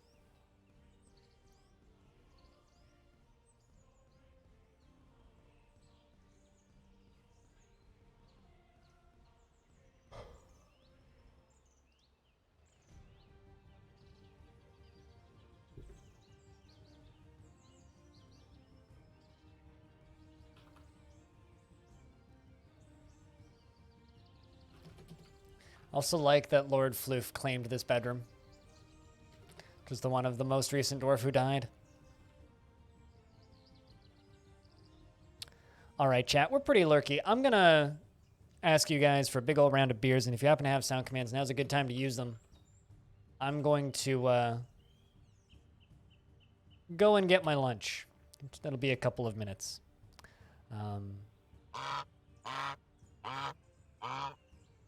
Be back in a couple minutes. Sorry about like being all over the place in the brains today.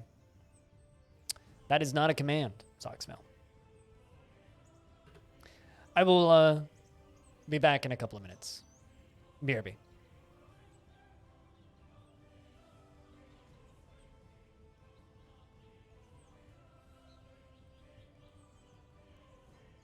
Sandwich!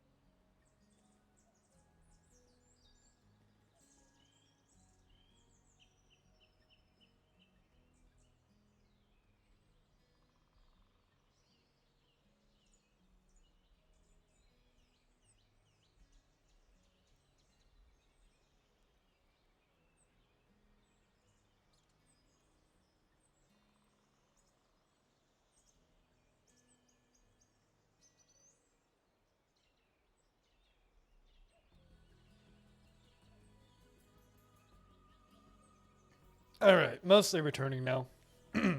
Just gotta punch some things in on my phone real quick.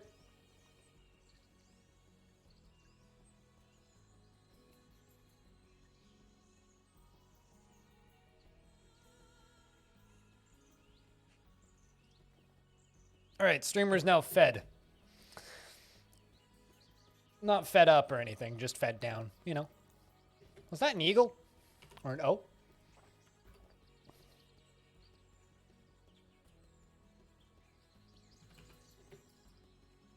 There's a few humans left that are all leaving. Trying to beat it up my best. Phone doesn't like me, so it deserved it. It had it coming, frankly.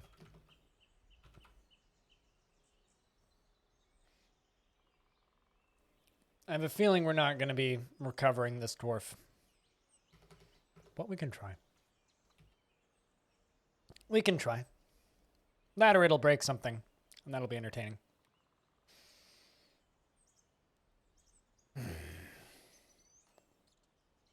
Chat, today's a weird day. I'm in a weird mood today. I don't know what it is, but I'm not in a good mood. I want to be in a good mood, but I'm not. How do I fix this? My bees. In the fortress? I mean, they're still being bees, generally. Every now and again, they sting one of my livestock. I have a dwarf that automatically pulls the beeswax out. For some reason, and I messed around with this a little bit. For some reason, if you have beehives for a really long period of time, eventually they stop being able to get honey out of them, but they can still get hormones. No, I think it's because I feel like shit. Because I got what do you call it? Fix it with weed. Not on stream, and don't give me health advice, please. No, it's because I feel like shit. Because I got an injection 2 days ago to be vaccinated against COVID, and I have mild flu symptoms. So I feel like shit. It's got nothing to do with hormones. That far up, they still sting my livestock? Yeah, sometimes. I assume it's my bees. They get stung by bees sometimes. Can they? Like if a relationship gets broken? Not that I've seen, but probably.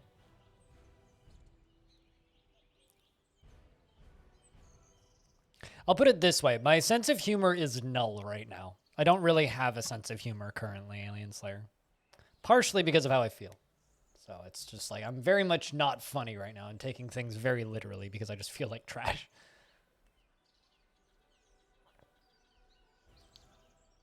And today's a wee bit, and actually no, this whole month so far, like all of April has just been lurky so far. Which is funny because like here in Canada, like we're in the strictest, like here in British Columbia, we are in the strictest lockdown we've had since the beginning of lockdown right now, right? But for large portions of the world, lockdown is just boop, gone, right? So for large portions of my audience, people have just kind of gone back to work. So I'm like readjusting to the way things were before, stream traffic-wise. Because, you know, all of you should stay inside forever and just watch Twitch all day, right? But that's just not the reality for most people. So since people have to go back to work and shit, it's starting to become noticeable on my channel. And it kind of sucks. And then combine that with me just feeling like trash. It's like, well, I just feel like shit.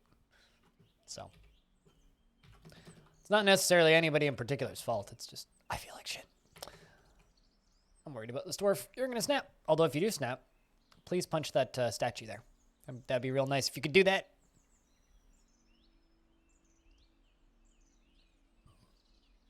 When did you get your shot, Alien, if I can ask?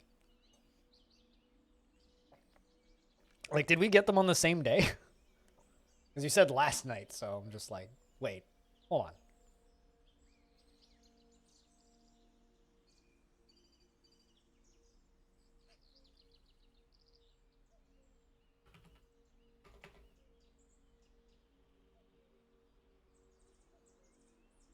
Yesterday morning? Oh, wow, okay. Yeah, no, totally. I mean, like, I had mine on Tuesday.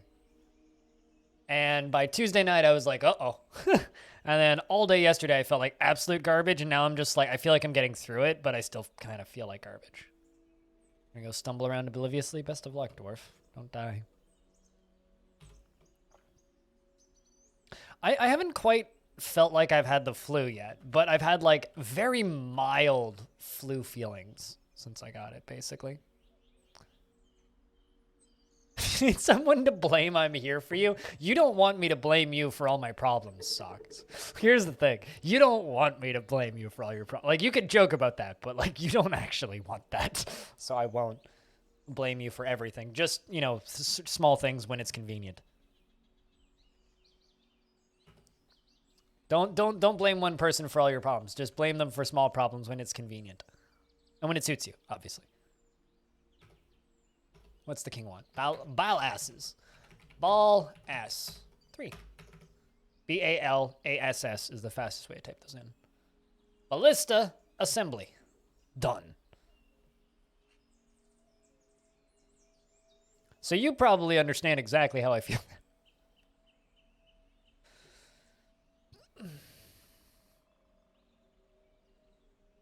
You haven't felt this in forever? Yeah, I haven't had a flu in like, because I get flu shots every year, right? So I basically don't get the flu. Like I haven't had the flu. I haven't had a flu in years at this point. Like for me right now, it's like, I can't take jokes. I'm having a hard time just functioning. What's a flu? Exactly. It's when you projectile vomit out both ends all the time for like a week. That's what it is. Actually, for me, it's a hospital sentence, is what that is. If I get a flu now as a type 1 diabetic, that's like, yeah, I'm going to the hospital. Like just normal ass influenza, going to the hospital. Most likely.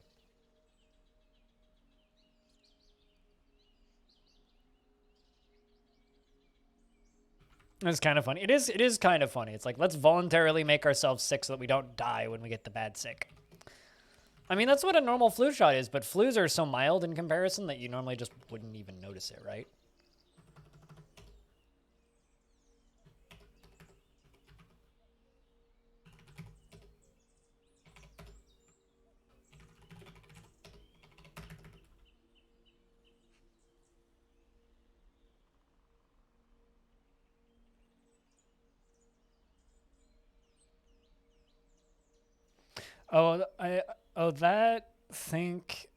That thing everyone's afraid of. That thing everyone's afraid of when they aren't pretending to care about COVID.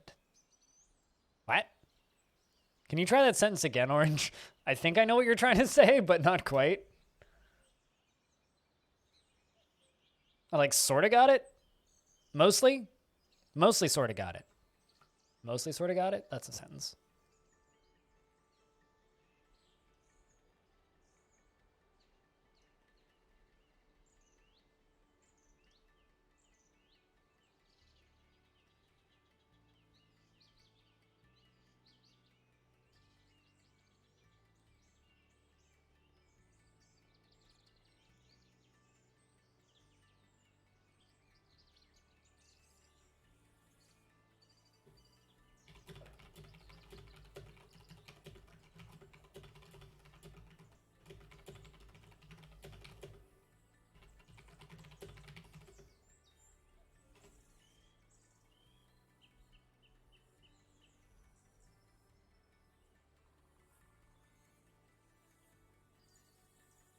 The flu virus everyone is afraid of when people aren't pretending to follow the guidelines. Oh, okay. I get what you're saying now. I get it. I don't know. The way I see it at this point, a lot of people aren't even pretending to be afraid. It's like a lot of people are just, you know, out there being asinine.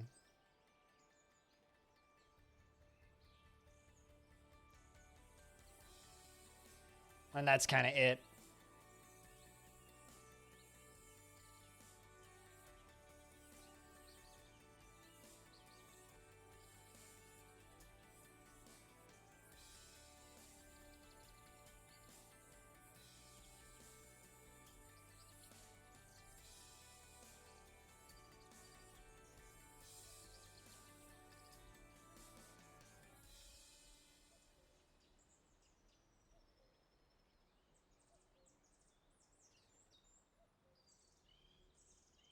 Just got a bunch of notifications out of nowhere that I was clearing.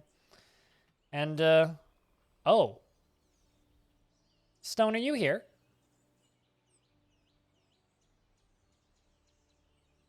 Because I got a single tribute from Bestie Pime.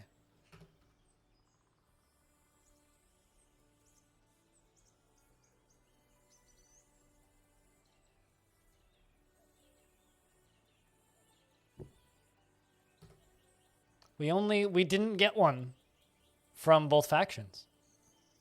No Nula Nabo. Only Basti Pime. Yeah, they didn't send us tribute. They're still listed as sending us tribute. The Council of Men. Right here. They're still giving us tribute, but it hasn't arrived yet. They're late.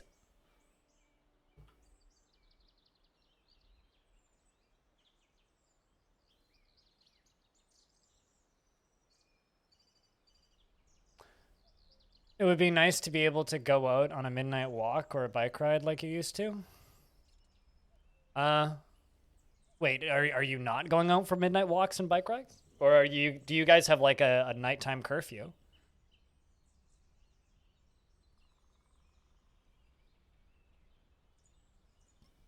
You know, it's funny because I have a feeling that's a culture shift that's going to happen, Orange. Or not Orange. Alien Slayer. I have a feeling that that's just going to be the way of things going forward here. We're going to become like Japan. You still need to see a doctor to know if you can get a vaccine. You haven't yet, Cooler? That's kind of fucked. At least over here, I didn't even talk to a doctor. They literally just sent me an invite because type 1 diabetic. So as soon as I became an option, they just gave it to me. It wasn't even like something I needed to look at. But like, I thought that you guys got that stuff way before the rest of us. Yeah, I know you do. But like,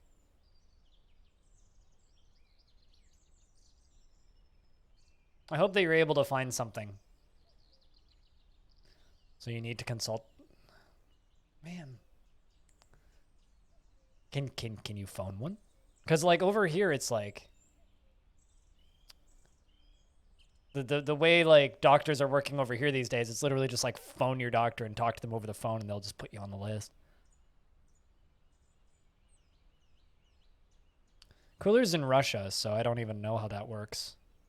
Alien. For reference. Yeah, that's very much true, Alien. I mean, here I went through Health BC. Lord Floof is throwing a tantrum.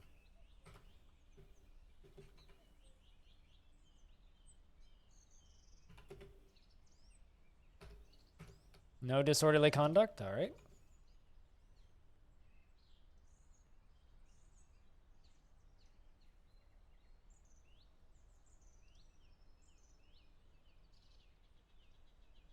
This is true, yeah.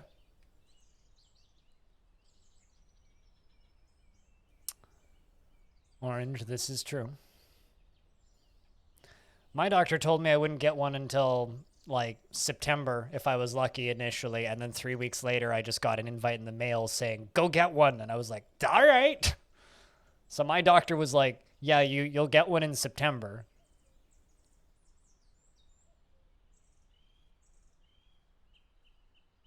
Oh, that's good. Cooler.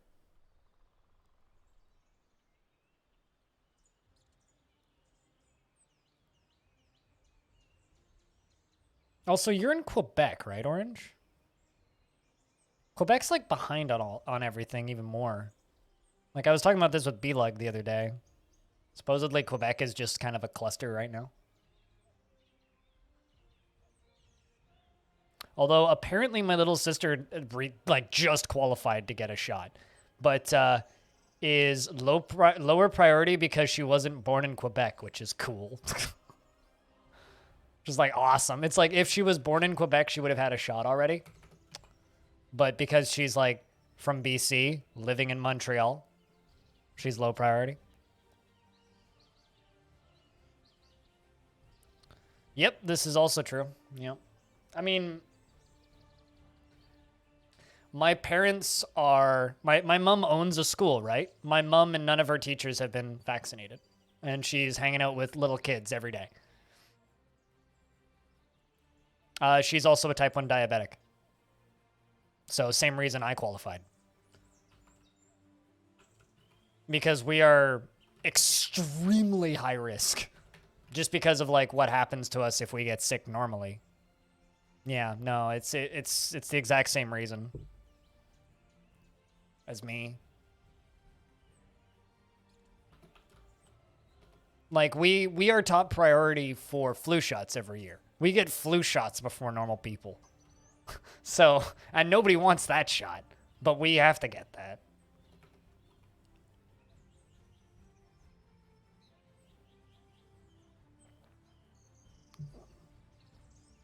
But like I have other friends who are my age who have other health conditions that aren't nearly as severe when it comes to getting sick.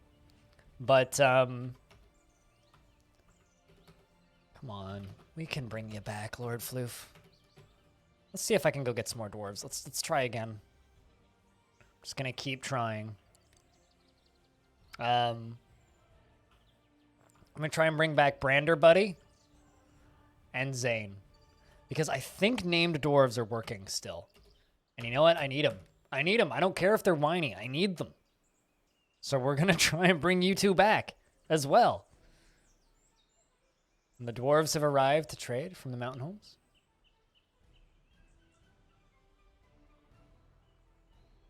Stone, have they ever missed a tribute before? Or is this the first time? Because we're still in early autumn, but I don't think we're going to get a tribute from them.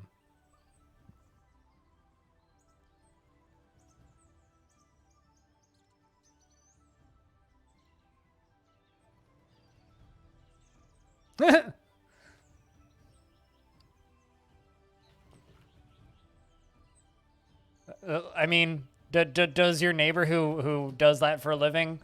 Oh, Brander, you're back. She is utterly harrowed by the nightmare that is her tragic life, and her back teeth are gone. Killed Spitalier II in 142. We're literally bringing criminals back out of desperation. That's where we're at right now. We are bringing criminals back out of desperation.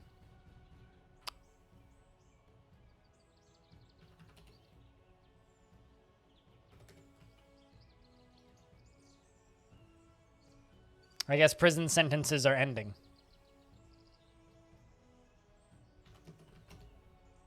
Feels pleasure near a fine trap, and pleasure near a splendid trap, and pleasure near a very fine trap. I was near a trap. This pleases me. Well, at least this dwarf is off to a good start. Who, Spitalier or you for getting exiled to a different fortress for, like, a very long time? You're 137 years old.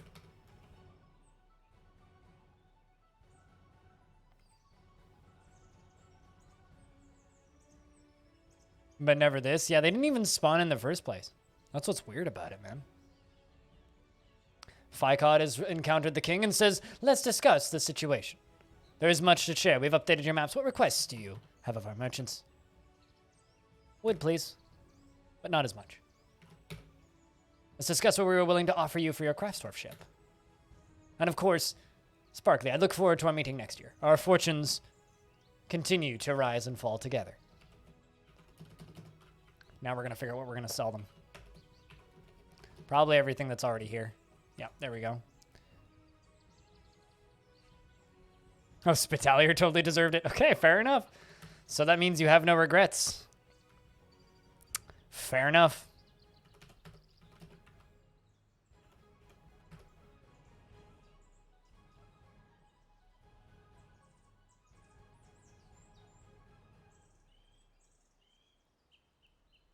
Because he qualified, but he's like, wait, hold on, what?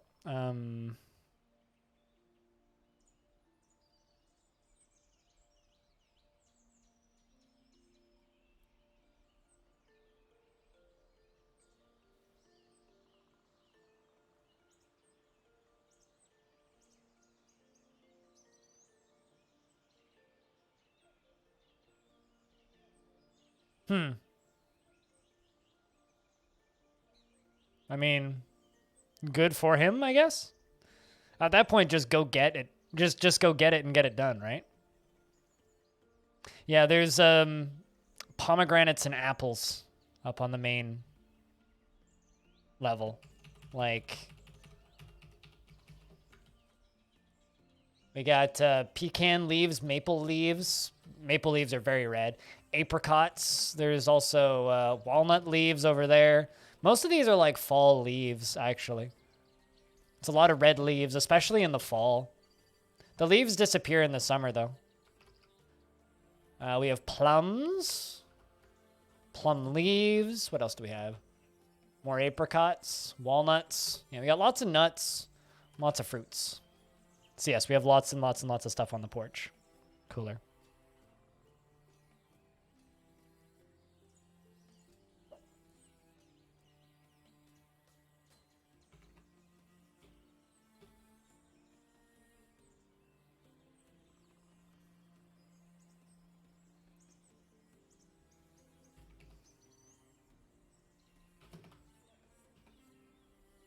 And request the trader at the depot. Yeah, I don't know. It's weird. It's weird. I mean, the thing that fucks me up the most is the fact that, and I realize there's a lot of people from the States watching this stream, so please don't take this the wrong way, but the States fucked up real bad, right? The States really, really, really did. Not necessarily the fault of individuals, but just kind of the fault of the whole country. And it just kind of, and also, you know, the individuals in charge, right? And that is just going to kind of continue to be the case. But here's the thing. They own the big pharmaceutical companies. So of course they're going to get the vaccinations first. And so all of the countries that did well, arguably, are not going to get as much priority as the country with the most like pharmaceutical companies and the country with the most money. I mean, there's always going to be people that are going to parrot the US, right? That's always going to happen. Doesn't matter where you are. And it just fucking sucks that I was even listening to I was listening to one of the Waypoint podcasts recently, and they were talking about like ease of getting vaccines in New York, and they were just like, yeah, I mean the most fucked, like, and they were complaining about how hard it was for them to find them, and then they were like, but at the same time, the most fucked up thing here is the fact that there's like my friends in Canada who just can't even book them yet or can't even request them yet because they haven't even finished vaccinating the seniors yet because there just isn't enough to go around. It's like, it kind of feels like, oh, here's your reward for doing a good job of being in lockdown for so long. No vaccines, so you get to stay in lockdown longer. It's like, what the fuck? It sucks.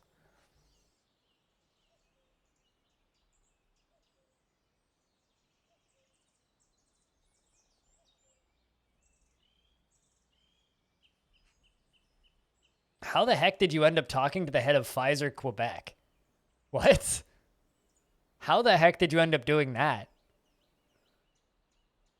That sounds like an interesting conversation to end up in 2021.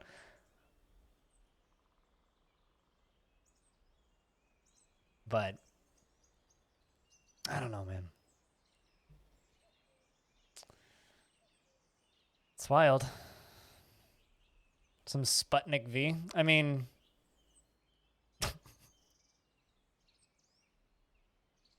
you drove him as a limo. So you dressed up as in a big cardboard box and pretended to be a limo and drove him? That's impressive, man. My attempts at humor today are pretty shit. It's just a funny sentence to read. I drove him as a limo.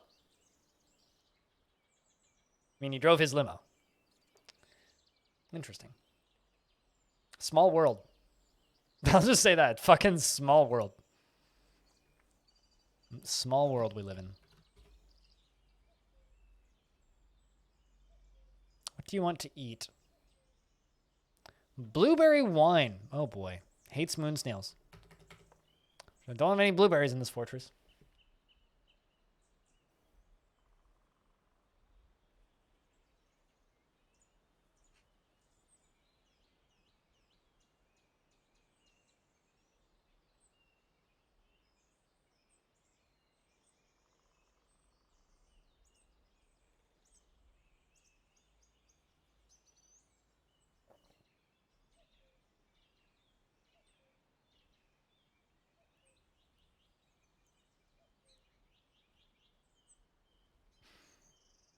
And you eventually ended up biking trails together a few summers ago, and then you just kind of kept talking. And you haven't managed to bribe him yet into giving you a vaccination? Man, you've done a really poor job exploiting this friendship, man.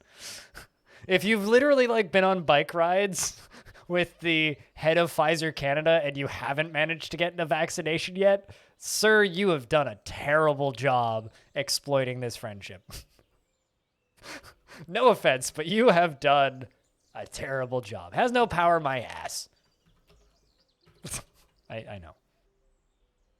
But still, you've done a terrible job exploiting this friendship.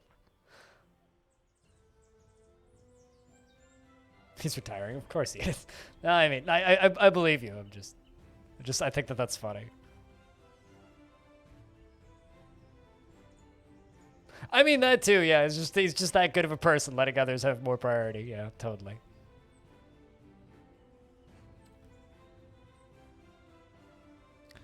I can't remember. I remember hearing something about that, but then I just kind of like started pretending the news didn't exist, and I haven't really been paying attention to the news for the past month and a half, and I've been a lot happier. I've been ignoring the news for the last little bit, but yeah, I remember hearing something about Canada making that request. I know that there was like a lot of health concerns towards it initially, but then again, I think that AstraZeneca has more health concerns related to it. But like, I don't know. Regardless, I got Moderna, so I ain't getting no Sputnik in me. Which just sounds fucking dirty. Can I just, like, be honest there?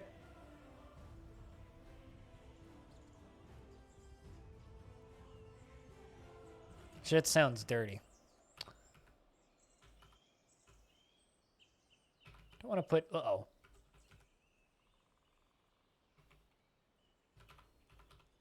Wrong button. Ballista arrowheads and siege ammo. There you go.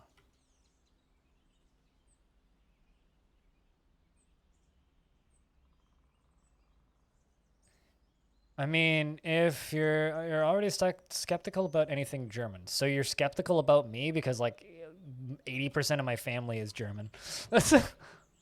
Why would you be skeptical about things that are German? That seems oddly specific and dated.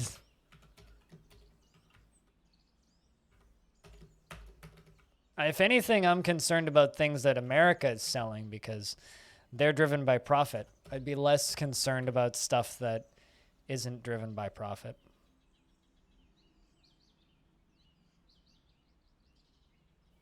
And you're relying on locally produced for AZ. Most of your vaccines on the government are announced. And government announced last night that they're not going to use it for people under the age of 50 because of blood clot concerns. That's the same as AstraZeneca, yeah? Oh yeah, I see. I see. You said AZ there, so AstraZeneca. But like the thing that I heard about, okay, so here's the thing about AstraZeneca, right? My brain read that into Arizona for some reason. So, but like, I've heard this from a few places. I don't know how accurate this shit is, but I've heard that it supposedly only gives you blood clots if you are a menstruating woman. So here, they're giving out AstraZeneca, but they're giving it out to people that are above the age of 55, but below the age of 65. And they're giving it out in such small numbers. It's open to anybody, and it's in such small numbers. Like, they're like, we have 1,000 vaccines at this one pharmacy. And it's like worse than trying to fucking buy sneakers online because they just go up and they book up immediately. Half the people don't show up because they research it. And then so it ends up just being walk-ins getting it. Like literally most of the people that are getting these things are like showing up and just getting them because nobody's showing up. Maybe he was menstruating. He was just that manly, man. Yeah, I don't know. I've heard a few weird mixed things about those blood clots. But who knows? Who fucking knows? But then again, a lot of that stuff is also like potential hearsay in a lot of cases too, because it's like, well, was it related to other health issues? Like, was it caused by health issues? Like, if certain people with certain health issues take this, is it going to cause that? It's like the time for testing is just so fucking minimal. I don't know.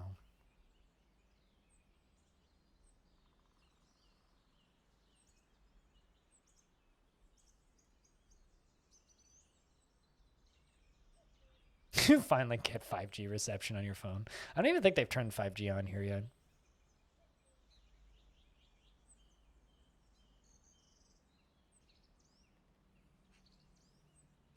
One of these days, I'll get 5G reception.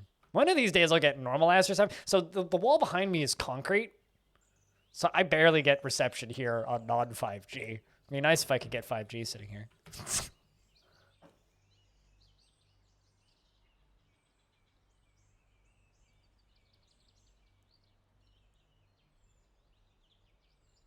That is not something I would agree with.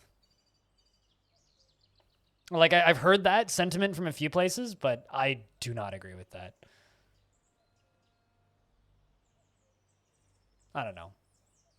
2020 has brought out the worst in humanity. You know what's ironic? And I was talking to my parents about this recently, is we are really, really, really, really, really, really, really, really, really fucking lucky that COVID-19 isn't that bad.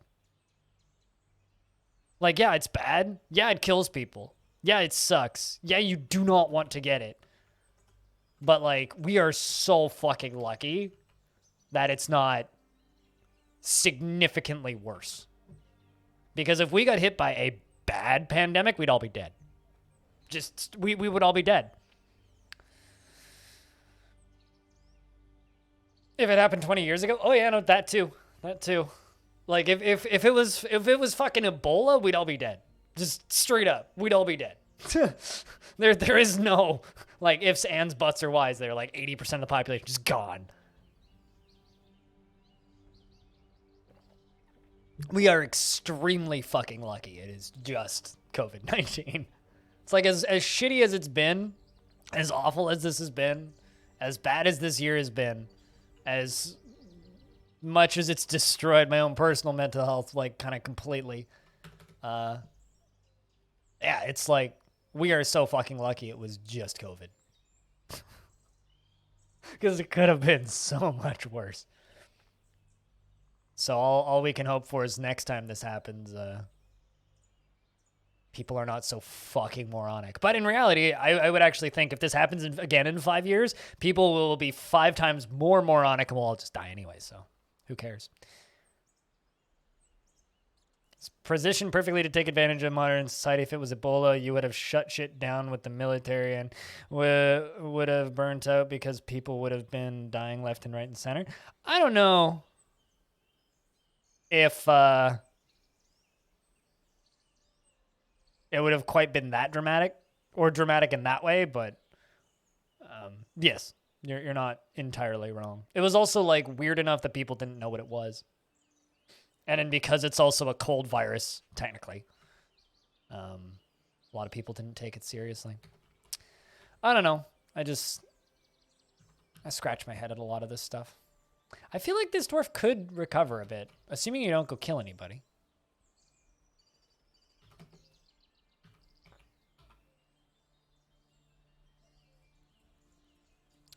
I like this dwarf. Hang in there.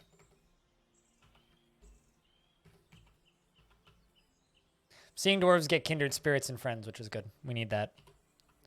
I need my dwarves to go make babies.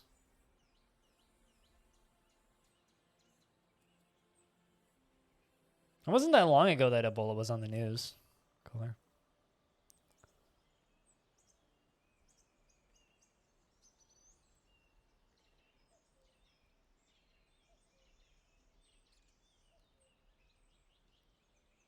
But yeah, no, it's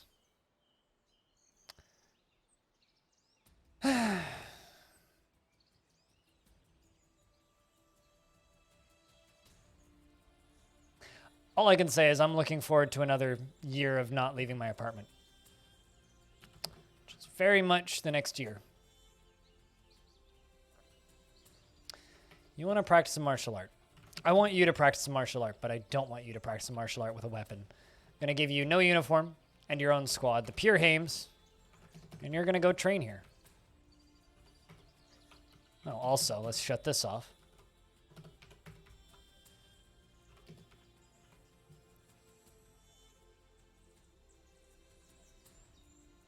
Do I need to answer that question, Socks? Do I really need to answer that question? So you actually are making me answer that question. I need to roll my eyes like 3 more times.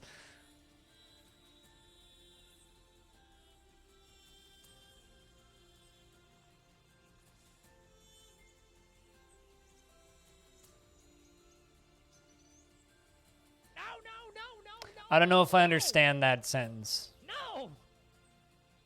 No! Orange. Yeah. I mean, if it was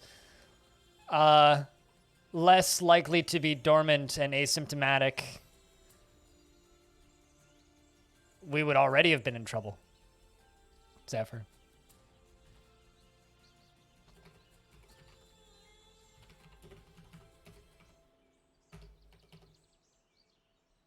Oh, like as a trucker? I mean, that'll just be you going to work, right?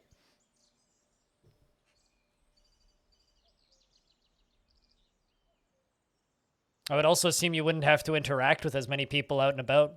You'll just be able to go drive. Yeah, I don't blame you for looking forward to that, not gonna lie. I don't blame you at all.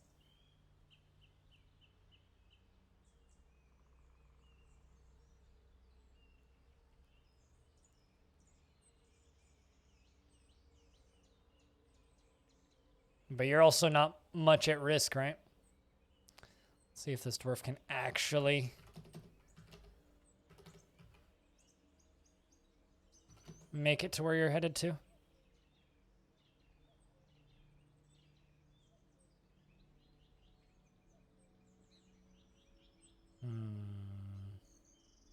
You might be too far gone, Brander.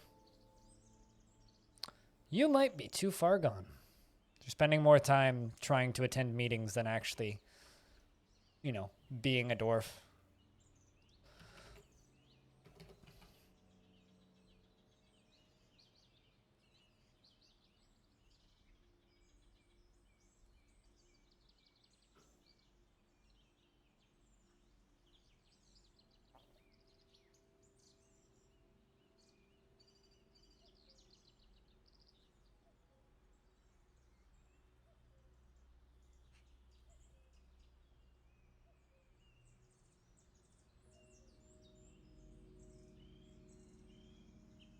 Lord Floof is throwing a tantrum.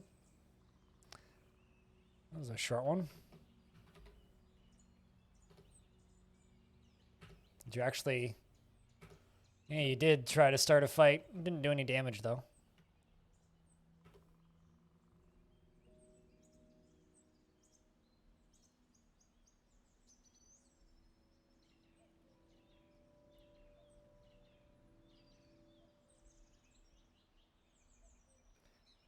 I mean, I don't know what to say, Orange. I mean, you're saying very mixed things. On one hand, you feel good about doing something, but feeling shit about doing something else. So it's like, I genuinely don't know how to respond to anything that you're saying, because you're contradicting yourself with your own opinions and takes. So I hope that you enjoy your new job, and I hope it goes well for you. But I also have no idea how to respond to anything that you're saying. So I just can't talk to you.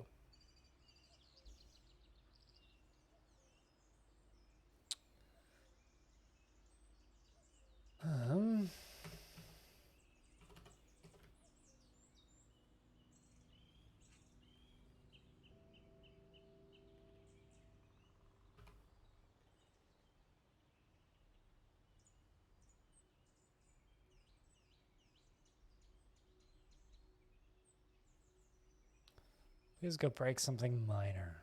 Even better, nothing.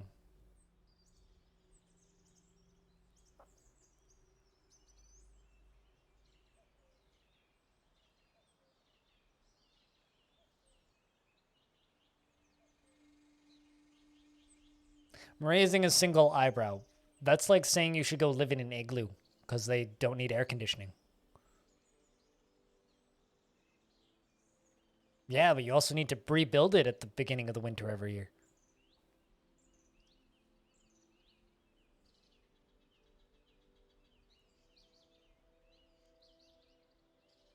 I'd rather live in a shipping container than a teepee, though. They're more structurally sound.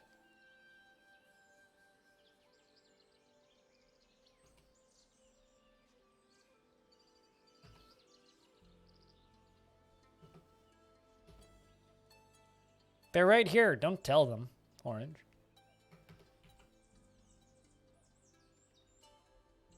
With electric heat pumps? Or just go the Japan route and just put hot water pipes in all the walls. No, they don't. Very few Americans actually believe that, and I very much doubt that any Americans in this chat would believe that or think that.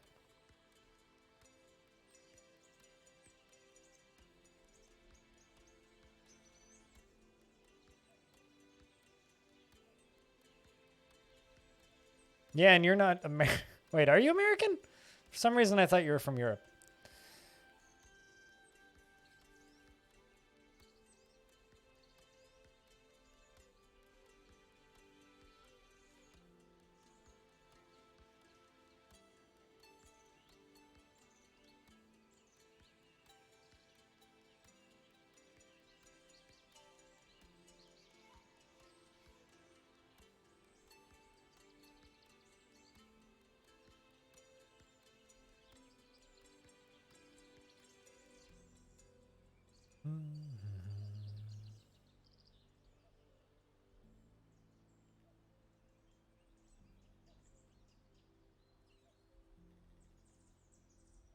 I don't know. For some reason, I thought you were in Sweden, but clearly I'm confused.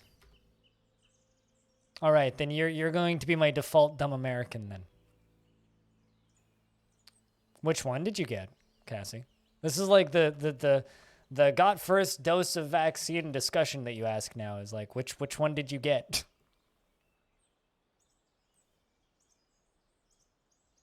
Oh, you got the same one as me. Good luck. I feel like I have a mild flu right now, so hopefully you have mild symptoms and your next, like, 3 days are easy. Feels funness when talking with a friend. I wonder which friend you got to speak with, because half your friends are dead. I'm trying to recover criminal dwarves that I sent away like 20, 30 years ago in game time. That are super duper duper whiny and distressed and stressed out because I am way too short on dwarves and I need dwarves. So I'm doing whatever I can to get more dwarves back.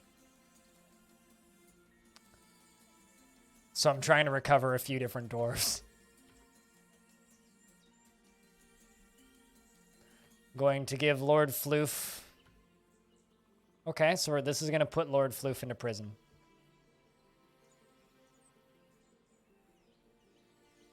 Sweden seems nice right now, not going to lie.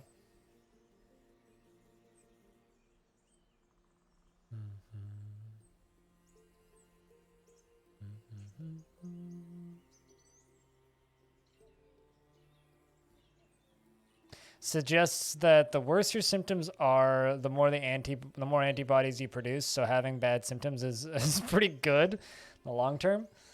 Not if they put me in hospital, but yes, no, you are correct.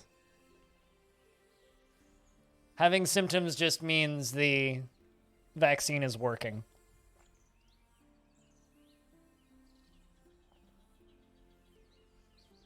But like basically right now I've got like the full body ache that you get from, you know, when you have the flu and you just, everything just kind of aches and you just feel ugh all the time. That's what I have right now is just the full body ache. And it's not the most pleasant, to be honest. That is a lot of chinchillas. 1, 2, 3, 4, 5 chinchillas.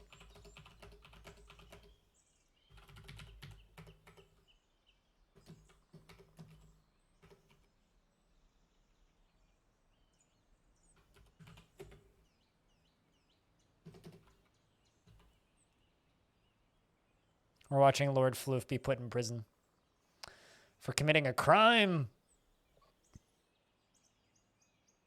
I have a feeling this was one of those dwarves that got worse from being in prison, but let's see how you do.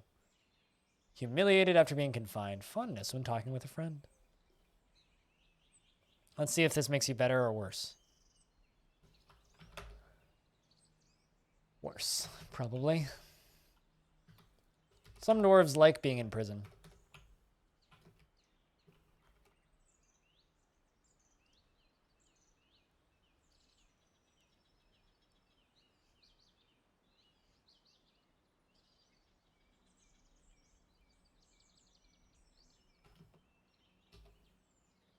Interested after being near a completely sublime restraint. Really likes the instrument. Really likes the cabinet. My mayor ended a mandate. I really hope nobody else just got prison sentences.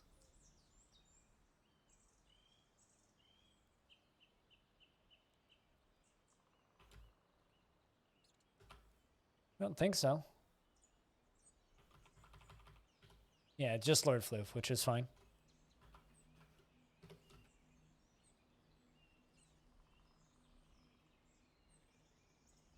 Cheers, Spitalier. And thanks for hanging out today, as always.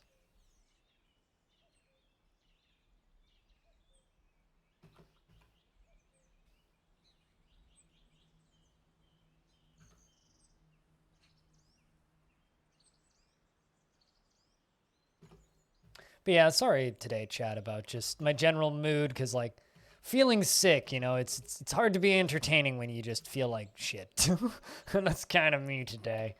So, trying to do my best here, but only can do so much.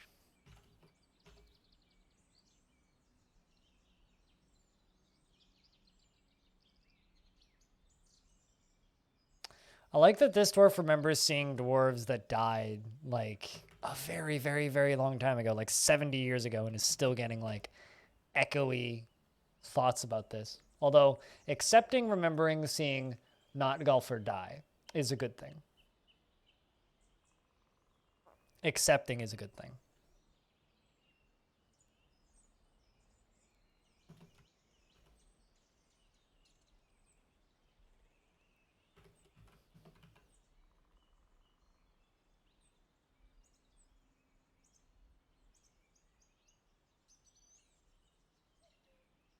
You're storing owned item, which is food, and you're putting it in your bedroom. Please put it in your chest so it doesn't rot. Nope, you didn't. You didn't put it in your chest. That's the one job you had, Dwarf. It's going to rot now. You're not going to go back and eat it later, and it's going to rot. Tisk.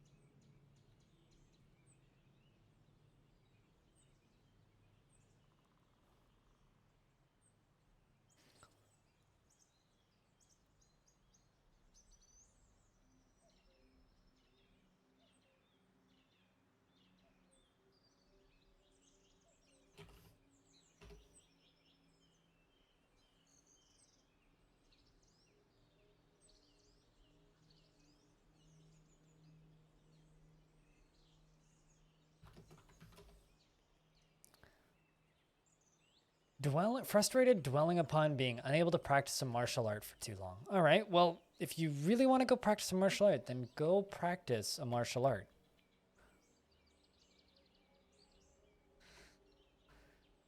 Oh boy.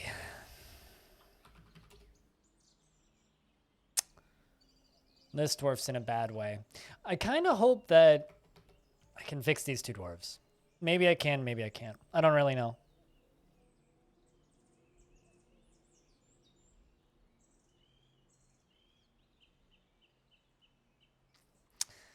I'm really debating internally what game I want to do for After Hours tonight.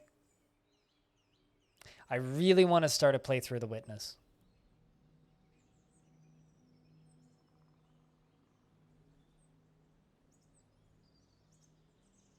Just because it's been 4 years. It's kind of time to play through that thing again.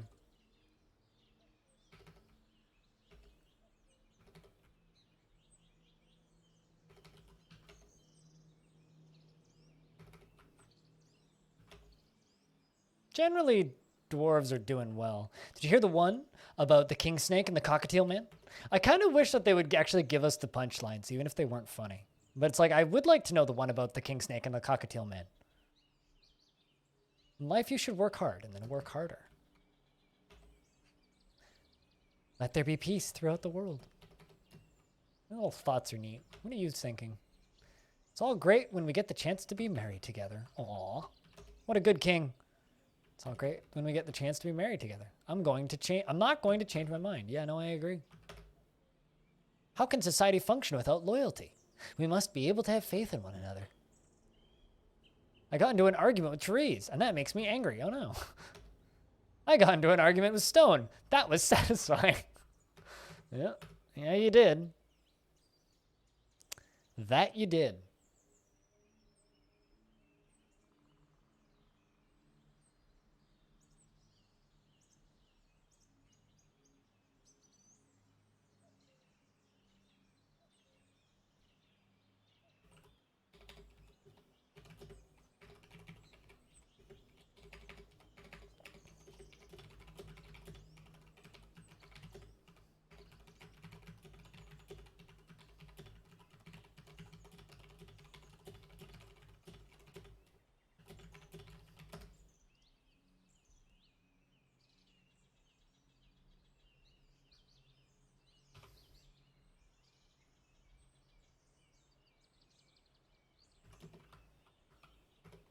So today we produced a shit ton of windows, lost 2 dwarves, 1 to old age, 1 to a death sentence.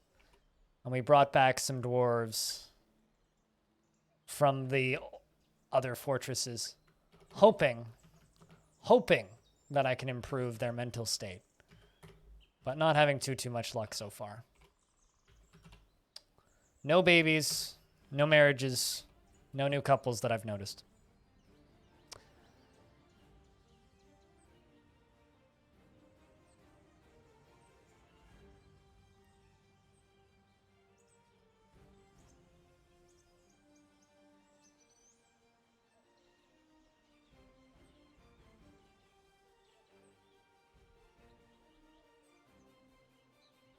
It's kind of a weird spot to be in.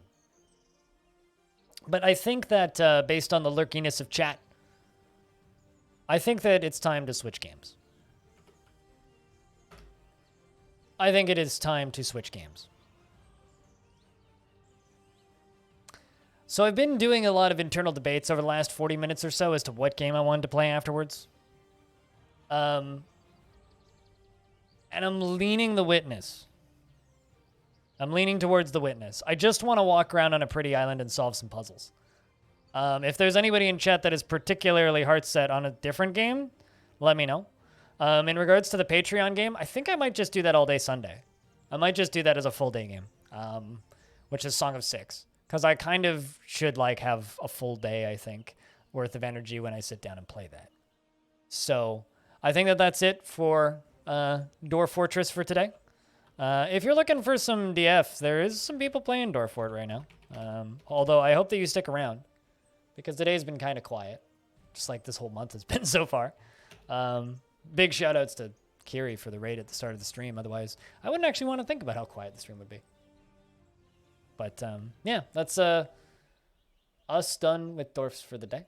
And yeah, there's someone named your Captain Drew who's naming people after dwarves.